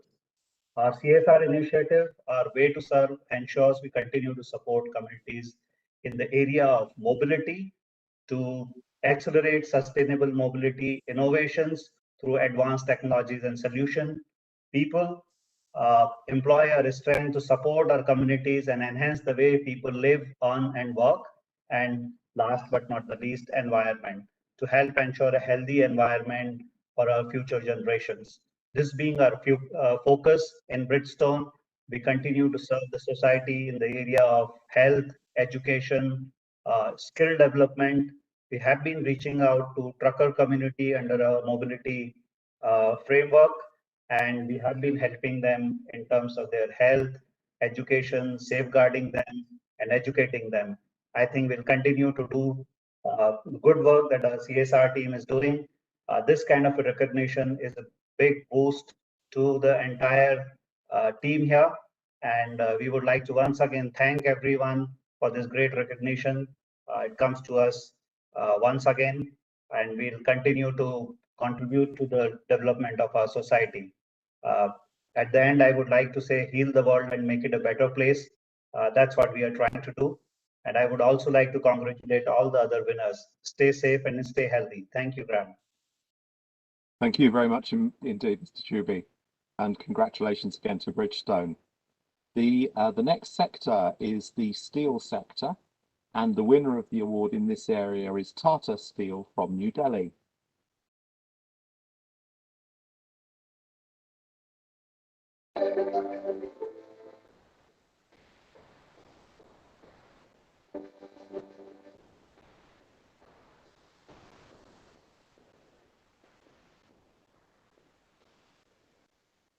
Tata Steel BSL produces a variety of steel products such as hot rolled coils, cold rolled sheets, galvanized coil, color coated coils, and so on. Its CSR projects have covered health and drinking water, education, livelihood, rural infrastructure, sports, and the environment. Their social project where rural women creates socio-economic impact is the Face Mask Warriors in combating COVID-19. Unfortunately, Mr. Rajiv Singhal, who's the managing director, hasn't been able to join us today, but he has recorded, she has recorded a video. So let's hear from Tata Steel.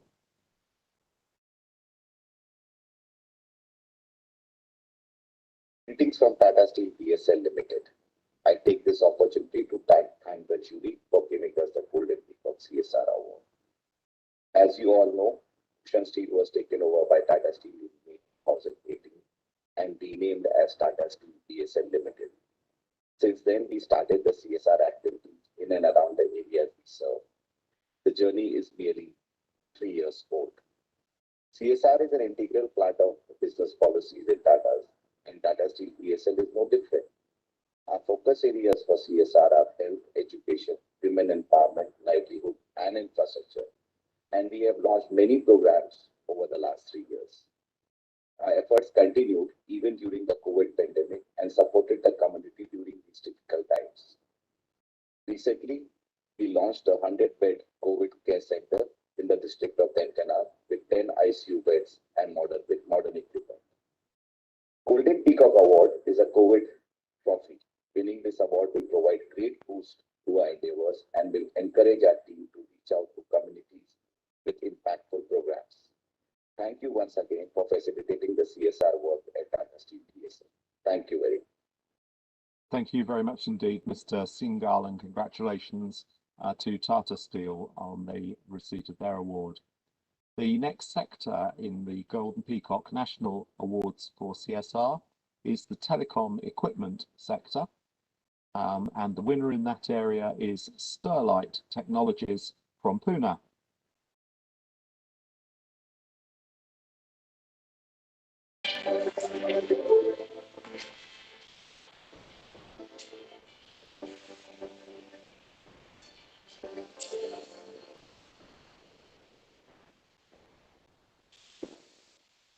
Sterlite Technologies provides connectivity solutions, network services and network software for telecommunications sector generally.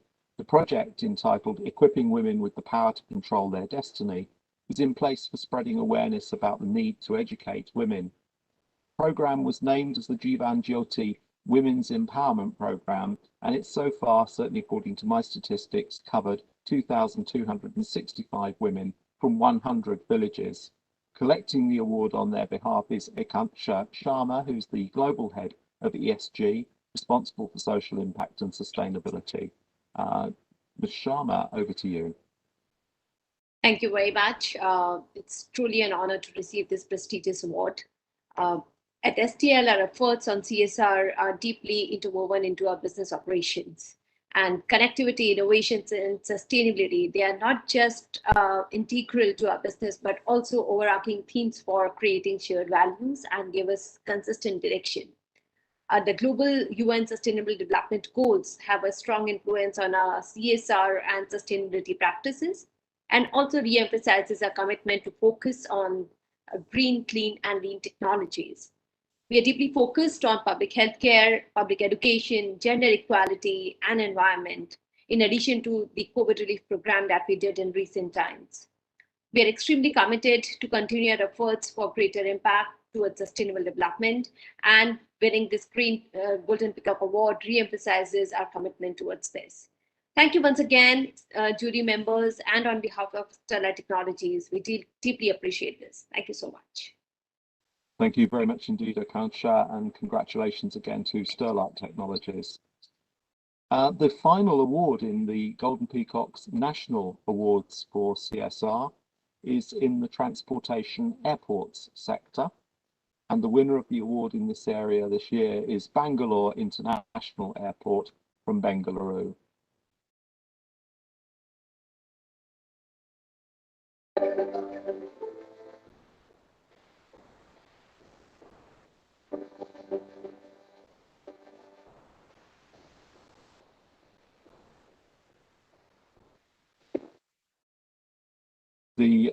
The Bangalore International Airport was incorporated to build, own and operate the Kempegowda International Airport in Bengaluru for a 30-year concession period. Its project, Creating Social Value Through Education, has the objective of ensuring that every child can complete equitable and quality primary and secondary education. And it's achieved this largely by increasing the number of qualified teachers available to these schools. Collecting the award on their behalf is Hemant Madagowda, who's the General Manager responsible for CSR. Over to you, Mr. Madagowda. Namaste to all. On behalf of Bangalore International Airport Limited, Department of Public Instruction, Government of Karnataka, and all my team members, it's a privilege to receive this award. For BIAL, the journey of implementing social programs is about creating social values through holistic and collaborative approach for all our communities in and around the airport, and as well as for the relevant stakeholders. Along with education, we are implementing programs in health, integrated development projects, water and sanitation, and particularly in the field of conservation and promotion of heritage and culture. As part of our flagship initiative, Namma Shikshana, we have built 5 government schools from scratch to the benchmarks set out at an international level. What we have done in the airport, we have replicated the same outside by integrating the sustainability components. And as well, we are also handholding the entire schools in the value chain of education, learning enhancement by providing teachers, ensuring the nutrition of child, health, and other components, both from a programmatic and infrastructure perspectives. So it's a privilege to receive this award from IOD, and we thank everyone over there in IOD for recognizing Bangalore International Airport and its unique interventions in the area of education and health. Thank you so much. Thank you very much indeed, Mr. Madagowda. Thank you and congratulations to the airport. We have now completed the National Golden Peacock Awards for CSR, and so we have a breather for a few moments. Before we move into the awards, the National Awards for Human Resources, we're going to have a motivational talk, which is going to be delivered for us by Paresh Rugani, who's a very successful and sought-after international motivational speaker. Despite working against the odds, Paresh has been empowering, educating and entertaining global individuals and corporate clients. He's very well known for his rather boundless enthusiasm and energy, delivered with exceptional passion, which is, as the organisers have put it quite simply, contagious. He's going to share his thoughts on post-pandemic recovery with top 3 tips, how to sail through uncertain times. Over to Paresh for his talk.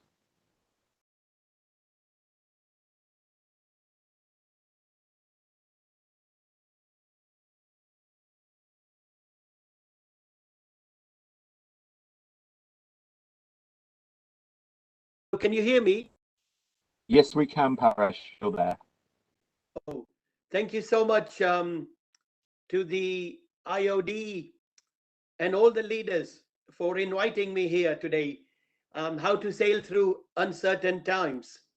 I must say that I've been listening to you, Graham, and all the leaders speak, and all of you are speaking from the heart, which I can see that, because your heart is on the left, but is always right. So that's a very good thing. You're not speaking sort of artificially or whatever. That's really, and I really appreciate your presence, the IOD for inviting me, but your presence, all the listeners, I understand are very big leaders in their own rights. They're all CEOs.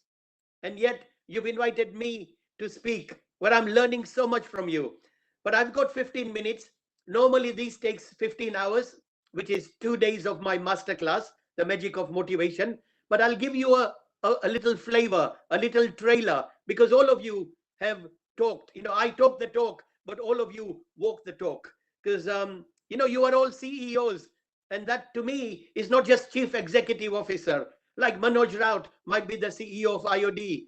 You know, Mr. Aluwalia, yes, the leader, Singh is king. Mr. Chaturvedi, Mr. Kapoor, and all of you leaders are CEO, Chief Enthusiastic Officer, Chief Energetic Officer, or maybe Chief Everything Officer, because these are uncertain times. So thank you so much again. And to me, IOD always means I is for innovation. Innovation, impact, influence, inspiration, and that O is for optimism. We all need that optimism in these challenging times of COVID-19, where we have lost our loved, dear people. And the D is for destiny. IOD is looking for a destiny, a goal, a mission, or an objective. Devotion, dedication, determination, discipline, and that's destiny. I think that's enough for IOD. You get the point. You are in the right group, and you're doing a brilliant job. Like how to sail through uncertain times. 3 top tips. Okay, but you know, Stephen Covey was one of my mentors. I'm sure you must have maybe read about the 7 habits of highly successful people. And Stephen Covey said it very nicely. If there's one thing that is certain in this life, if there's one thing that is certain in this business, is uncertainty. Because the only constant is change. There will always be rough times, easy times, like a ship. We must learn how to sail both. Because as Robert Schuller said it so handsomely, that tough times never last, but tough people do. And Robert Frost said it so well in 3 words. He said, I can sum up everything I know about life in 3 words. I said, really? He goes, really? And that 3 words, it goes on. When the going gets tough, the tough get going. And as Nelson Mandela said, the greatest glory in living lies not in never falling, never failing, but in rising every time we fall. Because if you need to get to the top, you must get off your bottom, metaphorically speaking. And Mahatma Gandhi, who my family actually comes from Porbandar in Gujarat, he said it, be the change you want to see. So all of us are leaders. Like my mentor, Robin Sharma, the monk who sold his Ferrari, he says, leadership is not about a title. Leadership is not about a position. Leadership is not about applauses. Leadership is about causes. And leadership is the 3 I's: influence, inspiration, impact. Did you leave people better off than you found them? So let me just tell you about the 3 top tips. And they are simple. I have to keep it simple because all of you know this work. And like I said, all of your leaders, it's simple as A, B, and C. Now, A, in my opinion, is attitude, positive mental attitude. Now, before I say that, I just wanted to share one of my incidents, which I will never ever forget in the last breath of my life. Here in London, speaking very much near the River Thames, the beautiful day, 1 o'clock here. And I just want to be very positive. So just a couple of years before the COVID, I was invited by Mr. Gautam Adani Group, but that was in China. So they had a power group some years ago before. And the problem is all the audience was very much Chinese. Now, I don't know Chinese, and they didn't know brilliant English, of course. So I said, I need to break that ice, because whatever I was saying, it was not going handsomely. Yes, I was paid for 2 days, but it's not just about money. Money is not the root of motivation. It's all about sharing and caring. So I said, I need to break the ice. So I said, do you remember Yuvraj Singh? And, you know, people were just staring at me. I said, remember 2007, England against India in South Africa, 2020. Do you remember Stuart Broad bowling and Yuvraj Singh hitting 6 sixes? I think it was all going blank to them. Then I said, oh, I come from London. What about Manchester United? Rooney, Beckham, Ronaldo, Messi again. And you know what? I have a mentor. Yes, that is Robin Sharma. But I have a mentor which I pay very handsomely. And he's called Mr. G.O.D. Guaranteed overnight delivery. He's always there for me, come rain or shine. He doesn't charge me overtime. So I asked Mr. G.O.D. I said, what shall I talk about? Because this is not going to go nice. And I said, why don't I talk about education? Simply because, as you heard the Deputy President of ACCA, I am a visiting professor in London, where I've been here almost all my life for 45 years. And I used to teach accountancy because I am a chartered certified accountant by profession, but my passion is speaking. Now, I just asked them about education. I said, if this doesn't work, nothing will work. So I said, how many of you got an MBA? And guess what? Guess what? There was one lady right at the end of the lecture theater. She must have been about more than 70 plus. But you know what? She told me herself. She goes, sir, I've got an MBA. I said, where from? Cambridge, Oxford, IIM in Ahmedabad. She goes, no, I've got an MBA. Married, but available. I said, wow. And I didn't know what to do, whether to look at her, whether to smile. Then she goes, you know how old I am? I'm old enough to be your mother. And she had an MBA. And I said it in Gujarati, I've got an MBA. She goes, where from? Cambridge, Oxford. I said, no, MBA. Mane Badu Avde, which I actually told Mr. Modi in one of the conferences in Vibrant Gujarat, but that's a different story. So all I'm telling you is top tip 1 is your attitude. We're all going through difficult times. We have all lost our nearest and dearest ones.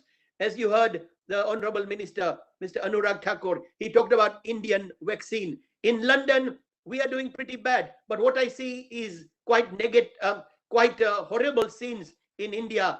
Obviously, I understand it's getting better. London is getting better. But we need to keep that positive mental attitude, because it is your attitude and not your aptitude which determines your altitude. You got to not just think of half full. You got to find someone who actually drinks, who is thirsty and needs water, and give it to them. So it's all about being positive. Stay away from negativity. Stay away from people who are just gossiping. Oh, this corona will never end. Oh my God, this is going to go for life. Oh my God, we will never be back to normal again. You know, Brian Tracy, one of the motivational speakers, said, you are the average of your 5 people you spend most of your time with. According to scientific research, according to neuroscience, it's very contagious staying around with negative people. So all I'm saying is you've got to be a positive mental attitude. And you know what? If I was doing, if A equals 1 in the alphabet, and if Z equals 26 in the alphabet, if you add attitude, put numbers to letters, attitude actually, believe me or not, becomes 100. Attitude is 100, but then when you put hard work, that becomes 98. And when you put knowledge, that becomes 96. Obviously, that's when I do on my 2-day masterclass. So attitude is very, very, very important. So come that positive mental attitude. You know, there was a man behind a prison. One man was looking at the dirt and the mud and the sand, where the other man was looking at the skies. You know, always look on the bright side of life. Oprah Winfrey, she says, the future is so bright. The future is so bright that my eyes literally burn. So you got to have your positive mental attitude. Top tip number two. Tip number two. Like I said, it's a flavor. I'm sorry if I'm going a bit fast, but I just want to give you the flavor in very short time. So I think that is belief. You need to believe in yourself that this COVID-19 will disappear. Like the English saying, this too will pass. It's not going to, there is light at the end of the tunnel. We are all in it together. Human beings need human beings. People are the most important ingredient, right? So all I'm saying is, if believe, self-belief, self-confidence. If you don't believe in yourself, believe in others who say things will be okay. Because you need to be optimistic. You need to have that belief. You need to have that confidence. Let me give you a real life example. Might be a bit humorous, but it's a very true example, which I just saw 2 days ago on our BBC. As you know, Manchester, which India cricket team are already in England, in Southampton. They will be playing in Manchester. And you got Lancashire there. So in Manchester, in the hospital, somebody was about to have a major surgery. Okay? And he heard the nurses praying for him outside the theater. They were just praying because, you know, prayers can move mountains. When fear knocked on the door and faith answered it, nothing was there. So they were just praying. And this guy heard them pray. And guess what? This is the truth, the whole truth, and nothing but the truth. The man who was lying on his bed, about to be operated, literally ran away to the bathroom. I am not joking. They literally ran away to the bathroom. And the nurses said, "Sir, why did you just run away? We were just praying for you, for your good recovery." He goes, "No, I didn't run away because of that. I ran away because you were praying for the surgeon, for the consultant who was going to operate on me. And you were saying that the surgeon is very stressed, very anxious, very depressed. I call it SAD, stress, anxiety, depression, that this was his first operation. And maybe he was, oh my God, what's going to happen? That's why I run away. Because if that guy doesn't have belief in himself, I don't want to be a guinea pig to be operated on." So, you know, we all need the belief. And the other thing I just wanted to say, it's simple as ABC. So top tip number 1 is attitude to sail through uncertain times. Top tip number B is self-belief, believe in yourself. And top third tip is caring. We all need to be caring. We need that caring, sharing attitude. So all I'm going to say is all of us need to play a part. Like Winston Churchill used to say that we make a life by what we earn or what we give. And then he asked that question at the Harrow private school where he studied. And he goes, we make a living by what we earn, but we make a life by what we give. Even Gandhiji used to say that if you need to find yourself, you must lose yourself in the service of others. Mother Teresa used to say, give money, give donations. But if you can't give money, if you can't give donations, give your ears, give your heart, give your time. Be a good listener, like Lord Ganesh. You know, you got 2 ears and 1 mouth. Use them proportionately. Unless you're a motivational speaker, of course, I'm allowed to do that. But not really. So all I'm saying is our Guru, Pramukh Swami Maharaj of the BAPS, the Akshardham Temple. So when we heard about the COVID, we started raising money. And I'm part and parcel of that team, which the IOD had a great attendance about 2 or 3 years ago with Manoj and Mr. Aluwalia. We had a good time at the Nisban Temple. So we collected more than 750,000 pounds, nearly 1 million pounds, sent it to COVID on British Airways. You know, cylinders, concentrators. So all of us, all of you IOD, all of us are doing something. So we need to be a caring, sharing together, because always look on the bright side of life. Because after the storm, the rainbow will come. And it's all about, we had someone called Captain Moore. Captain Moore collected 32 million pounds. He just was 100 years old and he was just walking in his garden. And he says that tomorrow will be a better day. Remember, I know it's easy to talk, I know we've lost our loved ones. I know we got COVID. It's not gone yet, but it's not impossible. Impossible is a word in the dictionary of fools. Yesterday is history. Tomorrow is mystery. And today is a gift. And that's why it's a present. But ladies and gentlemen, all I wanted to say, it's all about people. We have to work as a team, like the IOD. We have to work as a team. TEAM. Together, everyone achieves more. Yes, you got Mr. Aluwalia. Yes, we got Mr. Manoj. Yes, we got Mr. Chaturvedi. Yes, we got Mr. Kapoor. And we got so many members of the IOD. All of you leaders, it's all about teamwork. Remember, the teamwork makes the dream work. And it's all about people. Look after the people, and the profits will take care of itself. We need to help people in these times of need. We need to phone them more. We need to listen to their stories, right? And we need to look after ourselves. We need to go and exercise. We need to learn a new language, for example. Go out in the nature, for example. But don't keep on crying and crying and crying, because this too will pass. We are a strong team, and it's all about people. And all I wanted to finish was an example about how important the people are.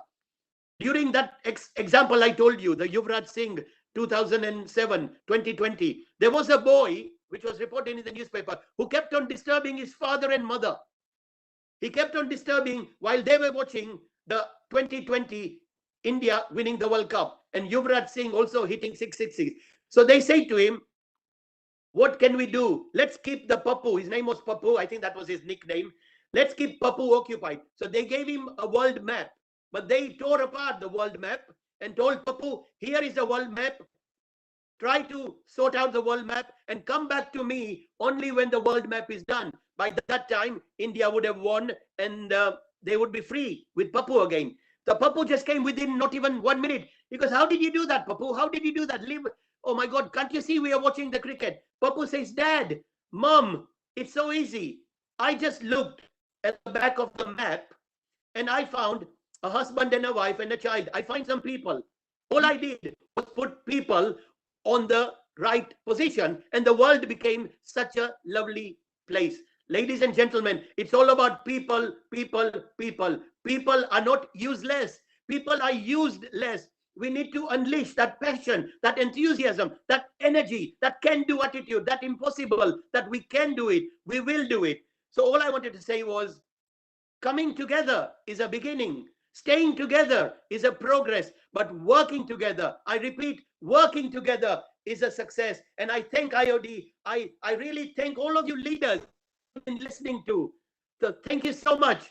God bless you, and stay safe, stay brave, stay positive, and we will pass through it. There is light at the end of the tunnel, and this too will pass, and tomorrow will be a better day. Believe me, or believe God, guaranteed overnight delivery. Thank you. Jai Hind. Thank you very much indeed, Paresh. And wow, your energy is just infectious. Keep keep breathing. Keep breathing. Okay. Thank you so much. Thank you very much indeed. So, ladies and gentlemen, we are going to move into the third block of Golden Peacock Awards, and the awards now are for HR Excellence, Human Resources Excellence. These are national awards, and so we are going to look at a number of sectors. The first one of those is the BPO sector, and the winner of the award in that area is Concentrix Dash Services from New Delhi. So let's have a drum roll for Concentrix.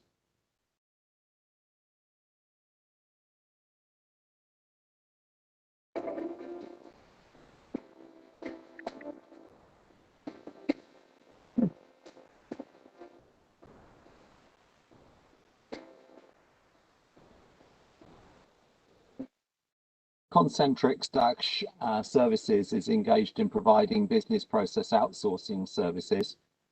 They've got innovations in delivering HR strategy and services, including digital recruitment, digital onboarding. Their Concentrix One, which is an employee communication engagement tool, and digital biometric, a secure form of working at home solutions. Collecting the award on their behalf is Anupama Singh, who's their Vice President of People Solutions. Anupama, the microphone is yours. Thank you, sir. Thank you very much. Are you able to hear me okay? Yes, we can. That's great. Okay, thank you very much. I'd just like to start, good evening, everyone, by just thanking everyone on behalf of Concentrix. We are extremely honored and grateful to have received this prestigious Golden Peacock Award. Winning it for the third time in a row, it makes it all that more special for us. We are deeply honored and deeply grateful. As an organization, of course, we continue to try and invest through technology, through digitization in all of our people processes, our practices, and constantly try and deliver a consistent and seamless experience for our people, for our staff. The last 1.5 years in particular has been extremely challenging for all of us, like it was just, enumerated earlier right before this. It's meant that for our staff, for everyone, it's really changed the way that we work. And continuous focus on technology, on digitization has helped us move forward in that journey a little bit quicker, where we're able to constantly focus on finding solutions for our staff. At the heart of all of our practices, of course, are our culture statements, and one of them being fanatical about our people. That's something that's honestly allowed us to keep pushing our boundaries all the time so that we can try and keep getting better. I also feel that we're very fortunate to be part of an organization that is continuously being fanatical about our people. So as an HR function, it's an extremely good place to be in a business that's fanatical about people, because that gives us wings to fly in terms of what we can do. This achievement that we've got, the award that I'm accepting, is really on behalf of a really great team that is constantly contributing, and a very enthusiastic, a very creative team that's constantly looking to do what we can do better, how we can take practices to the next level, how can we raise the bar for ourselves all the time. So I think a very special thank you to that team who's delivering this, and the team that's made it possible for us to get the award today. Once again, I'd just like to thank the IOD for this honor, and best wishes to everyone. Thank you indeed, Anupana, and congratulations again to Concentrix. The second sector of HR awards this evening is the construction sector, and the winners of that are L&T Construction's Heavy Civil Infrastructure IC, based at Chennai.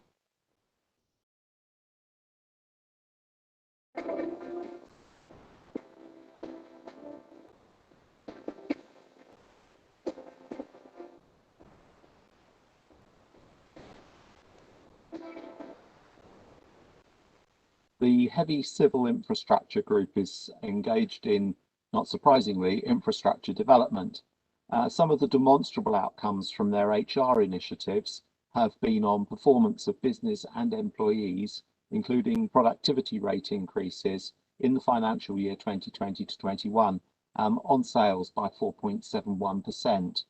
Metrics being a very important aspect of most human resources areas these days. Collecting the award on their behalf is Mr. Bhartanu Kumar Das, who is their head of HR. Over to you, Mr. Das. Thank you, Mr. Graham, for your warm welcome and introduction to our company. Good evening, ladies and gentlemen. We are really very proud and privileged to have got this recognition from IOD. So thank you, the jury, all the organizers, and the IOD as an organizations who have evaluated some of our practices, management systems, people practices, culturally and cultural systems and processes, and the human resource development initiatives that we have been doing. So I believe strongly, or we as an organizations believe strongly that excellence is a journey, and these recognitions by participation for the first time and getting this recognition through going the evaluation process, our heavy civil infrastructure management team and human resource development team will be greatly encouraged, greatly inspired, and they will look forward to really continue this journey of human resource excellence, because excellence, there is no end. And we, as a organizations, on behalf of Larsen and Toubro, we are as a nation builder. We are engaged in building and creating a lot of infrastructure projects for the first time. We have been doing it since last 80 years, but in last 1 decade or so, and maybe in last 5 years or so, the infrastructure projects, creation, development, and construction and building them are of any very different in nature. So we are building, some of the first of its kind infrastructure projects like bullet train, like Mumbai Trans-Harbour Link, 22-kilometer bridge over sea, and coastal road projects in Mumbai, and similar in each and every fields of defense, nuclear, hydel power, and your rail transportation, both underground. So we have been doing that. So creating good systems and standards, human resource excellence, safety standards, quality standards are the hallmark to achieve this great task of creating infrastructure excellence in our country. So what we personally feel that in order to achieve that, Larsen Toubro, our company, is known for developing people, developing good systems and processes. But while we embark upon this journey, human resource is the key fulcrum around which everything revolves. So therefore, through this process, we tested some of the work and initiatives that we are doing. And I'm quite hopeful and optimistic that the learnings that we have got, it is not that it satisfies us fully, whatever we are doing is the end of it. This will further encourage and motivate us to do something more, because the kind of uncertainty and the difficulty that we are going through since last 1 year, innovations at each and every stage are the key. So therefore, our team, our management team, the guidance, the encouragement that they are giving to our team, human resource team, and all the stakeholders and partners, middle managers, all frontline supervisors are providing as an extended partner to human resource department to carry out this good work. And so thank you, IOD, to ignite and trigger and inspire our team to do furthermore good work. And excellence is a journey. We will continue to deliver and partner with our business through our strategic interventions. Employee care and welfare is the most important process that we realized in the last 1 year when we are going through this pain and grief and the difficulties period. So therefore, it is a huge learning for us, and we'll continue our journey. This participation is just to know that probably some of the things that we are doing are very independently assessed and given feedback to us. We would continuously look forward to partner with IOD in case we need, our some kind of insight how to further our journey of excellence. So thank you, IOD. Thank you, the jury, and thank you, our management team. Thank you, my team, human resource team, who have been great, in terms of doing work for our welfare and well-being and development of our people. So thank you all, and with this I'll end my acceptance.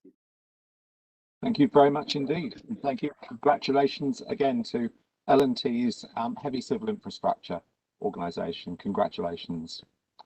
Moving into the third sector, we have this evening the consultancy sector, and the winner of the Golden Peacock HR Excellence Award in consultancy is Accenture Solutions from Bangalore.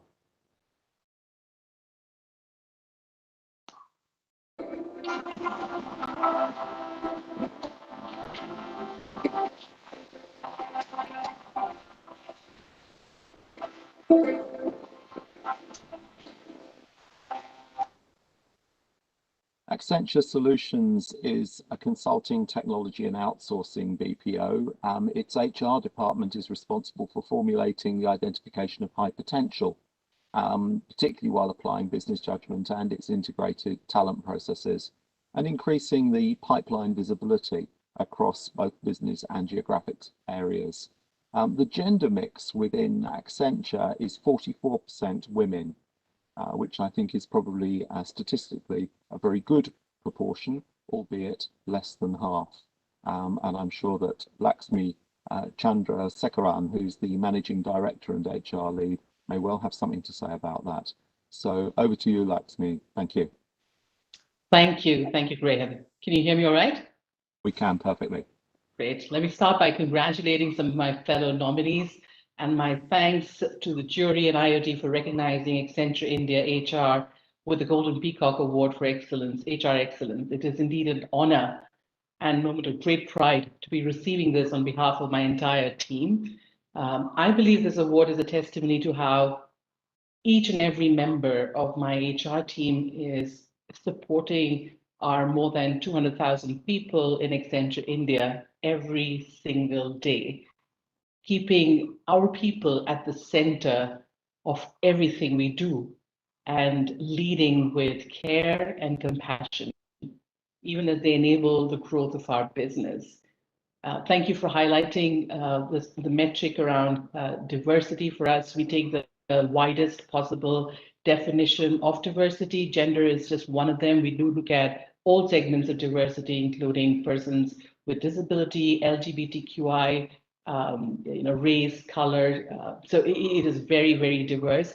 And we did make a very public announcement to get to a 50%, a gender equal workforce by about 2025, Graham, and I'm very pleased to share that we're well on our way to get to that milestone. In fact, last year alone, we achieved the other publicly announced milestone of being about 25% of our leadership as women. So we're well on our way to getting to our gender equal workforce as well. And for us in HR, it is our aspiration at Accenture to build a world-class, future-ready team of HR professionals who are equally innovative as they are compassionate.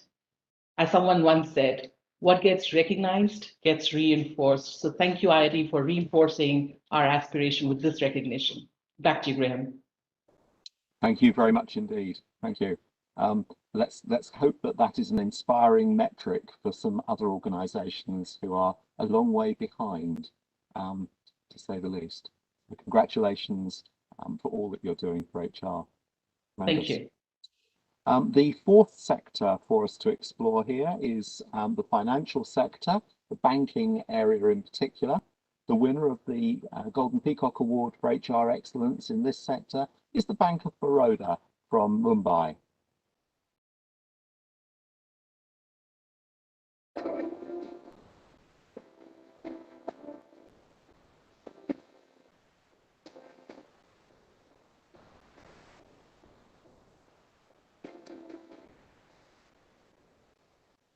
The Bank of Baroda is one of the major PSU banks in India. It's engaged in providing key banking products and services.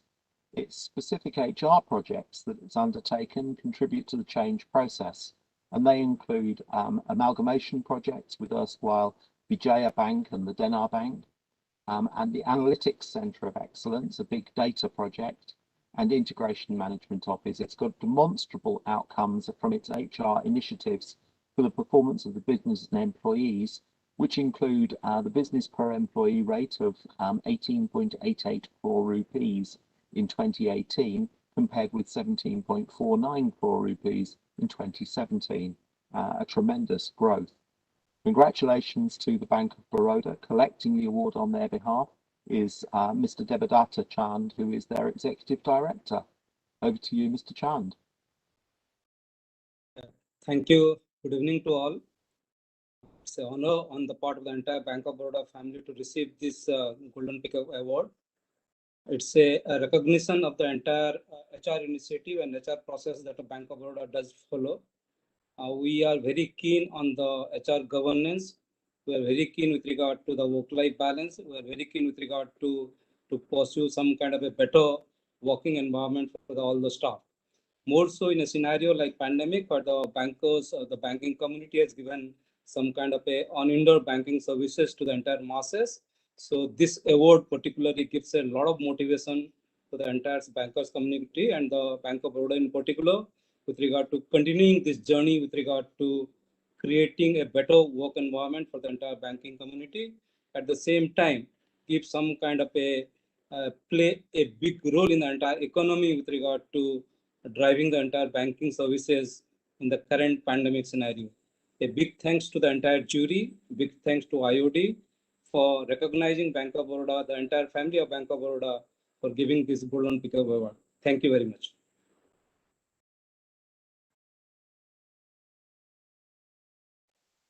Thank you very much indeed, Mr. Chand, and congratulations again to the Bank of Baroda. In the financial sector banking, a second award winner this time is the Union Bank of India from Mumbai. Drum roll, please, for the Union Bank.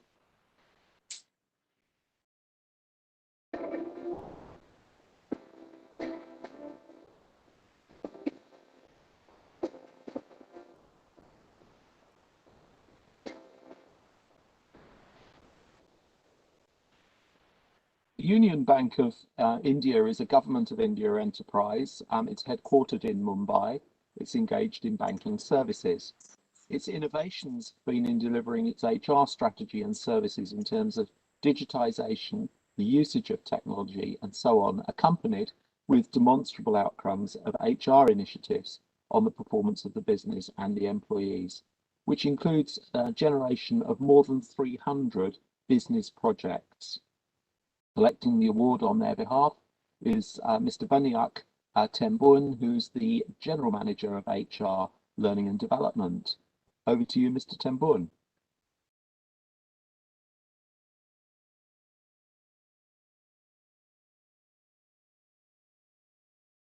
We seem to have lost Mr. Tembun. Hello? And all respected dignitaries, hello.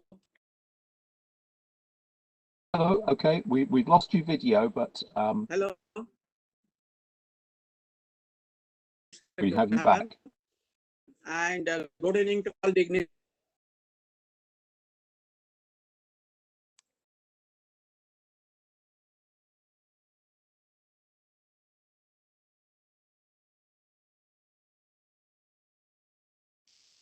We seem to be having a problem with Union Bank of India and Mr. Tembun's channel. Hello, am I audible? If you'd like to turn off your video, we can hear you. If your signal is a bit broken up. If you'd like to turn off the video, we might get a better signal.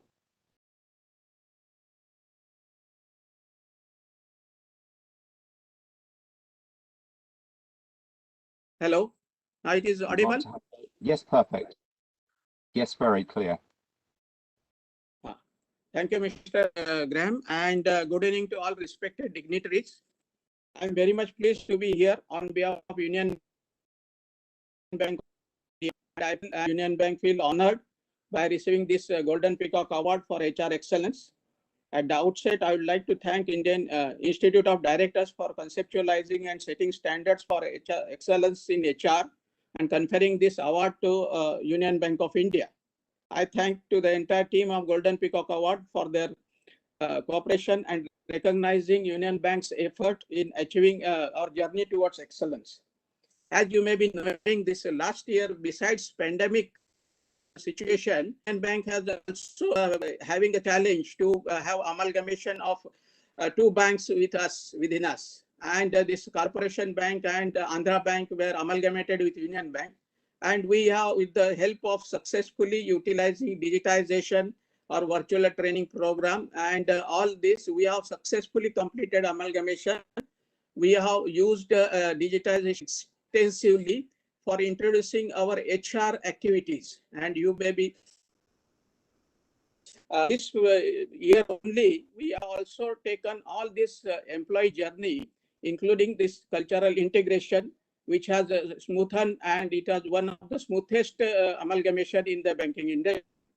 For HR front, we have introduced, we have rolled out a project Union Prerna, which takes care of employees' entire journey, right? The way there's induction, his promotion, transfers, request, employee welfare schemes, everything is available on the mobile of the employee. And besides this, so many welfare wellness programs were organized by the bank for the facilitating our employees and their family members to face this challenging situation.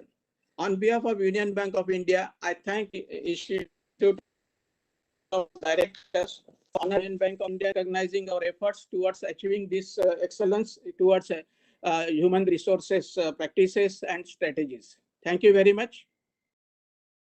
Thank you very much indeed, Vinayak. I'm sorry that you had some technical problems there, but we at least heard you, which was great. So thank you very much indeed. And congratulations too on the award to Union Bank of India. The next sector for the HR Excellence Awards is the IT sector, and the winner of the award in this area is Tech Mahindra Limited from Mumbai. A drum roll, please.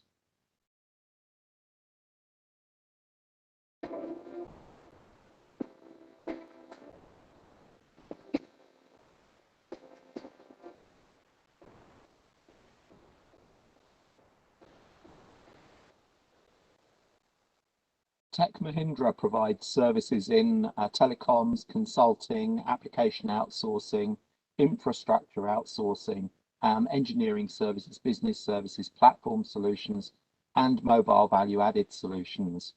The innovations that it's been introducing within HR have created continuous learning by development of a new platform, UAAS, which allows hyper-professionalization, a skilling unit, zero-touch learning, and digital jobs. The organisation has 31% of employees are female, and overall 125 nationalities are represented. Collecting the award on behalf of Tech Mahindra is their Global Chief People Officer and Head of Marketing, Mr. Harshvendra Soin. Mr. Soin, over to you. So thank you, Graham. It's a proud moment indeed for all of us at Tech Mahindra to be declared winners of the Golden Peacock HR Excellence Award for 2020. Even more special because this is the second consecutive year that we have been honored with this award. My thanks to the Director General of the Institute of Directors, as well as the award jury, for recognizing Tech Mahindra's quest for excellence in our people practices. This, to me, is a testament of our culture, which is to drive positive change, celebrate each movement, and empowering all to rise, to dream, to do, and to become more. I would like to take this opportunity to dedicate this award to the 125,000 Tech Mighties who have worked tirelessly over the last year to help us resolve to rise to a better tomorrow. I would also like to take this opportunity, Graham, to congratulate all our industry peers who are winners and sharing the stage with us today. Thank you once again, and all the best to all the winners. Thank you very much indeed, Harshvendra, and congratulations again to your organisation setting a standard, which is tremendous. Thank you. Thank you, Graham. Moving into the seventh sector, this is the mining and metallurgy sector. And the winner of the award this year for HR Excellence is Hindalco Industries from the Hirakud complex in Hirakud. Drum roll, please.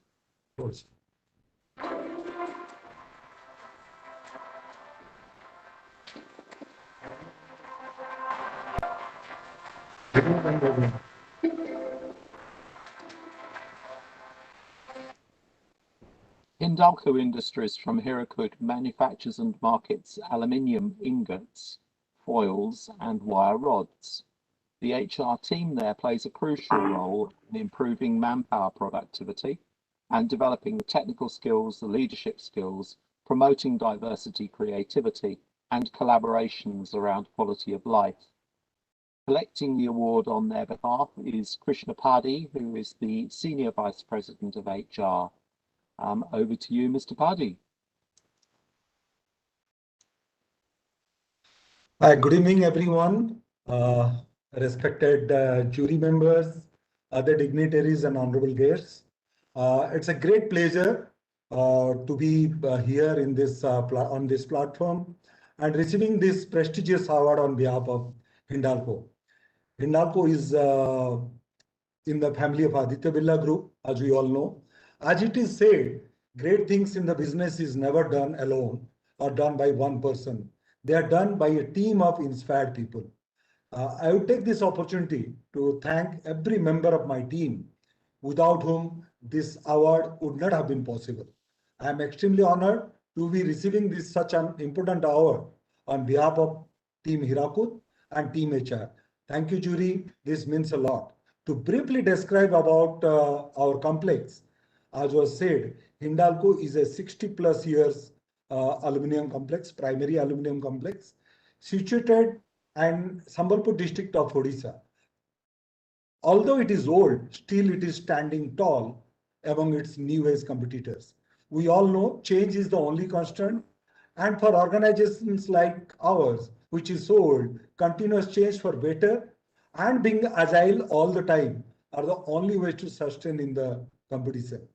Hence comes the role of HR. We played a vital role in bringing in the right mindset, appropriate systems and processes, promoted learning and learning aptitude, encouraged creativity, rewarded and recognized instantly, and built the hunger for success in our teams. We reward failures too in our group because we know failures are the pillars of success. Even during ongoing pandemic, HR worked relentlessly and over time to ensure that it doesn't lose a single of its employee to this menace. Once again, thank you jury members, guests and audience for such appreciation and recognition of our work at Hindalco. Thank you very much. Thank you very much indeed, Mr. Padi, and congratulations again to Hindalco. The next sector for the Golden Peacock Award for HR Excellence is the pharmaceutical sector, and the winner of the award in this area is Abbott India from Mumbai.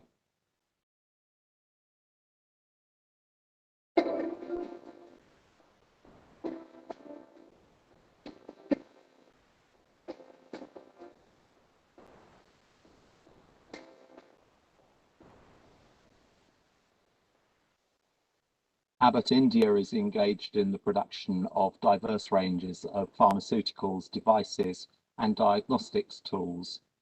Their demonstrable outcomes from their initiatives for employee and business performance include year-on-year sales increases, growing 1.5 times over the year, increases in average value of deals, in the reduction of the attrition rate of their customers to 15% in 2019. This has all been achieved through investment in HR, and collecting the award on their behalf is their Regional HR Director for India, Deepshika Mukherjee. Deepshika, the microphone is yours. Thank you, Graham, and good evening, ladies and gentlemen. At the very outset, I want to thank the Institute of Directors and the jury members for this prestigious recognition for Abbott. It's the very first time for us, and we are very, very privileged to get this recognition. A little about us. We are in healthcare, and every day, as an organization, we rise to the challenge so many people across the world can live healthier, fuller lives with our life-changing technologies. 2020 was tough, but we stood tall. Our employees ensure that we make essential medicines available across the world to people who need them, and they ensure that people have access to testing, medical devices, and nutritional products. At Abbott, we believe that being successful is not just about maintaining our market leadership, but also ensuring we offer to successful, rewarding, and fulfilling careers. And with that, our employee value proposition is come grow with a leader. We are a leader organization, and we have various initiatives which ensure our employees feel supported and empowered. And that is as part of our promise and commitment to our employees. And I do want to take this opportunity to thank the fantastic HR team, which is an extremely high-performing, very, very committed group of talented HR professionals, which has been working very closely with the business leaders to ensure we get recognized by the HR excellence. So thank you very much, and congratulations to all the other winners, and have a good evening, everybody. Thank you, Graham. Back to you. Thank you very much indeed, Deepshika. Thank you. Congratulations again to Abbott from Mumbai, and we're moving into the next sector, which is the power generation sector. Again, for HR excellence. The winner of this award this year is NTPC, Saipat Superthermal Power Station from Bilaspur.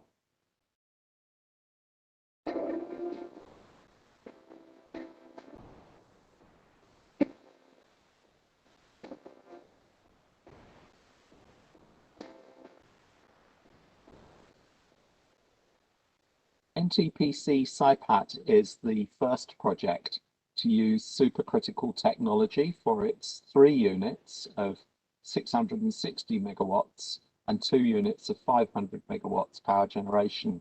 Their HR team has contributed higher generation per employee and a low attrition rate during the last 2 years at 0.1%.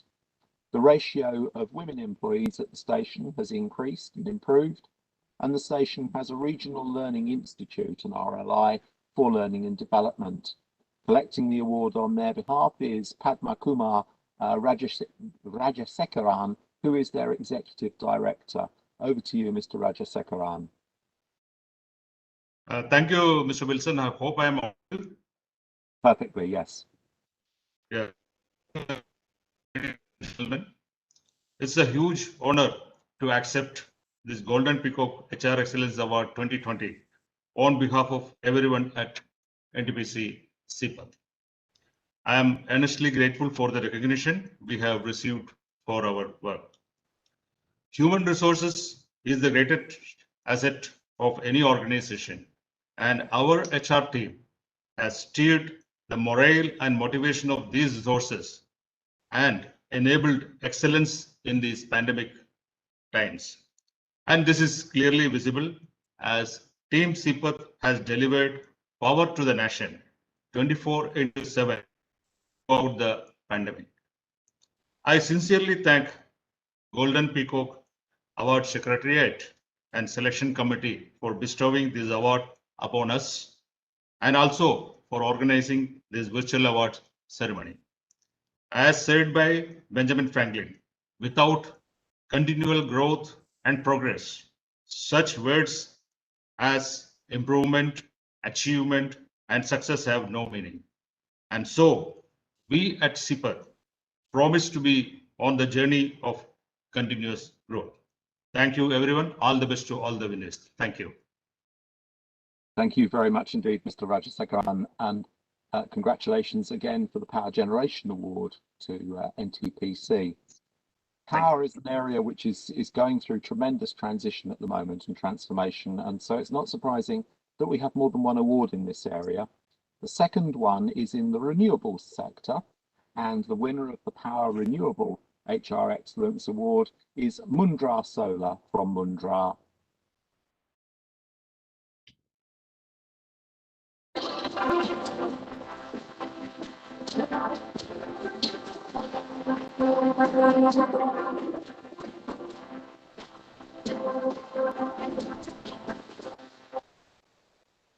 Mundra Solar is engaged in the design, manufacture and supply of solar photovoltaic cells and modules.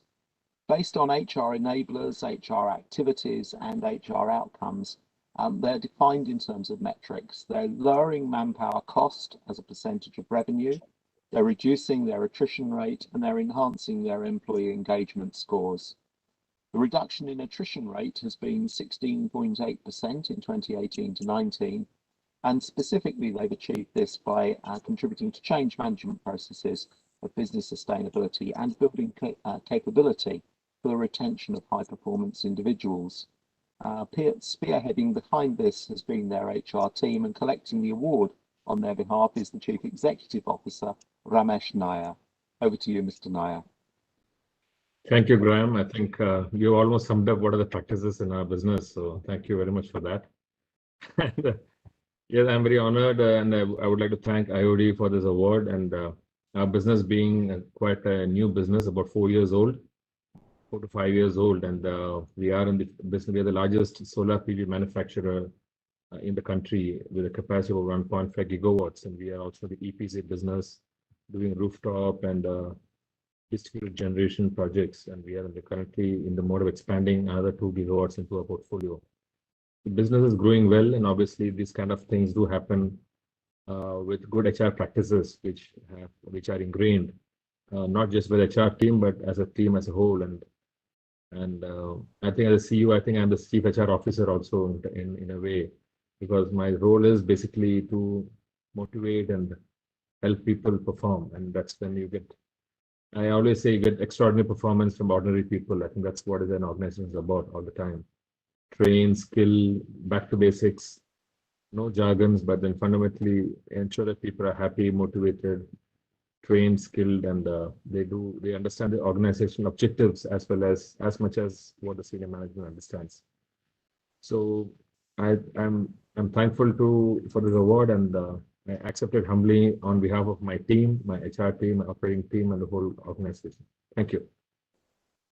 Thank you very much indeed, Ramesh, and congratulations again on receipt of the award. Leading from the heart of the organisation, clearly. Congratulations. Thank you. The next sector in the power area is the transmission sector, and the winner of this award is another part of Sterlite, the Sterlite Power Transmission Limited from New Delhi.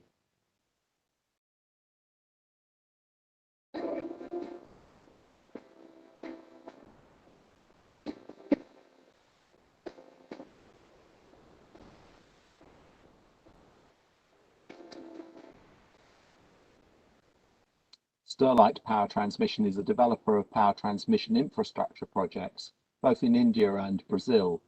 It's also sponsor of the IndiGrid, India's first power sector infrastructure investment trust. The company has created multiple leadership platforms through which leaders share information, reinforce their core purpose and the values of the organisation. Almost 30% of the current workforce come from what would be described as diverse sectors, and 12% is gender diverse. Collecting the award on their behalf is Kamaljeet Kaur, who is the Chief HR Officer of the organisation. Over to you, Kamaljeet. Thank you, Graham. Thank you, everybody, and my heartfelt gratitude to the organizing team of the Golden Peacock HR Excellence Committee. I think this has been the first time we've participated on behalf of Sterlite Power for the HR Awards, and I found this process very, very comprehensive, transparent, and robust. And as a team, we got to know about some distinctive characteristics of our people offerings. I'm elated to accept the Golden Peacock Award for HR Excellence on behalf of the entire Sterlite Power. And this one goes to the team, the HR team. My colleague Arun is also there. If Arun, if you're on the video, please come on. I think Sterlite Power is a very purpose-driven organization, and our values, respect, innovation, social impact, and fun are the cornerstones of our business, and by extension of our people philosophy and practices. At the outbreak of this pandemic, this brought us all together, and the teams have really worked tirelessly to ensure that our teams are at the front, to ensure that we continue to deliver consistent quality and build national assets. The people practices which the teams have been practicing has really supported us in achieving the well-being and productivity of our employees. And towards the end, I would really like to congratulate each and every member of the HR team who's made this award happen to us. Thank you once again, and thank you to everybody, and congratulations to all my industry peers for getting this award. Thanks a ton.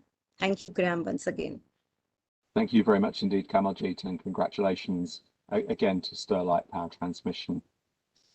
The next sector that we're going to be looking at is refactories, and an interesting area, an important area, both traditionally and into the future. Refactories award sector has been won by TRL Krosaki Refactories from Jharsuguda. My apologies. Let's have a drum roll.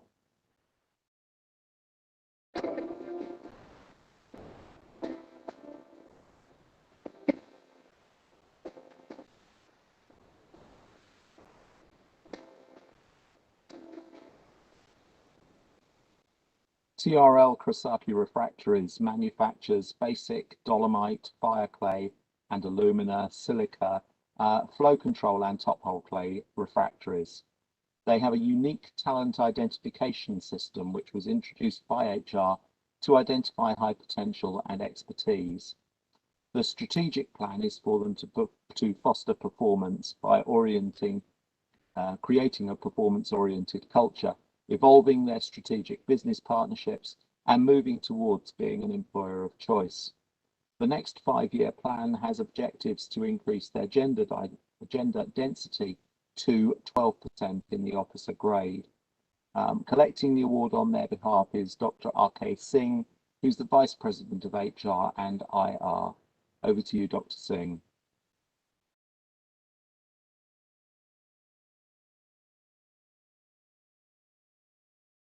Do we have Dr. Singh online?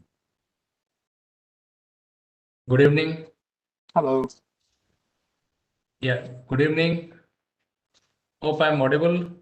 You are perfectly. Well done. Thank you. Yeah, so really, I would start with accepting this as an honor that this award we are receiving as TRL Kurosaki for the first time, and then such a prestigious award is really honor to have such award. And I would like to thank our leadership team, starting with our managing director, which has made the HR as a business priority. And of course, leadership at each level, which has translated that human resource focus into the day-to-day life of the organization. As you rightly said that the unique talent strategy has been one of the forte which we have launched, where why we say unique, that it's not only focuses on the potential, but also on the expertise. So people who have built expertise over the period. So that has helped us specifically in helping the business in terms of business talent linked business strategy. So that, for example, like we B2B sales we are into, but when it's not only sales but service function also, then do we have these service capabilities, and how do HR build that capability to support on the competitive space? So that is the one very important aspect that probably has helped us connect more with the business. The other, of course, is our outreach to the employees at the soft floor, and not only in the plant, but also across India to our extended sales force. And then that has really helped us to have the connect with the employees and the inputs, the grievances, the issues, and that has generated us the enthusiasm and also helped us cater to the requirement of engagement and taking the performance-based productivity to the next level. And the performance-based productivity is not only positively reinforced, but also are taken care in terms of performance improvement areas. And that has been one of the areas which has supported us in the business development. Over the period, what is happening that this has continuously improved the performance benchmark, and this has helped the organization in a big way. So that's on the business side, and definitely this award journey and the achievements over the period, I must be thanking my team members that who has contributed tirelessly towards the various HR initiative and its execution. And of course, not at the end, but not the last, but not the least, is thanking the institution of directors for conferring us this award. Thank you, and congratulations to all the winners on the sharing the dais. Thank you all. Thank you very much indeed to Dr. Singh, and congratulations again to TRL Kurosaki Refractories. An excellent award. We move into the next sector, which is the telecommunications sector.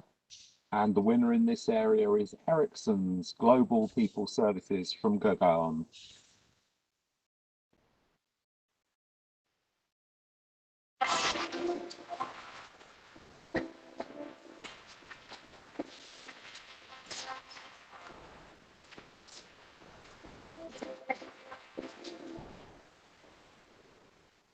Ericsson's Global People Services focuses on HR shared services within the Ericsson Group. The innovations that they've had for developing HR services have included 4 dimensions of people, process, technology, and continuous improvement. Human resources contribution to operational performance is achieved by various methods, such as value stream mapping, data quality, and process improvement frameworks. They have a detailed diversity and inclusion strategy with roles and responsibilities that have been defined. Collecting the award on their behalf is Anshu Gupta, who is the head of HR of Global People Services. Over to you, Mr. Gupta. Thanks, Graham. Hope you can hear me. And thanks for having Ericsson here. And it's great to represent the team for all the good work which was done in 2020. I guess a lot of good things have been said by other winners and participants. I just want to add a couple of reflections as to how 2020 has been for us.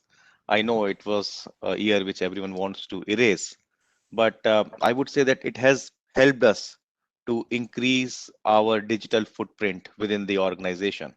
And over the last 2 years, 2018 and 2019, we were on the journey towards simplification and automation and self-service. And it required a lot of change management and cultural change.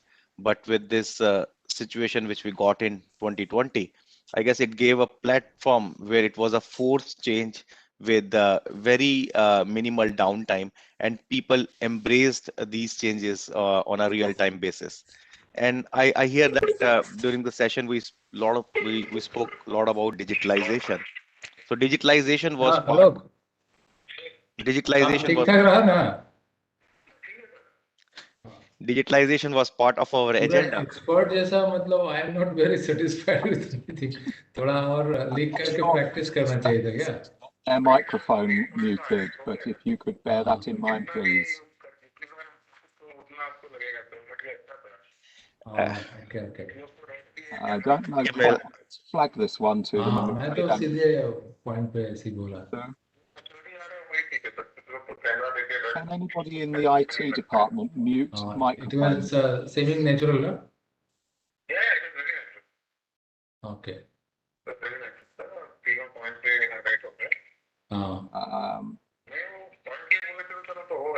Not sure who it is, but somebody is definitely. वो पढ़ के बोलना अच्छा है.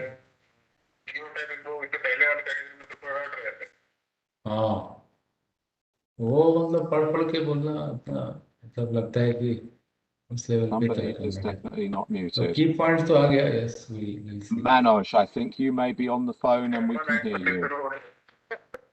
तो क्या लिखा मैं एक बार पढ़ नहीं पाया. मैं पढ़ लेता हूँ. क्या? Hold tight, Mr. Gupta. I'm sure we will get some silence in a moment. Okay, I think it's back to you now. So I was talking about, yes, digitalization is part of agenda for a lot of us. But one thing which we did a bit different, we tried doing a bit different, was that we never lost the touch towards the human aspect of digitalization. Because when companies and people embark towards the digitalization journey, the biggest reflections are that the human touch is moving out. And in a function like us, people function, we really had to have that human touch.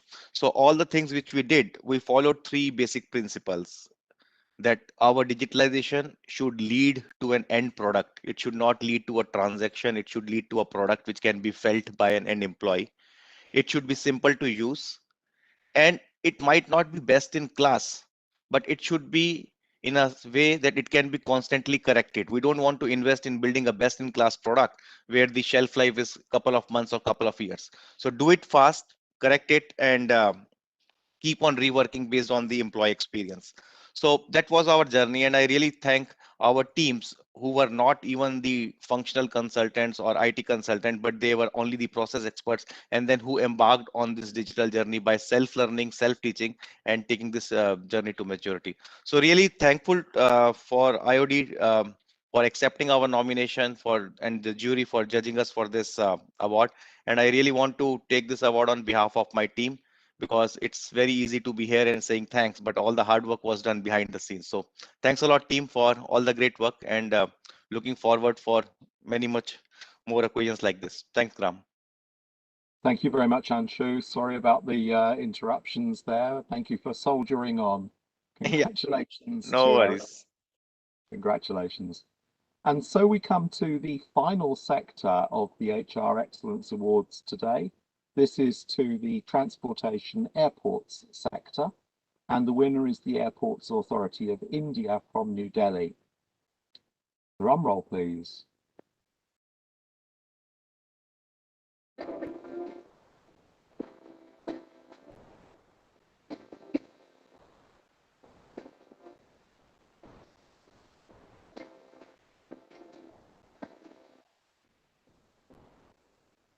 The Airports Authority of India hardly needs an introduction. They've worked on accelerating the integrated development, expansion and modernisation of air traffic services, passenger terminals, operational areas and cargo facilities at many of the airports in the country.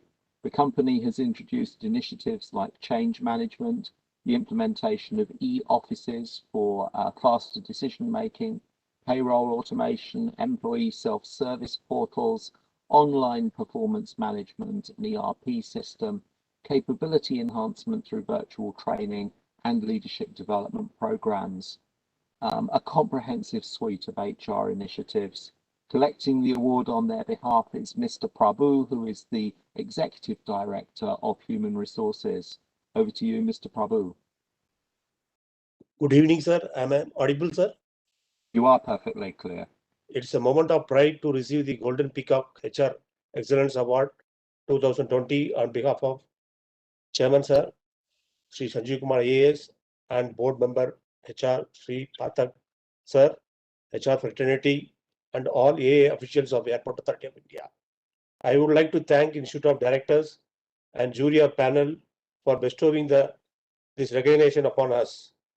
AA carries out diversified operations ranging from development of aviation infrastructure, its maintenance and surveillance of airspace of the country. We would like to dedicate this award to our ex-board member HR, late Sri Anuj Agarwal sir, who led the organization through the turbulent times of COVID-19. But unfortunately, we lost him during the COVID second wave. He was a force multiplier and inspiration began continuous improvement in HR practices.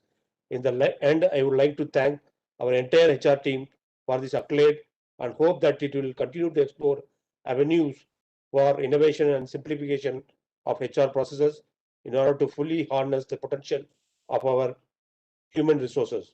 Once again, I am thanking the jury panel. Thank you to everyone and congratulations to all the winners. Thank you, sir. Thank you very much indeed, Mr. Prabhu, and congratulations to your team and commiserations and condolences for the loss of your leader. I think that is one of the first organisations we've heard from where somebody in the senior leadership team has sadly been lost. So congratulations to all of you. I'm sure an inspiration, everyone around you. Congratulations. Unfortunately, none of the online systems seems to have really come up with a method of providing a round of applause to absolutely everybody who has taken part in these kinds of awards. But certainly I think we would all like to do so to all of the attendees, all of the awardees. Any recipient of the Golden Peacock Awards deserves a round of applause. So a virtual one to all of you. I'd like to hand over now to Pradeep Chaturvedi, who is the Vice President of the IOD, who I believe would like to offer a vote of thanks to everyone. Over to you, Pradeep. Thank you very much, Graham, for the wonderful anchoring that you have done, and you have really carried through the 38 award winners, giving them the best of the recognition that they could have thought of. We have spent 30 years of our journey recognizing the business leaders so they do much better, they outperform and then become the global leaders. And that's our motto, and that's what IOD had been working for the last 30 years. And we are very happy to see that all those who got the awards this year are really a class in themselves. Even in the CSR applications, if you look at, we tried to do the survey of it, and we found that CSR, whereas most of the people thought that maybe because of the pandemic, everyone will be spending money on the relief, but most of the companies had spent very judiciously between doing relief work as well as creating a longer term job opportunities, training them, reskilling them, and really creating the management skills into them. And that was a wonderful job. and also the HR practices that we found, they have moved on very fast onto digitalization, and seeing that how the companies could really move on. It was a wonderful experience to go through all these examples that we had. Let me tell you, these are one of the best that you could have just thought of in the world for the the speed at which the changes have been brought around. We are also grateful for the Honorable Minister for his extremely kind words, his remembering and also recollecting, reconnecting with when we did functions when his father was the Chief Minister. He was obviously very kind, and his faith in IOD and belief in IOD really is shown when he invited IOD to organize the 9th, which he thought the number 9 is a ominous number, and he thought the 9th function should be done in his constituency in Himachal. That really shows the belief that he has, that IOD has the capability, IOD has the kind of manpower that we have, and the system that we have built. We are really extremely grateful for the Honorable Minister for finding out the time and to be with us and to encourage not only us, but the whole business community at large. We are really grateful to other speakers, Mr. Ratna Shekhar, Mr. Narayan Murthy, Mr. Mr. Srivantini Coat, Ms. Orla Collins of ACCA, Mr. A.K. Jana, and then we are especially grateful to our guest of honor, Mr. Tarun Kapoor, who is an engineer by education, was established the highest standards in corporate governance and has brought around a big change in the government's whole outlook. His support for these activities will really carry the industries a way forward. And we are also grateful for Mrs. Rashri Birla, who is another guest of honor, for addressing all the participants. I may just like to narrate one small incident, because for the last 7-8 years we have been doing a survey of the reports of all the feedback that we got for our CSR reports. And in the first one of them, we just thought that many companies which were collecting and spending money, but it was not distributed all over the country. And many of the hilly areas and northeast areas were not receiving the kind of funds. We did bring it to Mrs. Birla's notice, and she was very kind enough to say that she will look into and see that how they can distribute and go around to the different places. And today, the Honorable Minister's statement that asking Mrs. Birla to look into how the money is spent on CSR activities in Himachal really joins with the kind of surveys that IOD has been doing. Every CSR award is really surveyed, and our surveys have really brought around great importance. And all these, we had Mr. Ashok Kapoor and all the team, Manoj Raut and all the team of the institution did a wonderful job.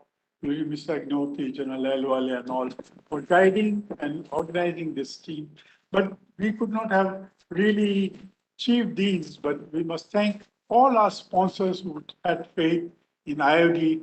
And we are really thankful to ACCA, UK Association of Chartered Certified Accountants, a global body of professional accountants operating in 180 countries.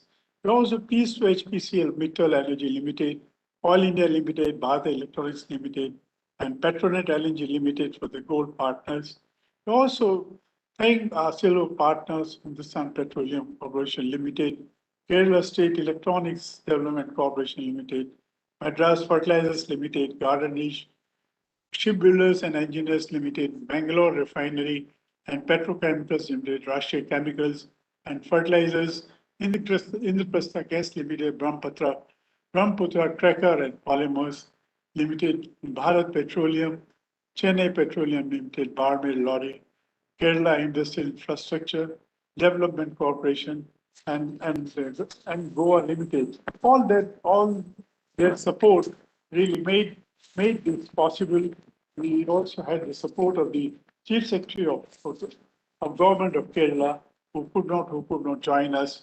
But then we really see that all these presence and support of all these eminent personalities shows the confidence in the awards that we do, and we do really assure you that all our awards will really go a long way in carrying, in raising the benchmarks for the Indian companies. And we wish everyone a great success. We wish all the award winners all the best.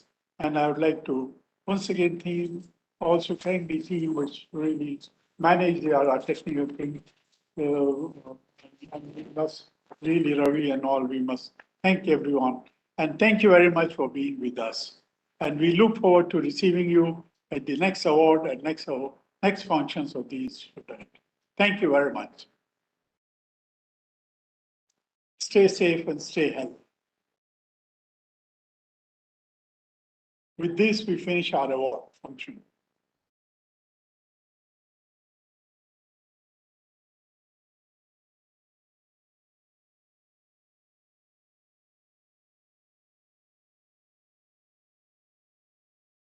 Thank you very much.